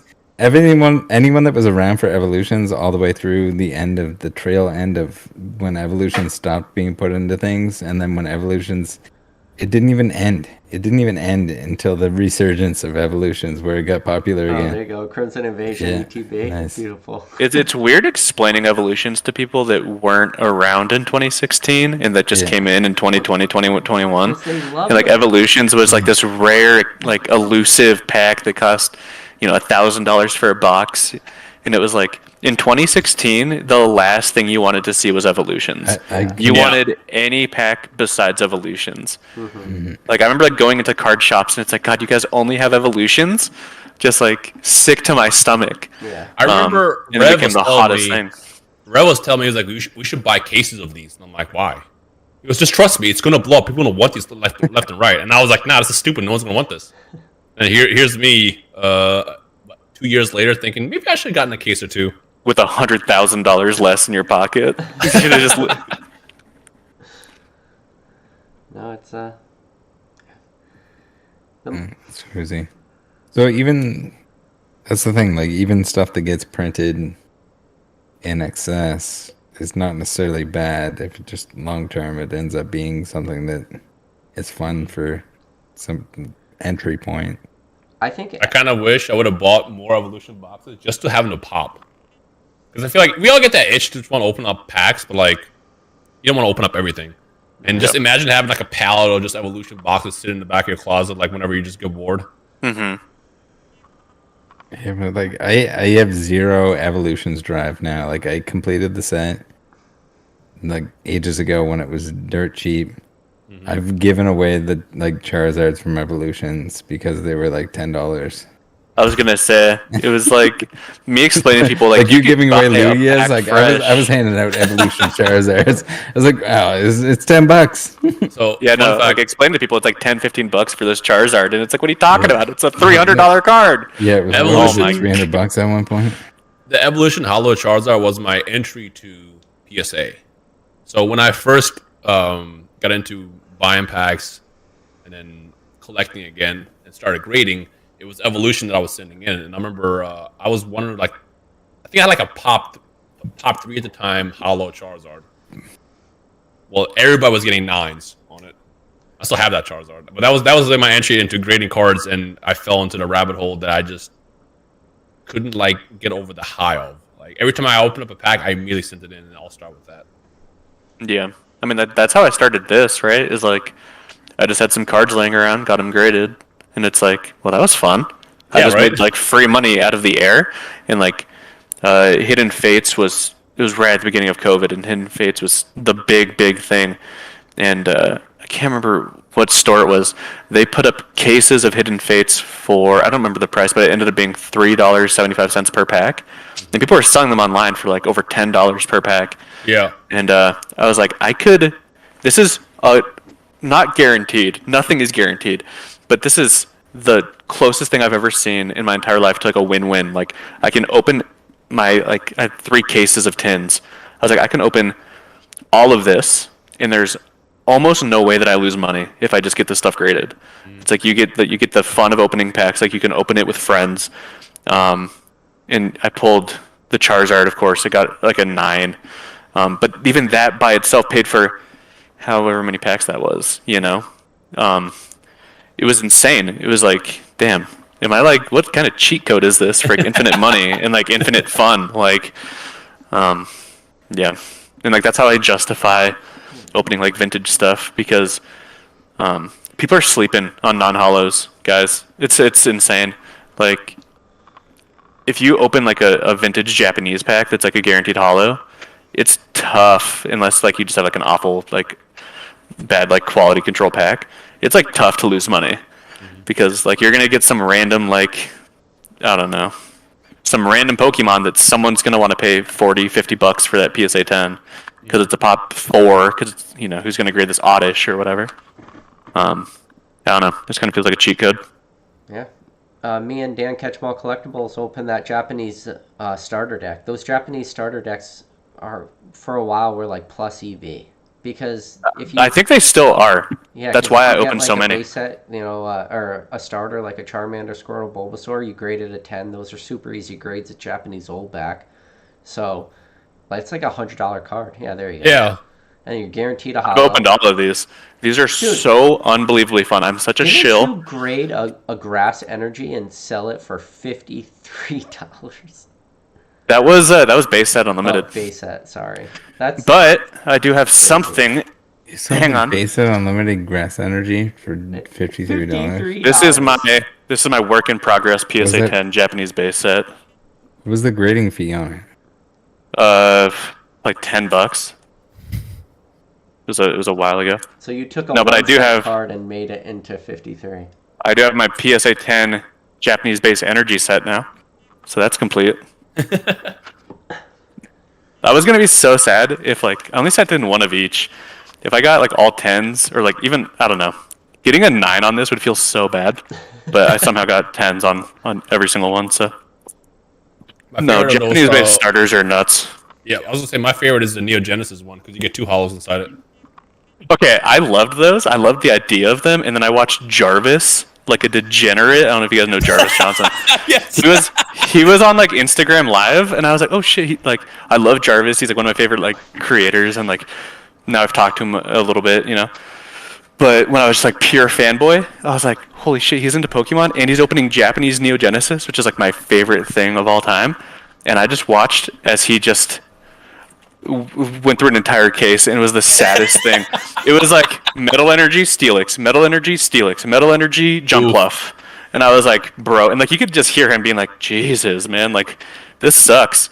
Anyway, let's open another one. He went through like all 10 starter decks in like 3 minutes, and I was like, bro, that was kind of awful to watch, to be honest. Like, unlock the memory that I had suppressed. I opened a whole Japanese base booster box, all 60 packs, and no Charizard. Pulled 5 Blastoise, and they all graded 10s, which is cool. But going through that entire box and not getting a single Charizard hurt.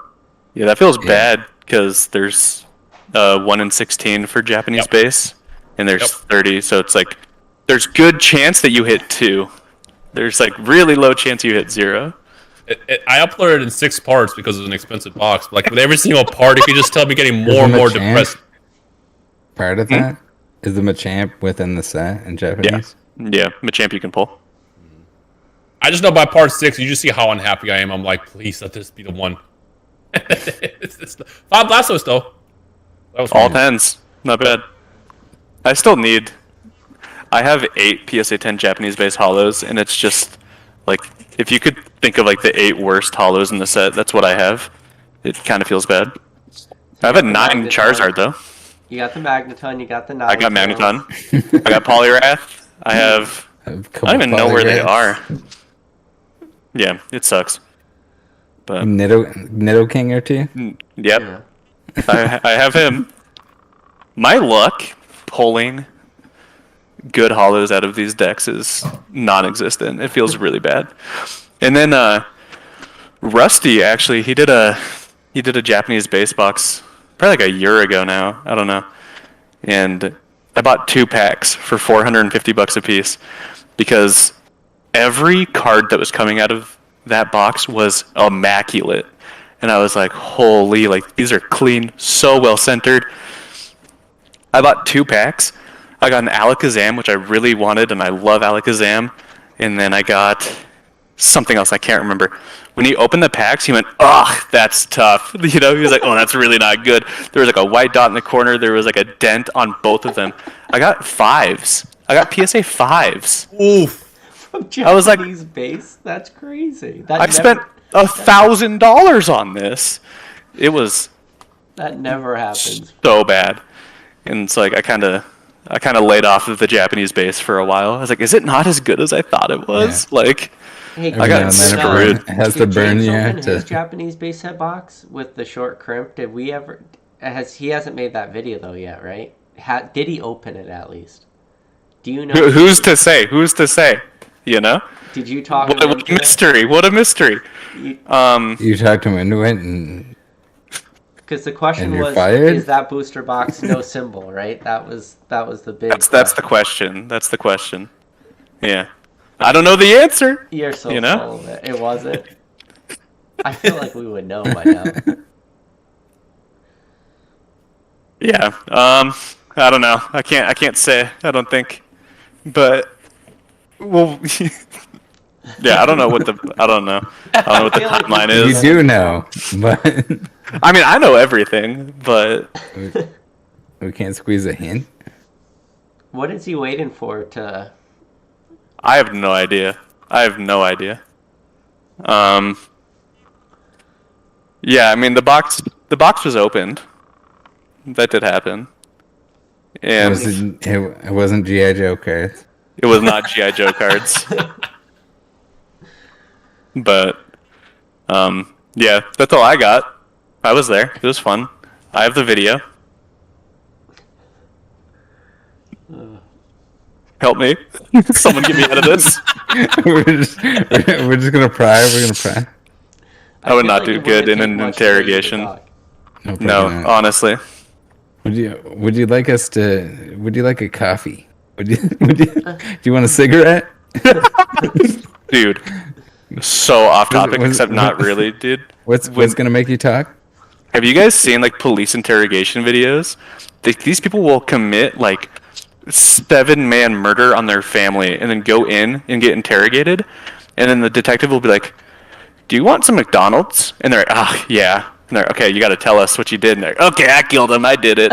And then they just come in with like a McDouble, and it's like they're the happiest person alive. It makes me so grateful that I can just go get McDonald's. I need to watch more of that. You don't have to admit to all your. I don't like all the Pokemon scammers just talk regardless.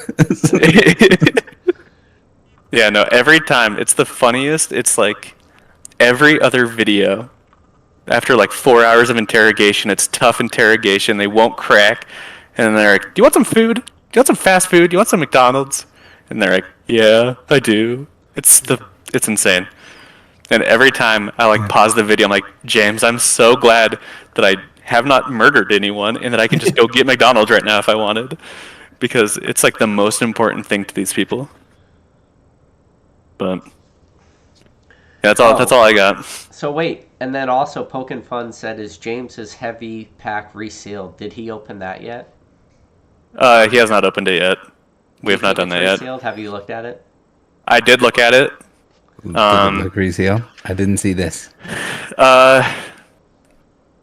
Because he had 12 heavies that he got from one box, which I don't even know how that happens. Like, how does someone open a first edition base box and not want the heavies? I don't understand. But he got them all from the same box, I believe.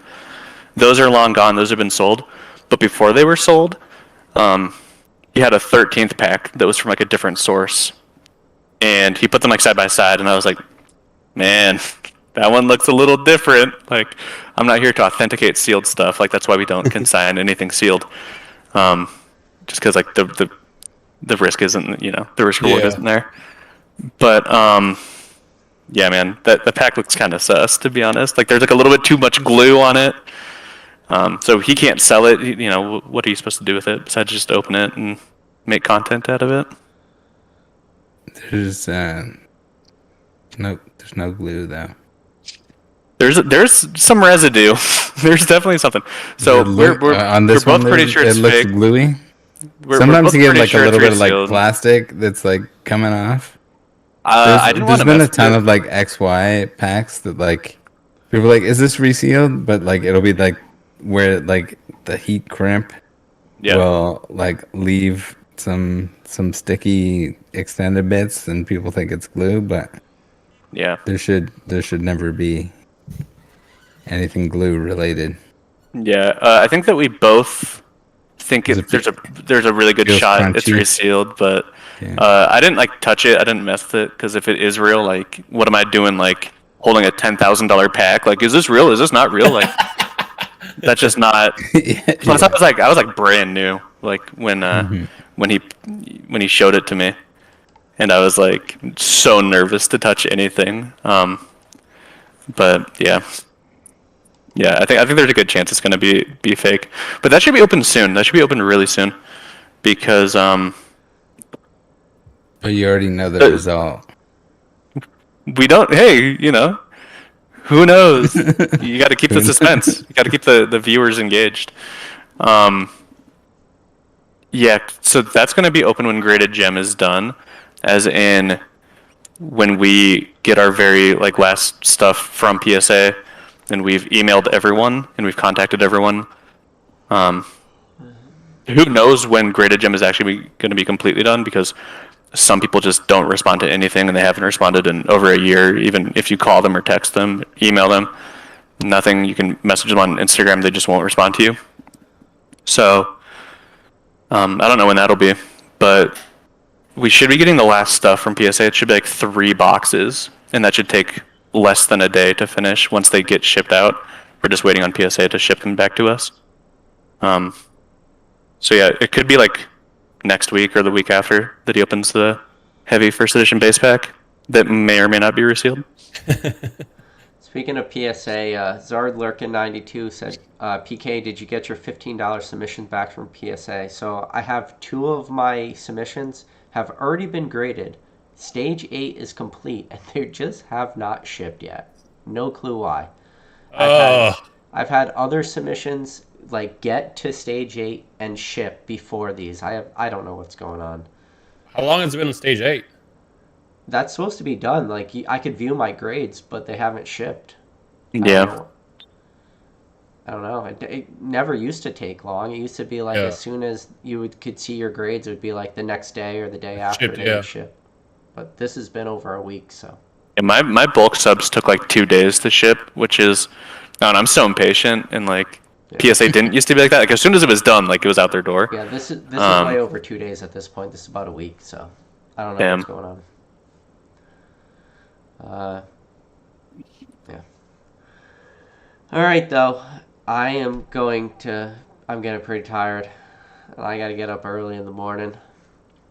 Got to do dad some stuff. chores. Not chores. Well, we got to put the Christmas tree up tomorrow. Oh, that's so tough. Oh, so sad. And by we, I mean my wife and I watch while drinking a cup of coffee. No, you gotta at least put the Christmas tree in place.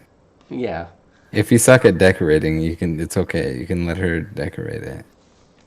It sounds like me complaining about my job. I did get. I'll have to put up a Christmas tree. I have to handle a bunch of Pokemon cards. Yeah, for real. Like, I'll start complaining. Like, James and I will both do this. Like, if something is like an inconvenience or annoying, we'll like start complaining, and then one of us will just stop the other one and be like, "Shut the fuck up! Like, this is the coolest job. Like, why are you complaining about this?" So I got that from my son. It was pretty cool. That's the little ornament. There's 2 ornaments that you get right now if you order something on the Pokemon Center. Oh, yeah, sponsored. I have so many of those, the brass ones. No, but there's 2 different ones that you get now. Oh, not the free ones. Someone placed an order. No, the free ones. Yeah. Someone placed an order today with a special delivery Charizard code. So they bought like a $20 item. They got two different ornaments, and the special delivery Charizard included with their $21 order. Oh yeah. Special delivery Charizard's a Ridiculous. beautiful little thing going on right now. It's not bad. And though I actually really like that promo.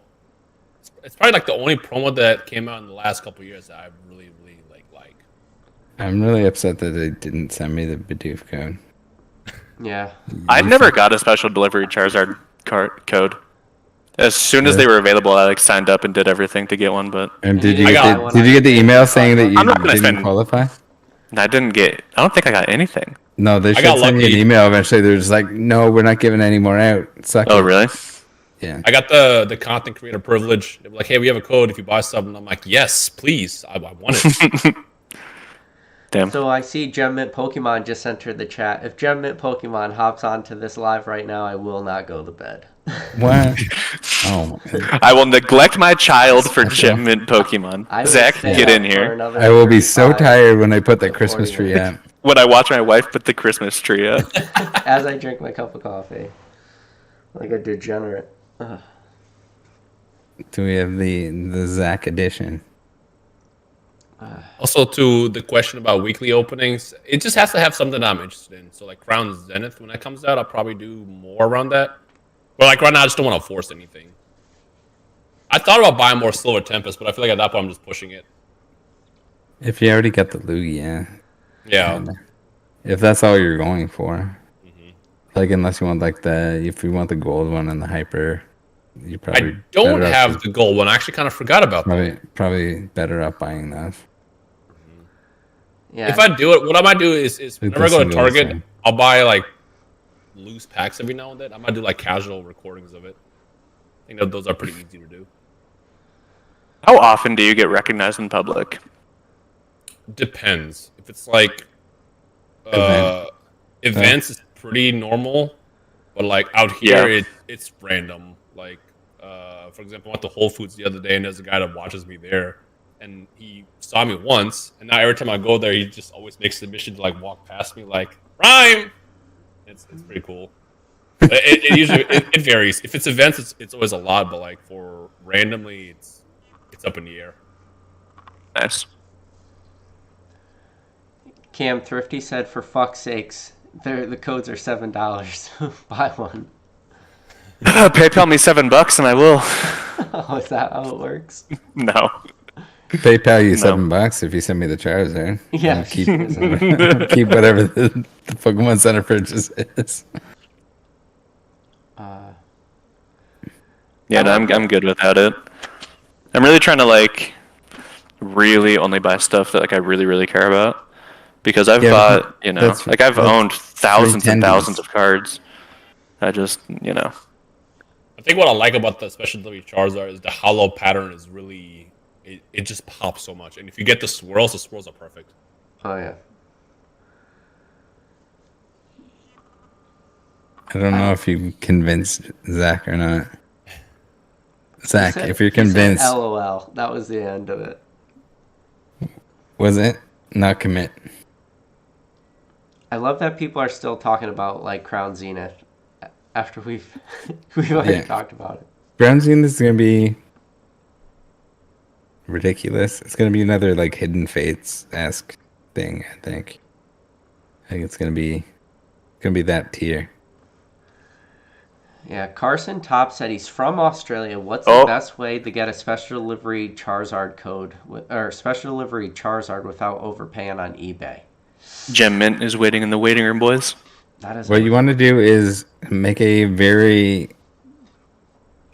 very good American friend who isn't ordering special delivery Charizards and order one to their house.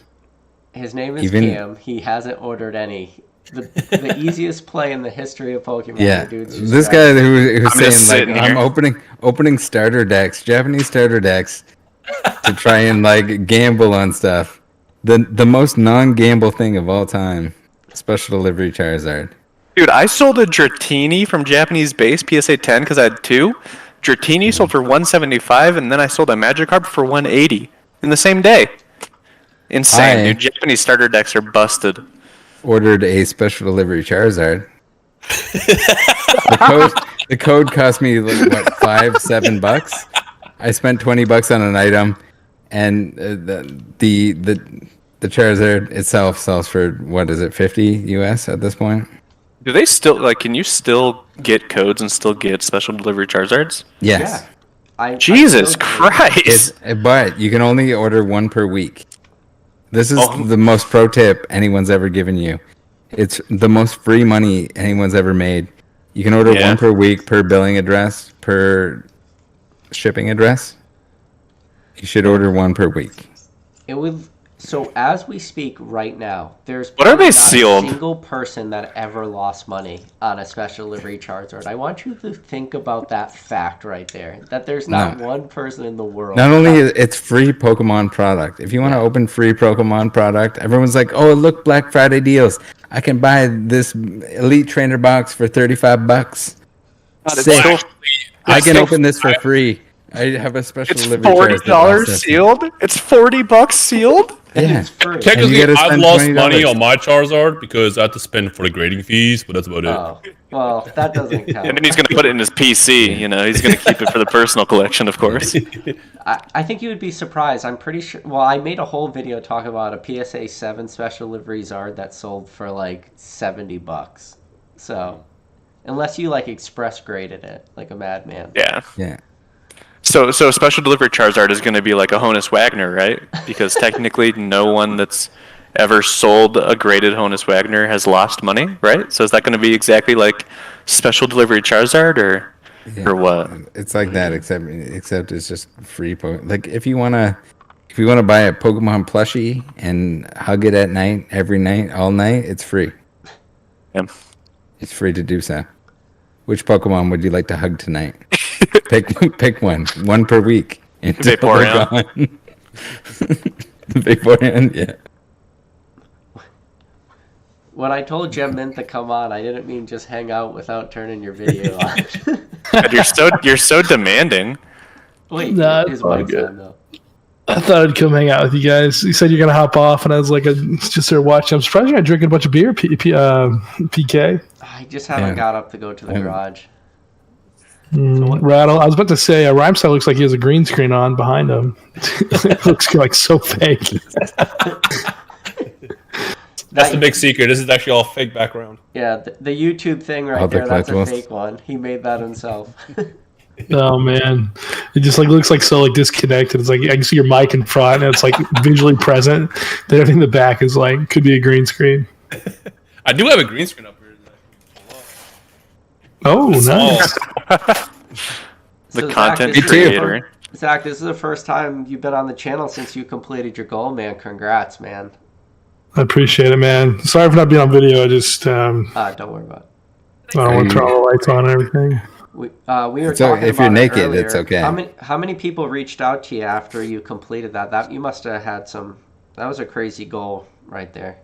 Yeah, I mean, quite a bit. I was actually really, really sick the week that it came in, to the point that I was in bed for 4 days, and then I think it was Basic had a live on or something that Sunday night, and then I kind of just was all right, I'm feeling pretty good. I came in here and opened it up, and it's one of those things obviously I paid for it. The guy shipped it. It's a couple days later, but when you have it in your hand and then you open it and you pull it out.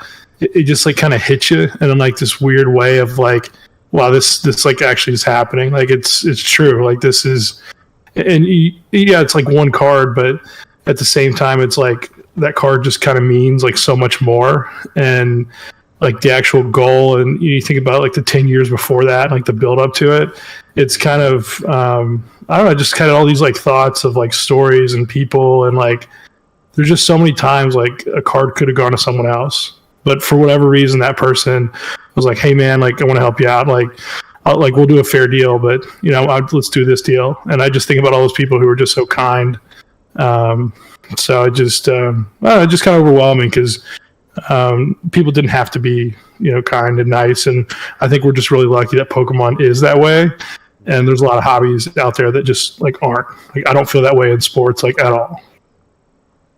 You think it could ever be reproduced, or do you think this is kind of, with the exception of obviously you selling your collection to somebody, but do you think anybody could reproduce this, or do you think this is kind of a one-off? No, I mean 100%. Like, I think there will probably be 5 people that have it in the next 5 years. I think there's probably 2 or 3 that are kind of close, you know, barring like a few like cards that are, you know, probably a little too expensive for what they are, you know, like let that pop double and those cards probably are half the price they are today.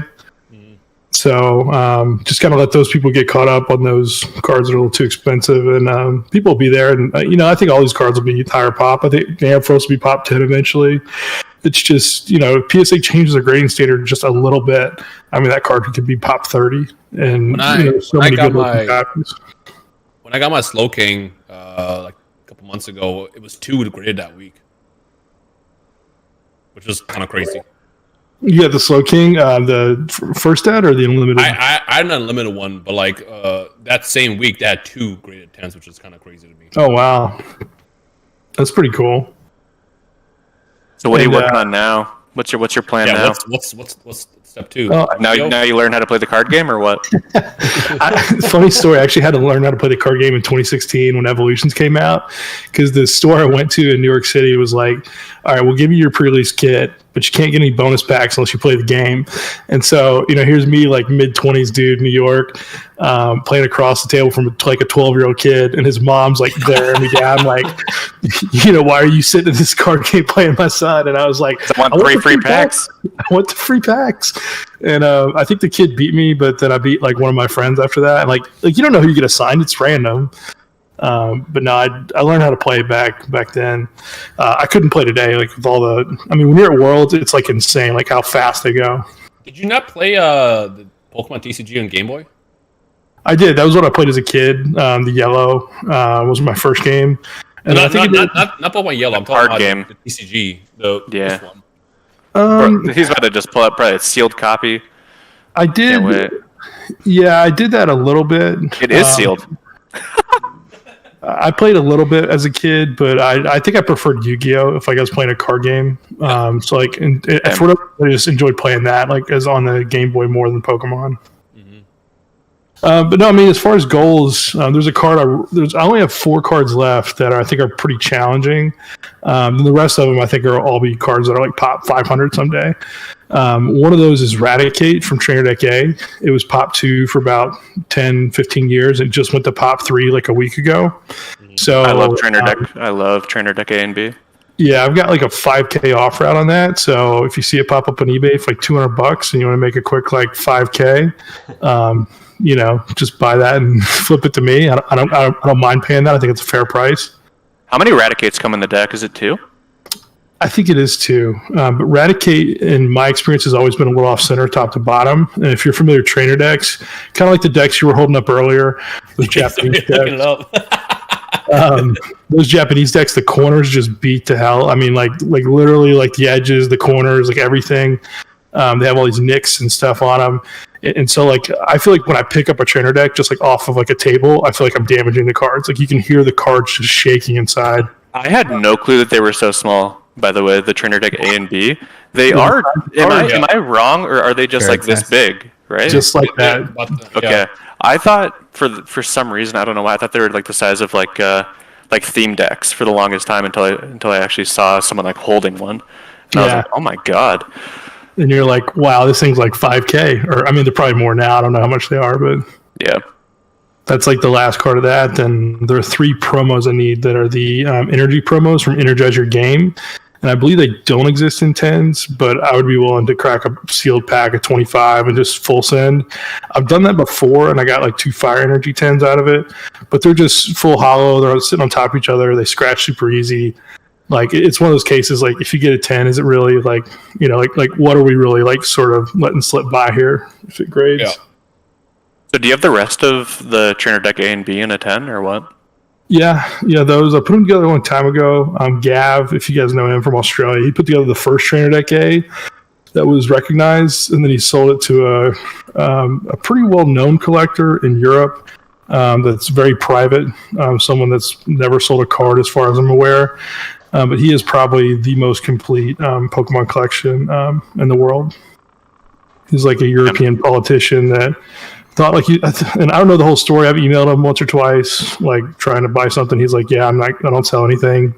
But I think the story goes, and I might butcher this, but like he thought he was going to die, and then like somehow he like miraculously like survived like some like terminal thing or something, and now he just like continue to live life. But he was going like all in on Pokemon like 2015, 2016, to the point like that market back then was so small. You kind of knew who all the big bidders were, and like if someone put a bid against me, I was like, okay, I could kind of figure out who it was. And I just kept getting outbid on things. I'm like, what is going on? Like, I just felt like people were just like driving the price up, or like taking advantage, or like, oh, of course Zach will buy it. Like, let's just add another $1,000 on.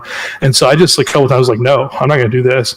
And then come to find out, he was just snap buying everything, and he was like pumping millions into the hobby, like in 2015, 2016. So he's got like trophies, he's got the snap cards, he's got. He's really close on probably the set that I put together. He'd be one of the guys that'd be like really close on it. Damn. But he bought the so the reason I found out about him was because he bought the PSA 10 no damage Ninetales. Okay. So I think it was like a $3,500 card at the time. Someone countered me like $7K, $6,500, and I was like, "Dude, there's no way. No one's paying that much money for this card in the hobby. A first ed Charizard isn't even worth that much, given the time frame." I'm like, no, like I'm not getting ripped off here. Like it was like this, like I'm putting my foot down, like don't rip me off, And then like, how do you feel? That guy just like bought it. I'm like, dude, like I mean, I could have done it. Like, I mean, it was one of those things like, I could have made that happen, but. If I could go back, of course I would buy it, but I just thought I was getting ripped off, and no one wants to feel like they're getting ripped off. Yeah. So, I mean, he hit buy now, or he accepted the offer probably 5-10 minutes later after I looked at it. And then from that moment on, I just never had a chance to get that card. Is there just the one PSA 10 no damage Ninetales? Or are there like more that get mislabeled or? It's speculated there may be another copy. I actually haven't seen another copy with a different cert, but it could just be one of those stories where it's like Gary's talking or something, and you're just mixing the two together. And like, where did that other one come from? So I think Gary said he may have had one in the past at some point, but I've never actually seen it. But like the one that I remember, like I have the eBay listing, the cert, I have a picture, like I know which one it is. And, I sent him an offer like a year or two ago and he said no. And then Rusty pinged me like a couple months ago. I was like, hey, can you give me his email? And so I think he sent him a more aggressive offer recently. And I would assume Rusty would have shown that by now if he got it. Yeah, I would think so. So speaking of like kind of one-off errors, Gem, this was brought up in a Discord the other day. We all know like the Blastoise, the red dot error, but the Chansey has the black dot error. Have you found that to be like a common misprint, or do you find that to be like pretty rare? I think you'd be surprised at how many ink dot errors exist. Okay. How many of them are random? How many of them are very consistent? We focus on the holos, but there's so many other cards printed, theme decks, commons, uncommons, rares, and there's probably people that have just seen so many errors that like that person may have been the only person that noticed it. So I don't really collect ink dots or things like that. I just think there's too many. It's like a quick way to go broke if you're trying to buy them all. But like I do collect some that are like where the ink is like splattered across the card. Like I bought a Toys R Us Charmander like 2-3 weeks ago where the back of it is like splattered in white. And it's like something the Evolutions Charmander, that one? The Toys R Us promo. Yeah. The Cosmos holofoil. Like that one's really cool. But like to me, it's not like the little dot. And I think, for a while people were going crazy over the red, dot Blastoise and a couple others. Like there's a Clefairy that has a black dot, a little circle. That one's a little cooler because it's like a little bigger, if you know what I mean. But like I don't actually chase that or collect that. I do collect like the heart Clefairies. I have some of those, but to me it's like it's kind of like heart on a Clefairy. I mean that kind of goes with the Pokemon. Like there's more to it. So, but nothing against the people that do that. I just like you're just gonna be full of like disappointment. Like there's just so many out there to collect. But Yeah, the one that you're talking about, like, there's definitely multiple instances of it being in like the exact same location, but it could be just like that print run was messed up, and like the way that the press was set up, that it was putting globs on there, and Well, if it you're did ever it over looking and over and for over again. Salamance nutrition error, Nutritional error. listen, that's right pretty now, cool, though, when I like- say pop it's a pop 1. That's kind of a big deal. Reverse hollow from Plasma Blast. Only one has ever been graded in the history of this hobby. Just I think looking more at could the be guy that graded. owns it. You know, depending on if you want to send some more in. Well, no, that's a reverse hollow from a super modern set. There's no way that pop could ever go to 2. Are you kidding me? Yeah. I mean, I think that's really cool. You know, you guys, you know that. Yeah, I can't believe that turned out. Like, it was actually a friend of mine. We both collect master sets, and we trade all the time. Basically, if we have anything that the other person needs, we'll send each other cards. And like, she's like, "Look at this," and she sent me a picture, and I didn't like zoom in on it or anything. I was like, "What the hell are you showing me? It's just a damaged Salamance." Yeah. And, like this is like, oh, so like it was from Troll and Toad as well, and it like I was like, okay, so they sent like a terrible near mint copy, and then she's like, no, but look, and so I zoom in, and she sends another picture, and I was like, oh, what the hell? Like there's nutritional info, like the side of like a craft inner box or something, and this is like in under the hollow foil like layer, like it's printed, the whole card's printed over top of this thing that you have to like turn it a certain way to see that they accidentally printed something underneath the Pokemon card. And so we went on this like hunt of like trying to find more of them, and I ordered like countless like Plasma Blast like reverses to try and find more of this card, and like we found a few of them, but I found one out of 70. I bought 70 of them. Yeah. Jeez. But you found like another one though. The Found Salamence. another, so we're able to recreate. Yeah, there was a few of the same other error cards. twice. Yeah. So it seems like whatever sheets they were using, they accidentally printed something else on them beforehand, before they printed the Pokemon card on them. And it was like nutritional info for some kind of packaging. And you looked at the cards. And I had talked to like Tavis about it, and he's like, "Oh yeah, they printed like all kinds of like packaging for other companies and stuff like that." I never found out exactly what the product was or what the food item was that was printed on the cardstock beforehand, but pretty cool to come across it. It'd be cool if you could find like an uncut sheet and see what the cards around it were, and then you could just find those reverses too. Yeah, reached out there's to no Rusty. examples of that. Yeah. We reached out to Rusty, but he said he didn't have any Plasma Blast uncut sheets. And nothing even around that era. So we weren't sure, like, because it was found on a couple of the rares. So it was just like, okay, so was it like a rare sheet? Did they have like a sheet with like it had a select amount of rares, and then it was mostly uncommons and commons on the same sheet?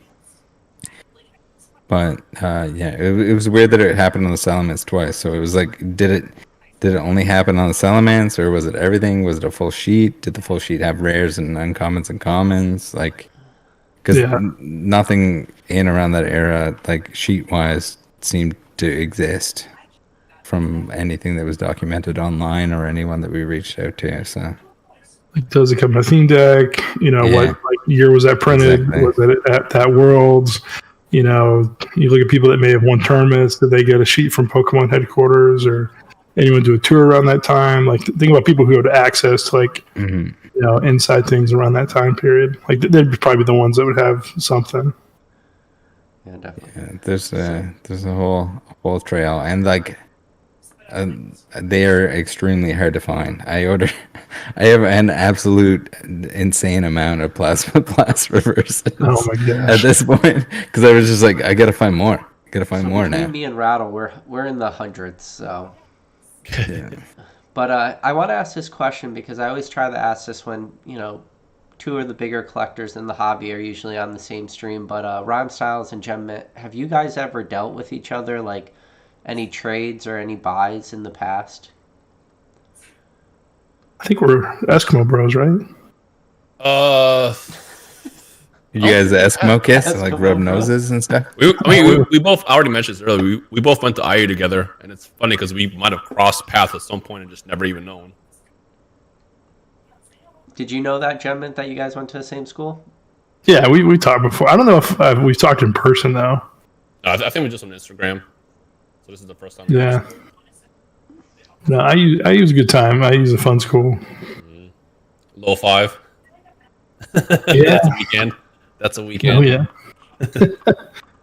Little Five's big bike race where basically class just doesn't happen, and everyone kind of respects it. Yeah. So Rhymestyles, when you first got back into this hobby, was Gemmint like one of the few channels you watched when you first got back in? Because I feel like that's a very common saying for a lot of people.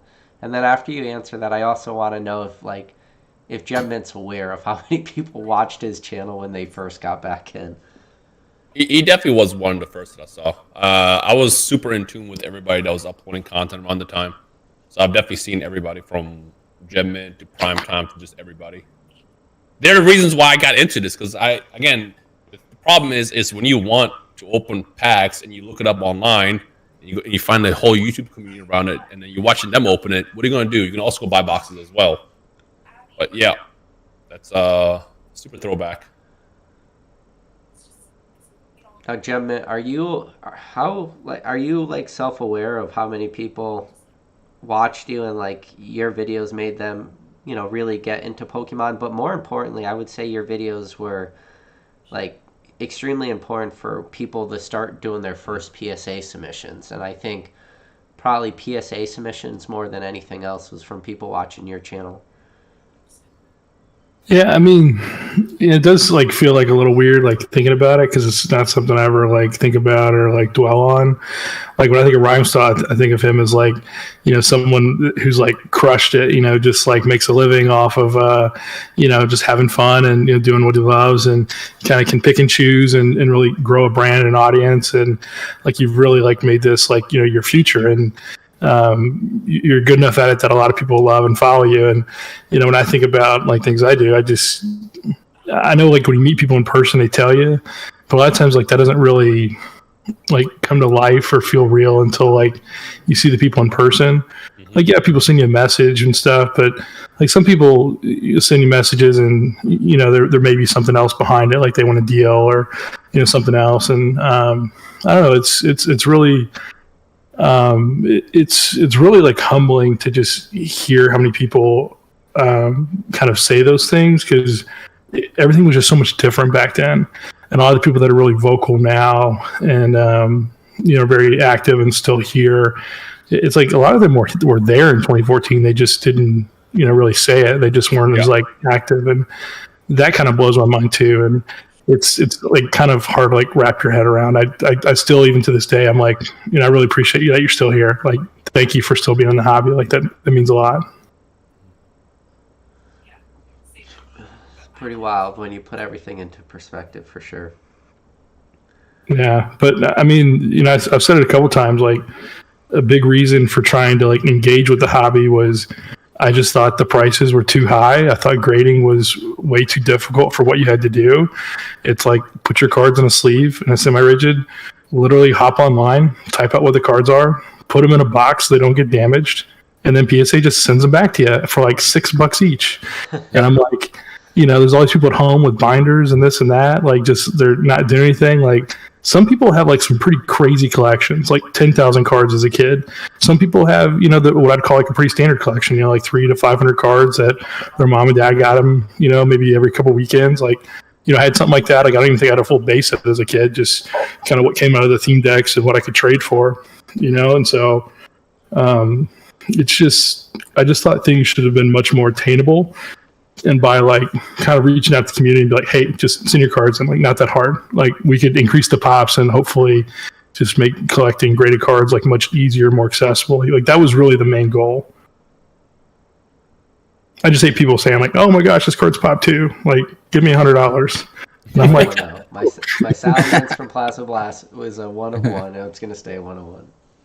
I'm like, this card it shouldn't be pop too. Like, they made like 100,000 of them. Like, there's no way. Yeah. Now, so I know on the last time you were on the channel or the time before, I know you showcased your English Versus series. Are you going to make a video like showcasing that a little bit more in depth on your channel hopefully soon? Yeah, I recorded a video already. There's something that I want at auction that is directly impacting me not posting that video. Gotcha. Fair enough. It's like you don't want to bid against yourself. That makes sense. No, I made a video about Worlds pickups too, but in the video I like allude to like a Whatnot stream. And so I basically found this dude at Worlds that had like a binder that, I kid you not, it might have been like 500 pages or so. Like it was like a massive binder, had every set in there, not complete, but they're just like his extras, and his prices were like really good. And so I literally went to the binder, pulled out all the cards I thought were kind of cool, and I basically bought them with the intention to just auction off on Whatnot.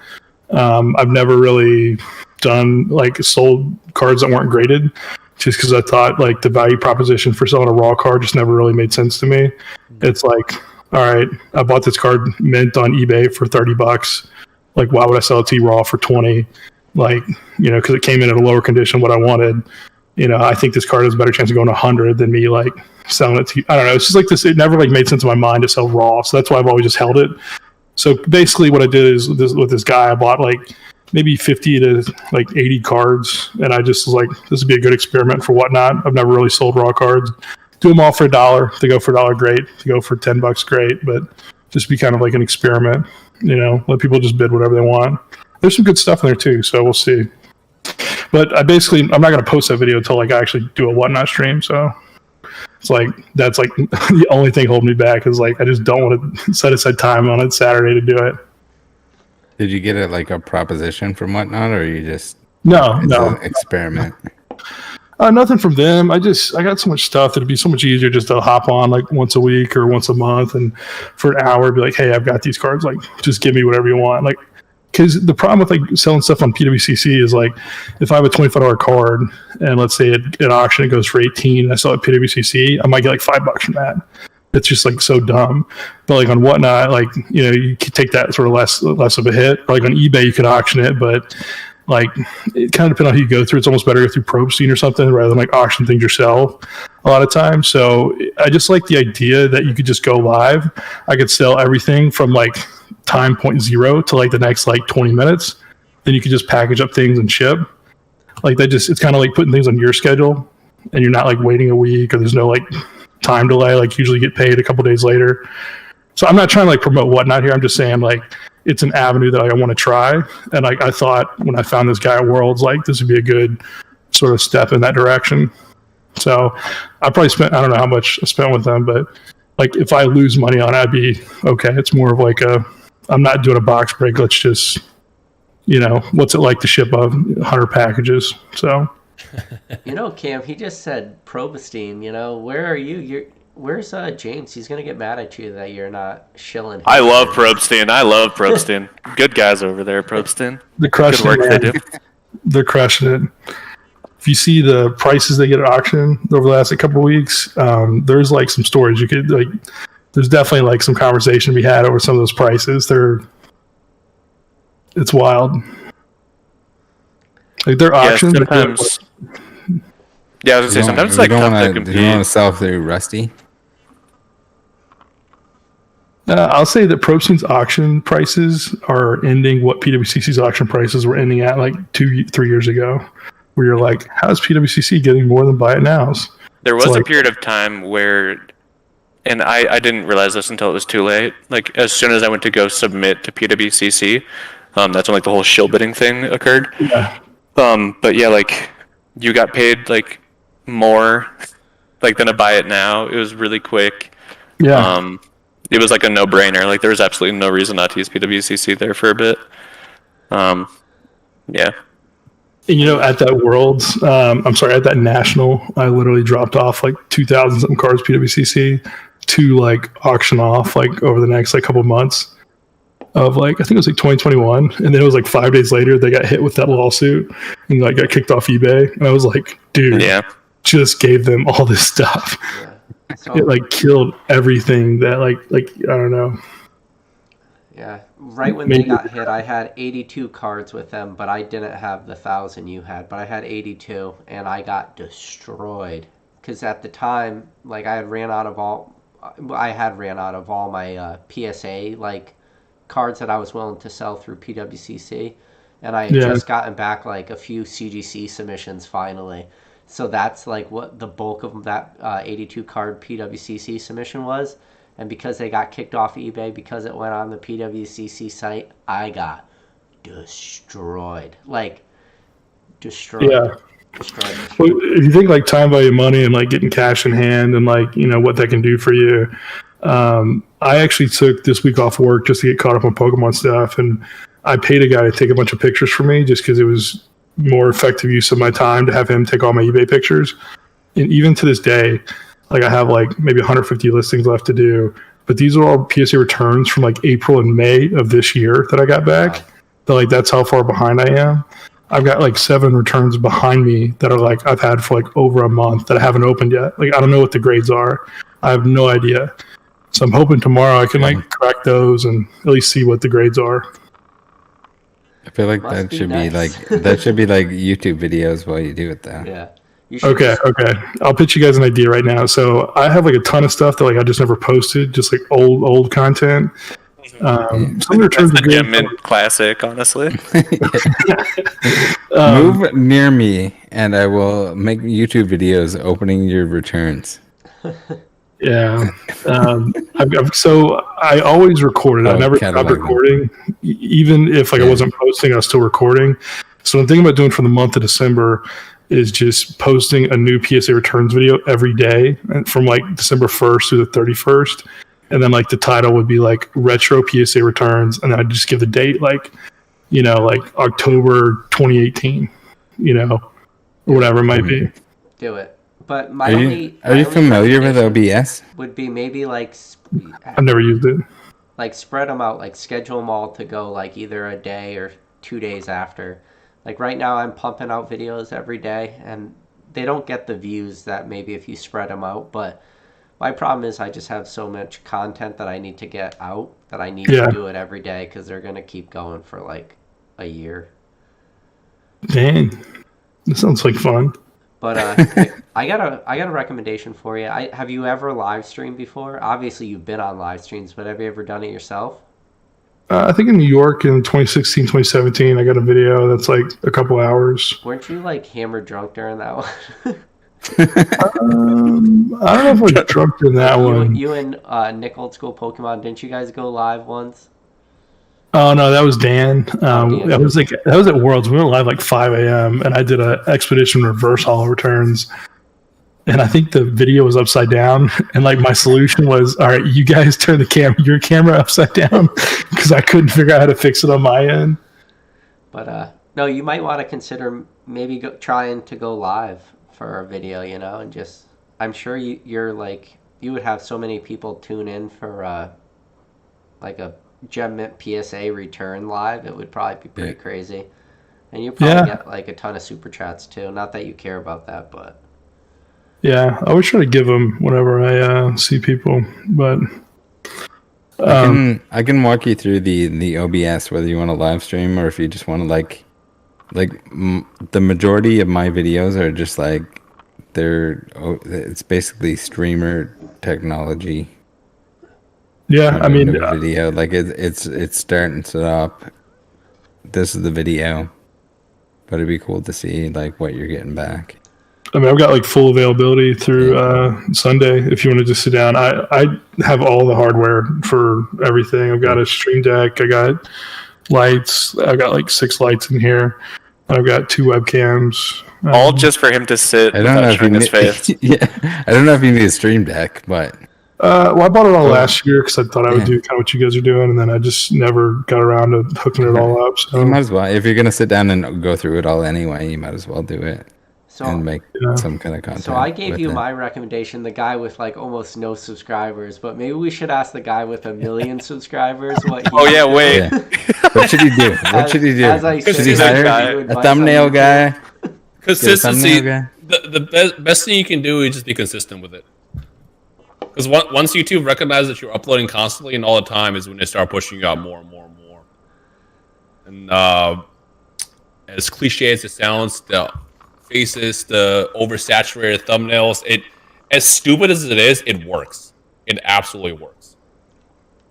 I want to hear you roast us, like give it to us, like just What I realized for me that always has been working, not always, but recently working the best has been simplicity. So simple titles, one single focus in the thumbnail. Don't put too much on there. Because you have to think, like, when you're going through a sub box or the recommended feed, if you're seeing too much, what does your eyes focus on first? So yeah, probably the best thing to do. So quantity, so consistency, and simplicity. Yeah, I really like David Dobrik's titles where sometimes he'd have like a 2-word title, and it's like it's so mysterious. You're just like, but he's not trying to oversell it or hit every buzzword in the title. It's just like, so sometimes I try to shorten things, enough to do that. But yeah, plus he was uploading so frequently that. But like we talked about it earlier, right? Like if something misses, then it misses. But like you're uploading, in a day or two, so. Yeah. You just try it again, and you use your little mysterious title again, and it'll probably hit, Yeah. Don't give too much away in the title and thumbnail. You want it to be as abstract as possible. And this is what always the argument is with clickbait on YouTube, where people will claim clickbait on random videos, but it's like, if you give too much away, people are not going to click it. But if you give too little away, enough to like entice someone to be like, what is this video about? Driving over to click and then potentially convert to viewer, that should always be the goal. Yeah. What are some other kind of things that just kind of come to mind? Just like things maybe you failed with that you just you got to shift the gears, or things you kind of do now that really, really work. You just kind of have to test the waters, to be honest. Because like the problem with YouTube is everyone does the same thing. Once you figure out how to do something that stands out, it's going to work. Because it's like, hey, that person over there is doing something different. Why? Let me go check them out. And once someone watches your channel one time, that's how I found Rattle. Once someone watches your video one time, that's all that's going to be in your recommended. Yeah. It's kind of crazy. I think we all crazy that one time could do so much. And that is true. There's a lot of channels that I watch that because YouTube just for whatever reason their algorithm just pumped out one video to me one time, and then I watched it, and then they were like, "Oh, you'll watch this?" Yeah, and if you watch a few, if you watch a few of them, then like you'll get that. But it's weird because I'll be subscribed to somebody, and all of a sudden I'm just like, "What happened to so and so?" But they've been uploading, but I don't see their videos anymore. But I watch them all. Part. So like it falls off somehow into like oblivion, even though like that's probably what I want to watch. Yeah. No, YouTube, like I was just thinking about this today. I was sitting there like refreshing my YouTube homepage, like waiting for one of the recommended videos to be like I don't know what I want to watch, but like I know that when I see it, it's gonna be like, oh, that's it. Like that's exactly what I wanted, and like nothing was coming, and it's just like, God, it's like YouTube knows what I want. Like, well, how come they're not telling me what I want? Yeah. That's the norm of the platform now, which kind of sucks because like if you spend years building up a subscriber base or like 1 million subscribers, they're not going to see it. Because the average person is just going to the homepage, refreshing until they see something pop on. It's like when you used to flip through the channels on TV to see what's on. That's exactly what it is. Yeah. So that's why everybody's always competing and doing the same stuff to get in that recommended slot. Otherwise, they just won't be viewed, and then they end up drowning on the platform. So what do you think about like Mr. Beast's like approach, where he's like, it's all about engagement. You never want to have any dead time, and like when it's time to end the video, just end the video. Like no outro. Yeah, like I've always just like respected everyone's time. Like I don't want to waste anyone's time. And that's like, how I am. Like even when I do my openings, I don't usually go over every single card because like I know people just want to see the hype pull. Yeah. A lot of times people will just immediately look for timestamps in the comments as well, just to kind of get to that point. That's not a bad thing. You know, people have stuff to do. Everyone's time is important. So that's why I was saying short form content is great. So like if you, let's say, like I pulled my Lugia from Silver Tempest and I made it into a video and also made it into a short. So it's like if people want to see just a short, it's out there. If you want to see the full video, it's out there as well. How long does it take you to edit a short from like a video? Shorts are easy. Videos is what can take time. Lucky for me, I've always taken kind of like the lazy and chill, lay back approach to my videos. So I'm very simple with the edits for cards.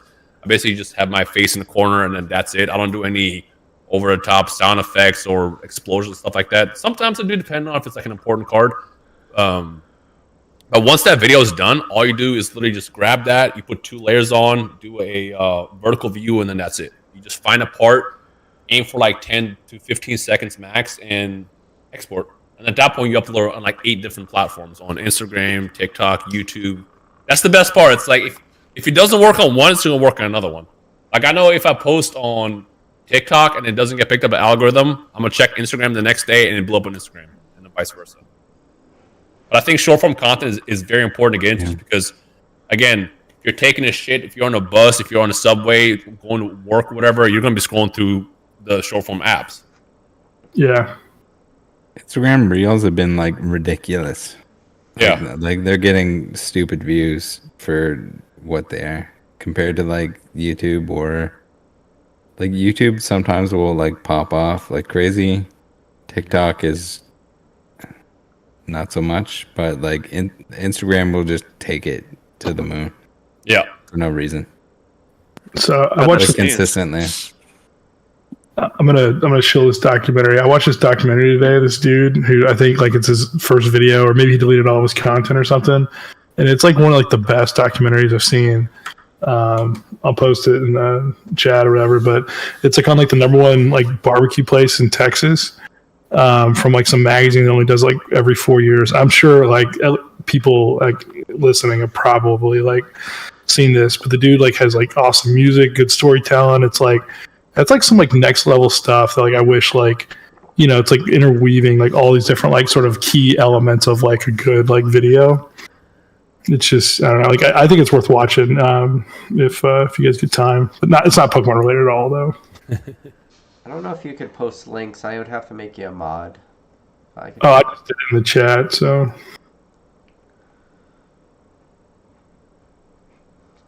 It's probably like one of the trending videos. I don't know. Dude has like, it got like 8 million views, and the dude has like 80K subs. I'm going to hop off to go get some food because I just realized I have Yeah, I actually. But this has been really, really fun. I appreciate you guys for having me. Yeah, this has been a blast. Thanks for hopping on. I'm glad, yeah, man. That's it's awesome. Chat that you early. decided to Every stop time I and- do any kind of Pokemon podcast, I usually expect it to be like an hour, and next thing you know, hours pass. It just goes so fast. But I can do this stuff for like days. I can like literally just sit down and just talk about this stuff for hours and hours and hours. But it's been fun. I appreciate it. If you just want to shill for Z&G one last time before you head out. If you need to sell your cards, go to Z&G Emporium. Also good prices. Yeah, I've said it before, like I've only ever like shelved like 3 places ever: Troll and Toad, Z&G, and then Rev.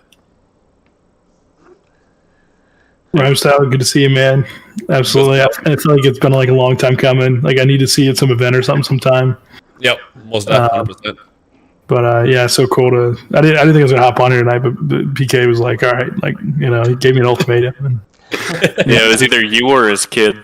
Yeah, my board newborn. One or the other. Okay, I'm good to talk to you for the first time too. I think I've seen some of y'all's stuff, and I love what you guys do with the cards. Like we go through, then you like just sit there and just chill. And I think that's pretty awesome. It's a good way to like take content that like could be boring and like make it like more interactive and stuff. But no, I appreciate it. We should have more time to actually like make some decent content, because the last like month or so has just kind of been like, all right, let's just get this done with, you know. But because it's just been we've had just so much to do. But I think in the next like week or two, we should have time to actually do something long like this instead of just 40 minutes. All right. So everybody out there, with that said, I know there was no Ryan today, no cool trainer Ryan. He got a little too excited at the soccer game, but that's okay. But with that said, I know we appreciate every single one of you guys out there who watched this, who tuned in after the fact. And there'll be links for everybody's channels down in the description below as soon as this video ends. But with that said, guys, again, we appreciate you, and we'll catch you all in the next video. Yeah, love you guys. That was fun. All right, I end the God. stream.